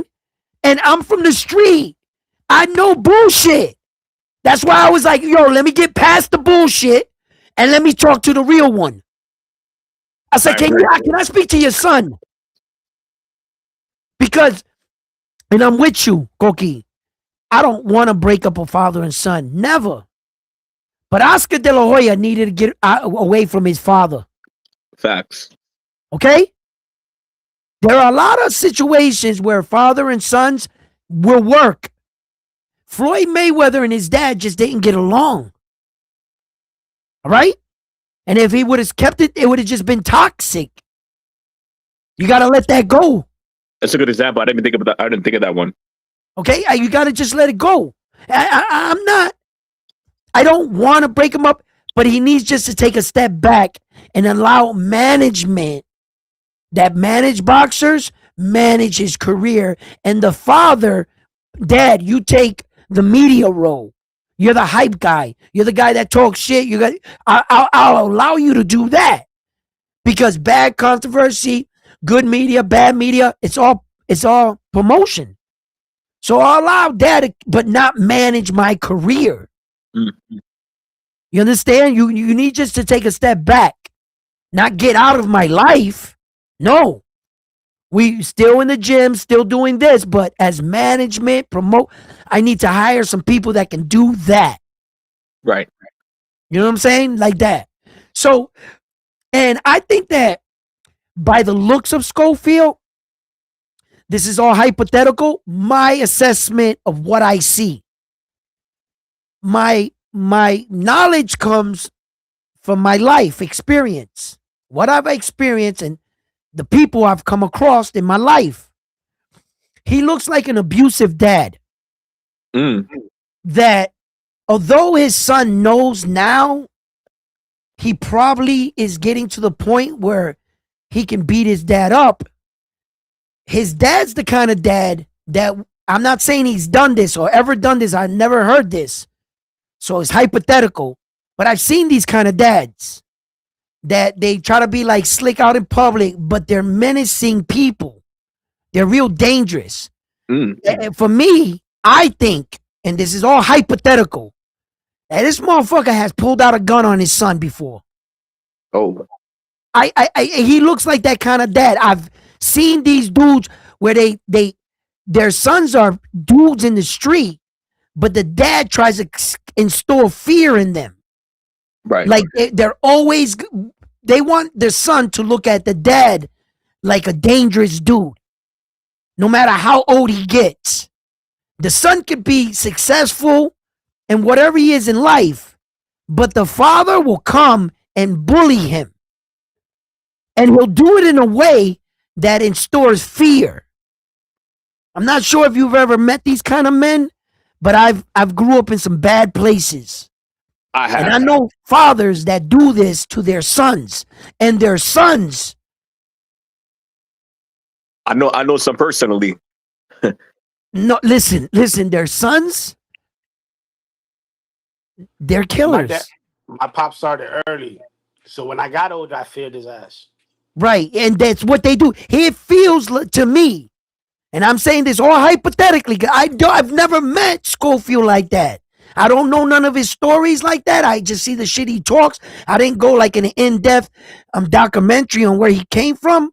I'm just saying, but what I read, what my streets taught me, what my life taught me, when I read people, when I've been all over the world, and no matter where I go, I've always learned I will never allow another place to shrink me. Newark birthed me, Boston raised me. When I leave out of my Boston, how does my Boston perform against all others? Do I go to another city and start picking up on your accent? Do I start dressing like you? Or do you start dressing like me? Do I change when I get in a room because there's more of you? Or how does my Boston stand up around the world? That's how I am as a man. Everything that these streets taught me, everything that the world taught me, how does that stand up against the rest of the world? I'm just going to be me all the time. That's why I never had a problem with getting on that plane, going down the border wars by myself and just pointing the direction. And beating those seeds. Because listen, America raised me. Yo, Edwin, did you see that video on Schofield with the his ex-wife? He was chasing her in the video. No, I don't watch those kind of videos now. Well, to add to your point, his personality shows in that video because he shows like when he's indoors, when he's not in that interview, when he's not on the boxing voice, when he's Who not you in talking Mill about? City, Scorpio Senior? Schofield Senior. There's a He, video of him doing he what? was chasing his wife and dragging her on the What? floor and He's got a telling her wife? that. Well, it's like ex-wife. They the house there in Oh, Texas. The house, the big house that him and Floyd, they're in the house. It's some shit in Texas, right? But it's a video where I had an interview where Schofield was holding his newborn baby. That house? yes, that house. Okay. And in Okay. the video, he's chasing the wife in the kitchen, and like halfway in the video, he's dragging her by the hair. Who He's the saying senior? he's saying that making threats that you're not gonna leave me, that you're not gonna do this. So I get what you're saying Listen, because what I say? What I say? yeah, but What like I say? it's exactly what you said. It's What exactly I what you said say? because Listen, those type of personalities, they could say that they love you. They could say that they love you, but they love you with abuse. They love you with control, yeah, manipulation. listen, I'm trying to tell you, bro. When I read him, when I read his because he comes off as kind of like a smooth, soft spoken, bro, I read right through him, man. And I see in certain interviews the look that he gives his son. I see that every time when his son he walks in front of the microphone, in his head, he thinks he's his equal as his son. Brother, you're not the athlete. You are not the athlete. Your son is the athlete. But in some weird way, the microphone and social media and all the clicks and views that he got, some weird way, he's on the same star status without punching one person in the face in the gym, without putting in no work. He thinks in his head that he's on the same status as his son. He's delusional. Your son is the superstar, not you. Some of these girlfriends and dads and moms, they think that all of a sudden, because their son or somebody made it, that what? You deserve the same respect and the same, you get to treat it like the athlete? Social media lost their minds. You ain't spend one fucking hour in a gym in a sparring where you had a fight scheduled and got in the ring and did all this shit. Like, mom, you didn't do that. Allow your son to have his moment. Do you see everybody's mom on ESPN jumping up? Yeah, listen, my son scored the touchdown, but look, how's my hair? How do I look? Pay attention to me. No, it's the person. That's why when I saw through him, I saw his aura. Like, I was like, brother, you ain't this image you're giving, this soft spoken, calm, tried to be storytelling ass. I can see right through you, brother. You're a tyrant. You're a tyrant. And I'm not saying I've ever seen this. I got no videos. Bro, my intuition, man, what I've learned, everything, he tortures him. And Floyd is scared of him. And that's why I think he can't get rid of him. I think he's on some shit. If you ever get rid of me, son, I don't know. I don't know that to be true. All of this is hypothetical. It's all an opinion of mine. Now you're telling me about some video where he was dragging his ex-wife. I've never seen that, but I would like to probably check it out. I just want to see his demeanor and how he was speaking. I'm just savvy, street savvy. I've walked in a lot of rooms and I had to make sure I walked out of them. Trust me. You got to learn how to read people. And nah, that dude's no good, bro. That's, I don't know him personally and shit like that. And sometimes it's tough to say shit about people and not be like that. But if I'm wrong on this one, shit. That video right there you told me kind of sealed it for me. But I don't think I'm wrong. And I'm being cautious with my words. And I'm trying to also put in the fact that I could be wrong because I don't have anything on him. I'm just going by my streets and I know what I see. I'm gonna probably link the video in the chat, but Yeah. you Bro, know, read some of them chats off of me. The rest of them, what's going yeah, on? we got Josue Rizzo. He said, this is happening in soccer in the Spanish league with a player named Yamal and his pops. Oh, Lamin Yamal. I didn't know his dad was involved in something, but Josue Rizzo, he said, real recognize real anywhere. It's how you carry yourself as a man that gains your respect. And Rizzo said, I respect that. Rizzo reps LA 213. Felipe Flores, he said, frontline, I'm with you, man. I was cheering for Picasco, but didn't get knocked out. Yeah. Then George Martinez said facts to round one. Josue Rizzo said, no disrespect, just a topic of discussion. So what is he worth? How much would be a good amount for Floyd Schofield Jr.? $1 million first hit that threshold. Right. Hit the first, get your first $1 million fight though. And then bring people out to see you.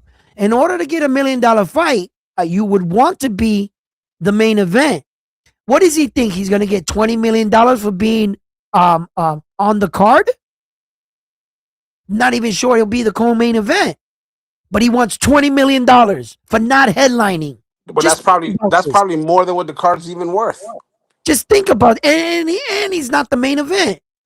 Because when has Floyd Schofield headlined any boxing event? I'll wait.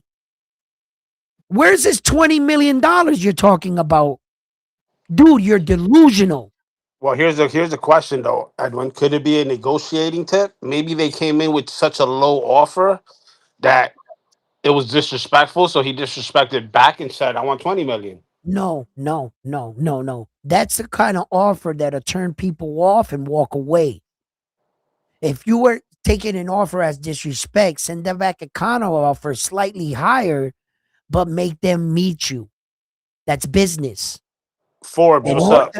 In order for me to take you serious in business, I send you an offer, then you send me a respectable counterclaim. You don't send me a claim 10 times, 20 times the amount of the claim I sent you. That's a joke. We'll know there's no need to talk. You're just cutting all business. That's a duck. Yo, salute to Anthony Forbes and Trini BX in the chat. Yeah, you priced yourself out so astronomical that you will not be getting another phone call. That's not business. Where is the negotiation at?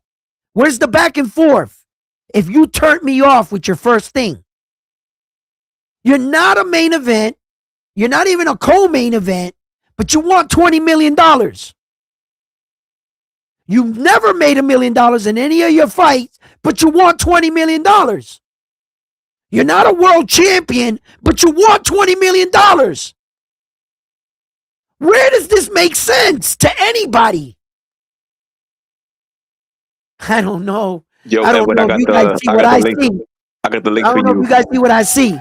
But if it walks like a duck, quacks like a duck, then what the fuck is it? It's a duck. Brother, that don't even make business sense for you to come back and say that to me. We ain't got nothing else. I'm looking for another fighter. Yo, Edwin, I got the video for you in the chat. And Do shout you? out to Trini BX. Shout out to Forbes. Shout out to Lance. I don't know what the fuck you're talking about. I'm gonna read that.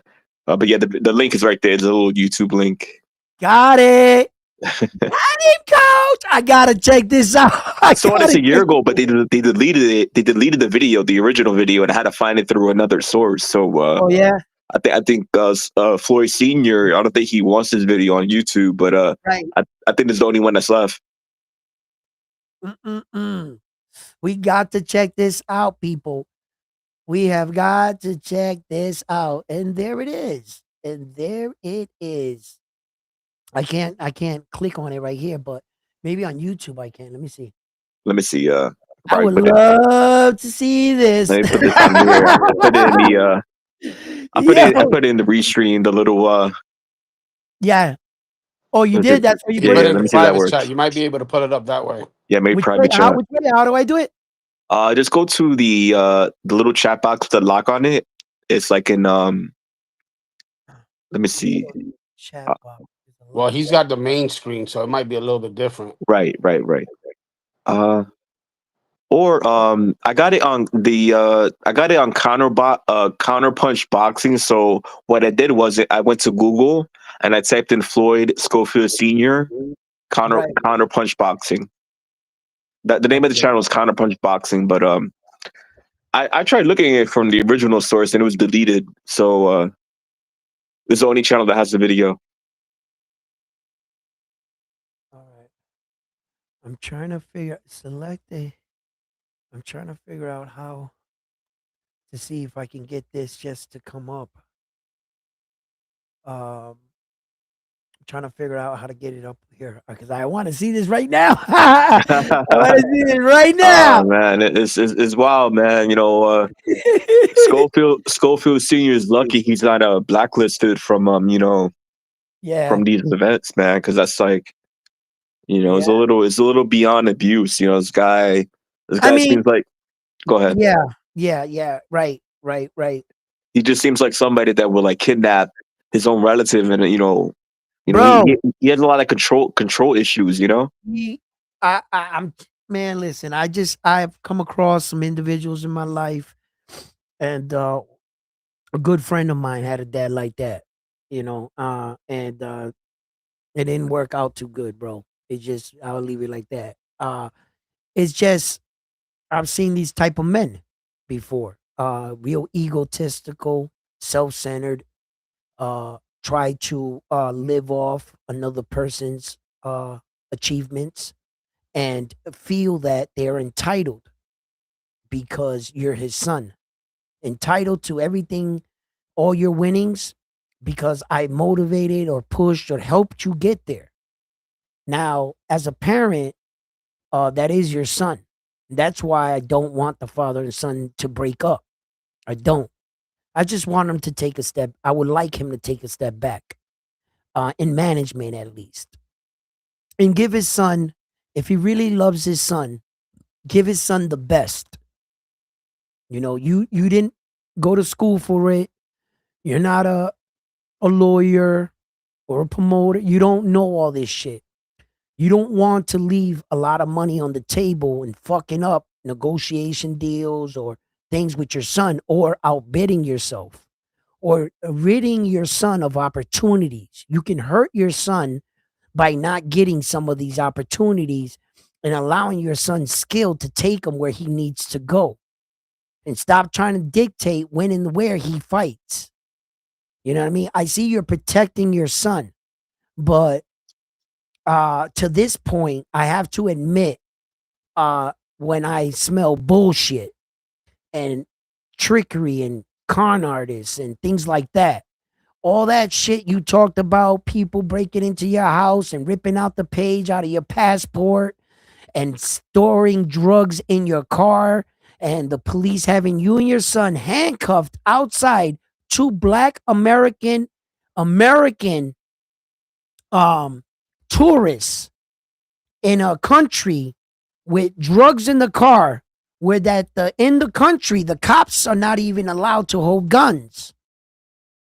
So the tow truck driver came up, put his hand on the hood of the car and said, "What? Guess what? This car is ice cold. It has not been moved. These guys have been set up. Let them go." So the tow truck driver determined to let the cops take the handcuffs off of you.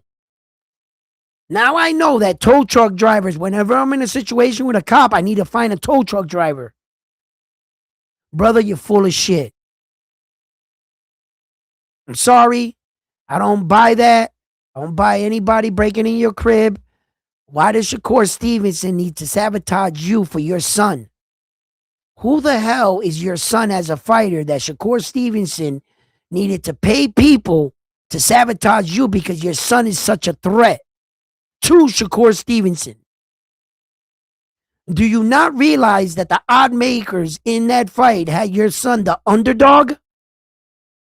They didn't believe he could win. But all of a sudden, the better fighter that the odds maker deemed was going to win, he has to cheat you out of the fight, poison you.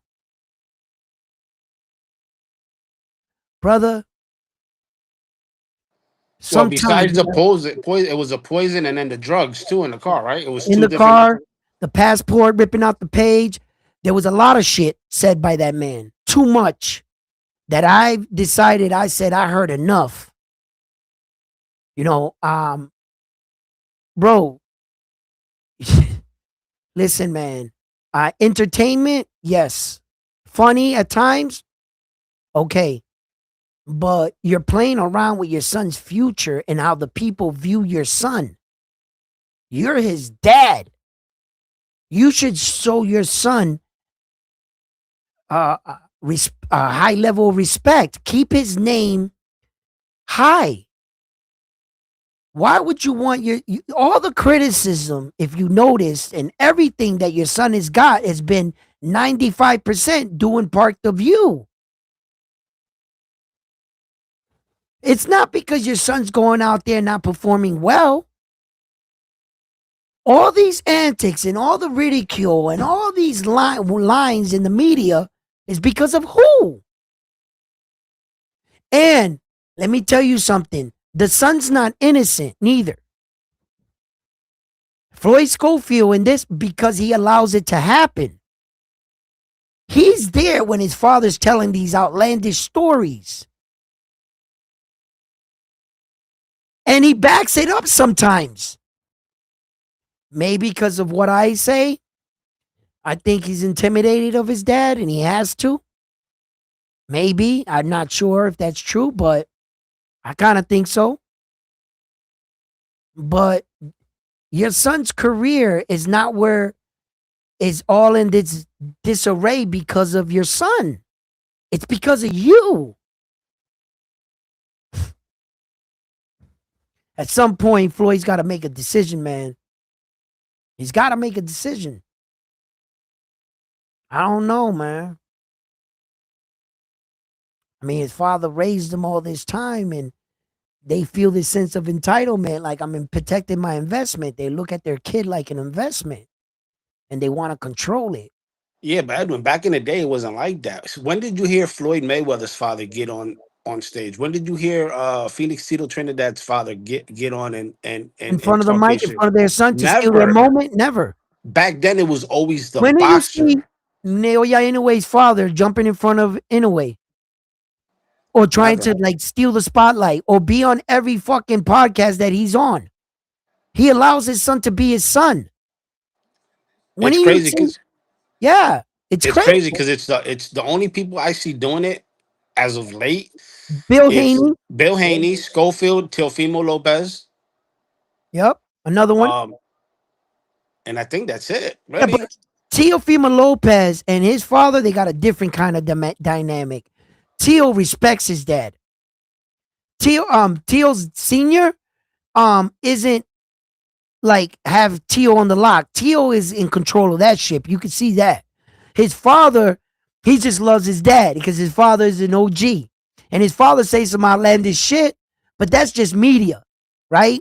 His father wants to always be in control of his son with the coaching. His dad, Teal's dad, he doesn't want to give up the helm. And that's the little thing with them. But, you know, relationship wise, Teal's his own man though. You know, and with Devin is the same thing. Devin's his own entity with his dad. His dad has a big mouth sometimes and says outlandish shit, but that's media, promotion, and shit like that. He makes a lot of big outlandish claims and he tries to be in front of the camera like his son. And Bill has that sense of entitlement, like he thinks he's a superstar in a way. And he really is not that. But make no mistake, Devin Haney's driving that ship 100%. And Floyd Schofield's driving the car. And Floyd is not even in the passenger seat. He's got him in the back seat with his seatbelt on, like a little kid In a booster seat. in a booster seat. Yeah, That's bull rider. their Danny Garcia's relationship. dad was classic. Yes, he It's way was. different. That's the kind of like Oscar De La Hoya's pops. He was a fucking drill instructor. Floyd got away from his dad, uh, but Floyd's dad was good for Floyd. He was. Floyd's dad made Floyd though. Without Floyd's dad, Floyd doesn't be the fighter he is today.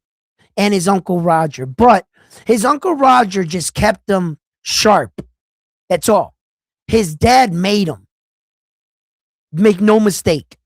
By time Roger started working with Floyd, Floyd was already established as a fighter. He had already learned what he was going to learn. You got to keep him sharp.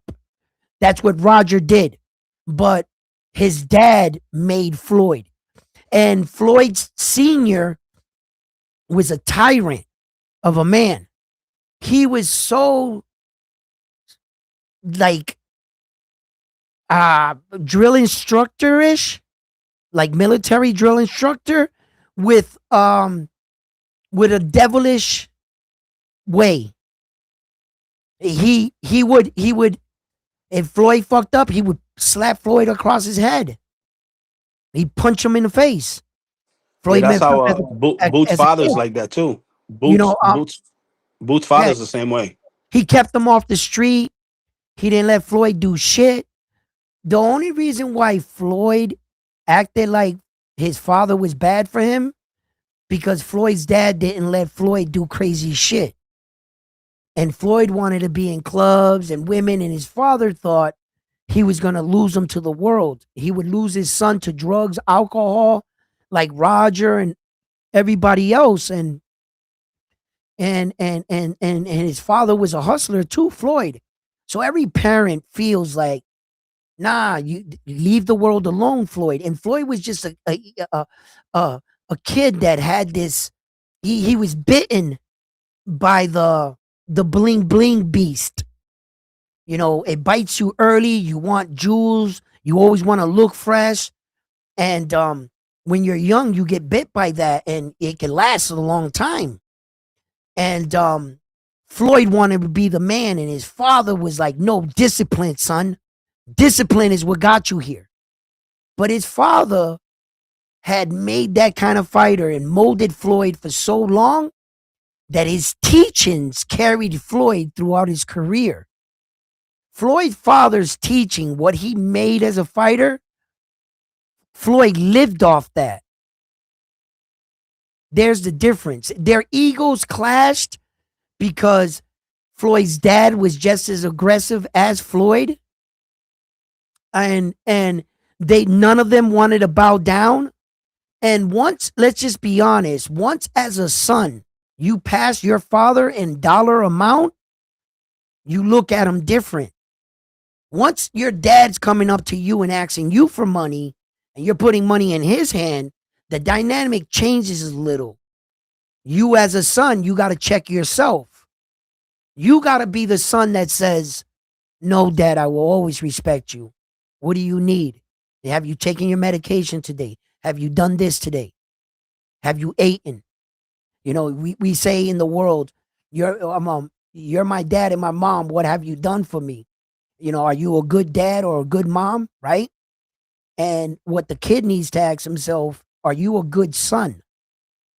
Are you a good son or a good daughter? Do you check in on your parents? Do you go grocery shopping for them? Do you pay their bills? Are you a good son? You know, the son's always looking at the parent like, you're the parent, but at some point, you're going to have to play the role of the son. So it's up to the son to not allow that to drive him inwards.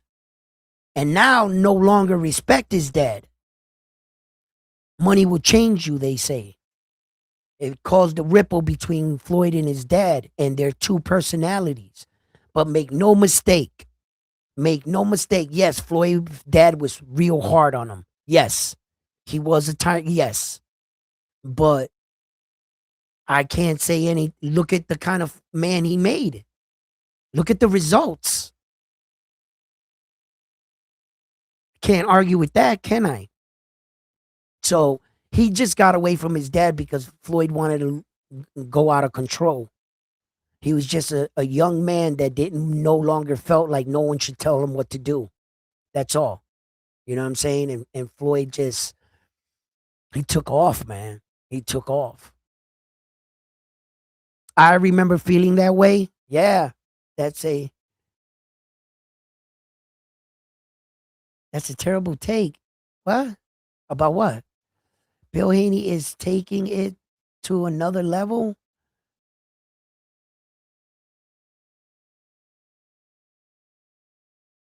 Oh, I'm reading everything backwards. Okay. Keep going on. Yeah. No,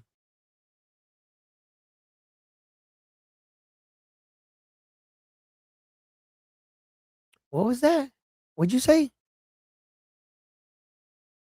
I'd play Money by Pink Floyd when I knew. What is this guy doing? Yo, but look, no matter the dynamic of the father and son relationship, you have to, as a father and a son, you know, sometimes step back and assess it. And is it a toxic relationship? Is it a healthy one? Is it just a relationship where that you have outgrown where your father got you, and you and your dad need to sit down and notice that you have gotten in a position where he no longer can, he took you as far as he can take you. Now you need to get professional. That's where most fathers and sons need to be. As far as Bill Haney managed artists, music artists, and in fact, you know, him and his little endeavors of promoting and managing and signing contracts, didn't that land him in jail? Didn't he go to jail for that? So he gets out and he starts to do it again and manage his sons. But you got to admit, Bill Haney has been there every step of the way with Devin Haney. So as soon as Devin Haney got to the point, you know, you can see it where Bill Haney on multiple interviews has already addressed the matter and said, no, Devin Haney's driving this ship. He allows me to manage him. He allows me to do this, but this is DHP. This is Devin Haney promotion. I am his father. For all the shit talking he does, you gotta read through what Bill say, the truths behind his storytelling. When it comes down to it, he allows the world to know that this is his son's business, not mine. This is his son's doing, not mine. Although Bill loves the spotlight and he likes being in front of a camera, at least he's honest. In some situations, I have a little concern. Now, I said a lot about Floyd Schofield and Floyd Schofield Sr., and rightfully so. The man is not here to defend himself. So I'm always going to say what I said was hypothetical and out of my opinion. It came from me. If on the day he ever wants to come up here and talk to me, we can talk. No problem. Talk like men, right? But I feel that if you love your son the way you claim you love him, it's time to realize I've taken you as far as I can go. You're going to need real management, real promotion. And what Schofield is doing is is a good thing in a sense. He's banking on himself. The problem is, just like in the movie The Fast and the Fury, you hit the Nas too early, my boy. Way too early. Your son is not even established as a boxer. He's technically a small contender. And you hit the Nas now? You're trying to come in the game and what? Do what you must have bought into the fact that you don't need these big promotional companies. You don't need belts for millions of dollars.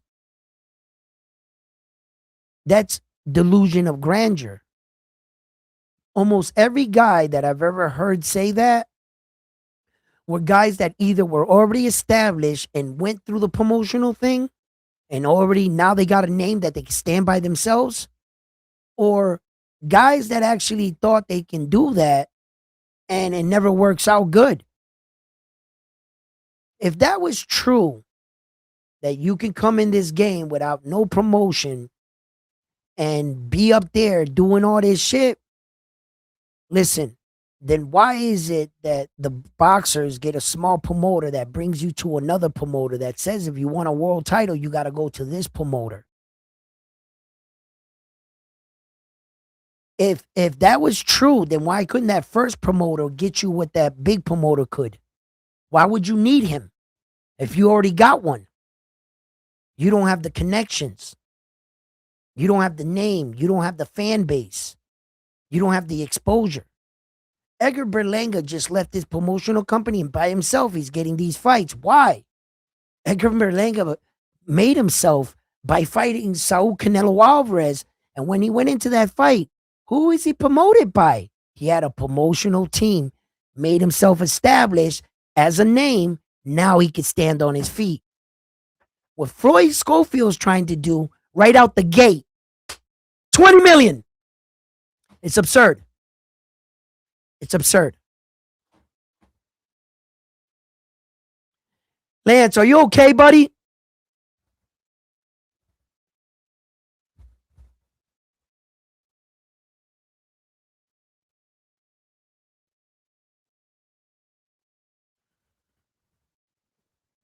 Wow. Somebody check on Lance. Check on Lance. Make sure he's okay. Yo, Lance, my man, you crazy. Listen, fight fans, we've been on for a long time. Thank you for tuning in here, locking in here at Round One Sports TV. Please don't forget to give the videos a like. You know what I'm saying? And to my boy Hugo that didn't make it today.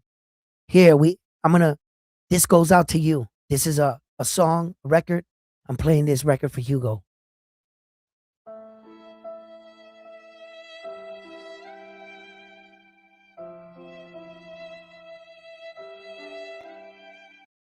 There you go, Hugo. That's for you, my boy. Listen, stop crying. Yo, Hugo. Listen. You're my man, bro. But you guys are going down, bro. You guys, you know what I mean? You guys are down bad right now. You got to come up here, you know what I'm saying? And, you know, Viva Mexico. You know what I mean? Somebody got to do it. I don't know, man. You ain't representing. He actually missed his day at work. You know what I'm saying? He didn't, no call, no show. You might be fired, homeboy. Listen. Yo. Hey, yo, Hugo. He needs some milk. Yo, listen. Anyway, if he was up here, it'd be more like. Yeah, blah, blah. It'd be like. Yeah, blah, blah. And then I have to be like. Yo. Yo, my fans, love you guys. Love yourselves. And I'm on to the next one after this one here at Round One Sports Talk. You guys been the best. Give the videos a like. Subscribe to the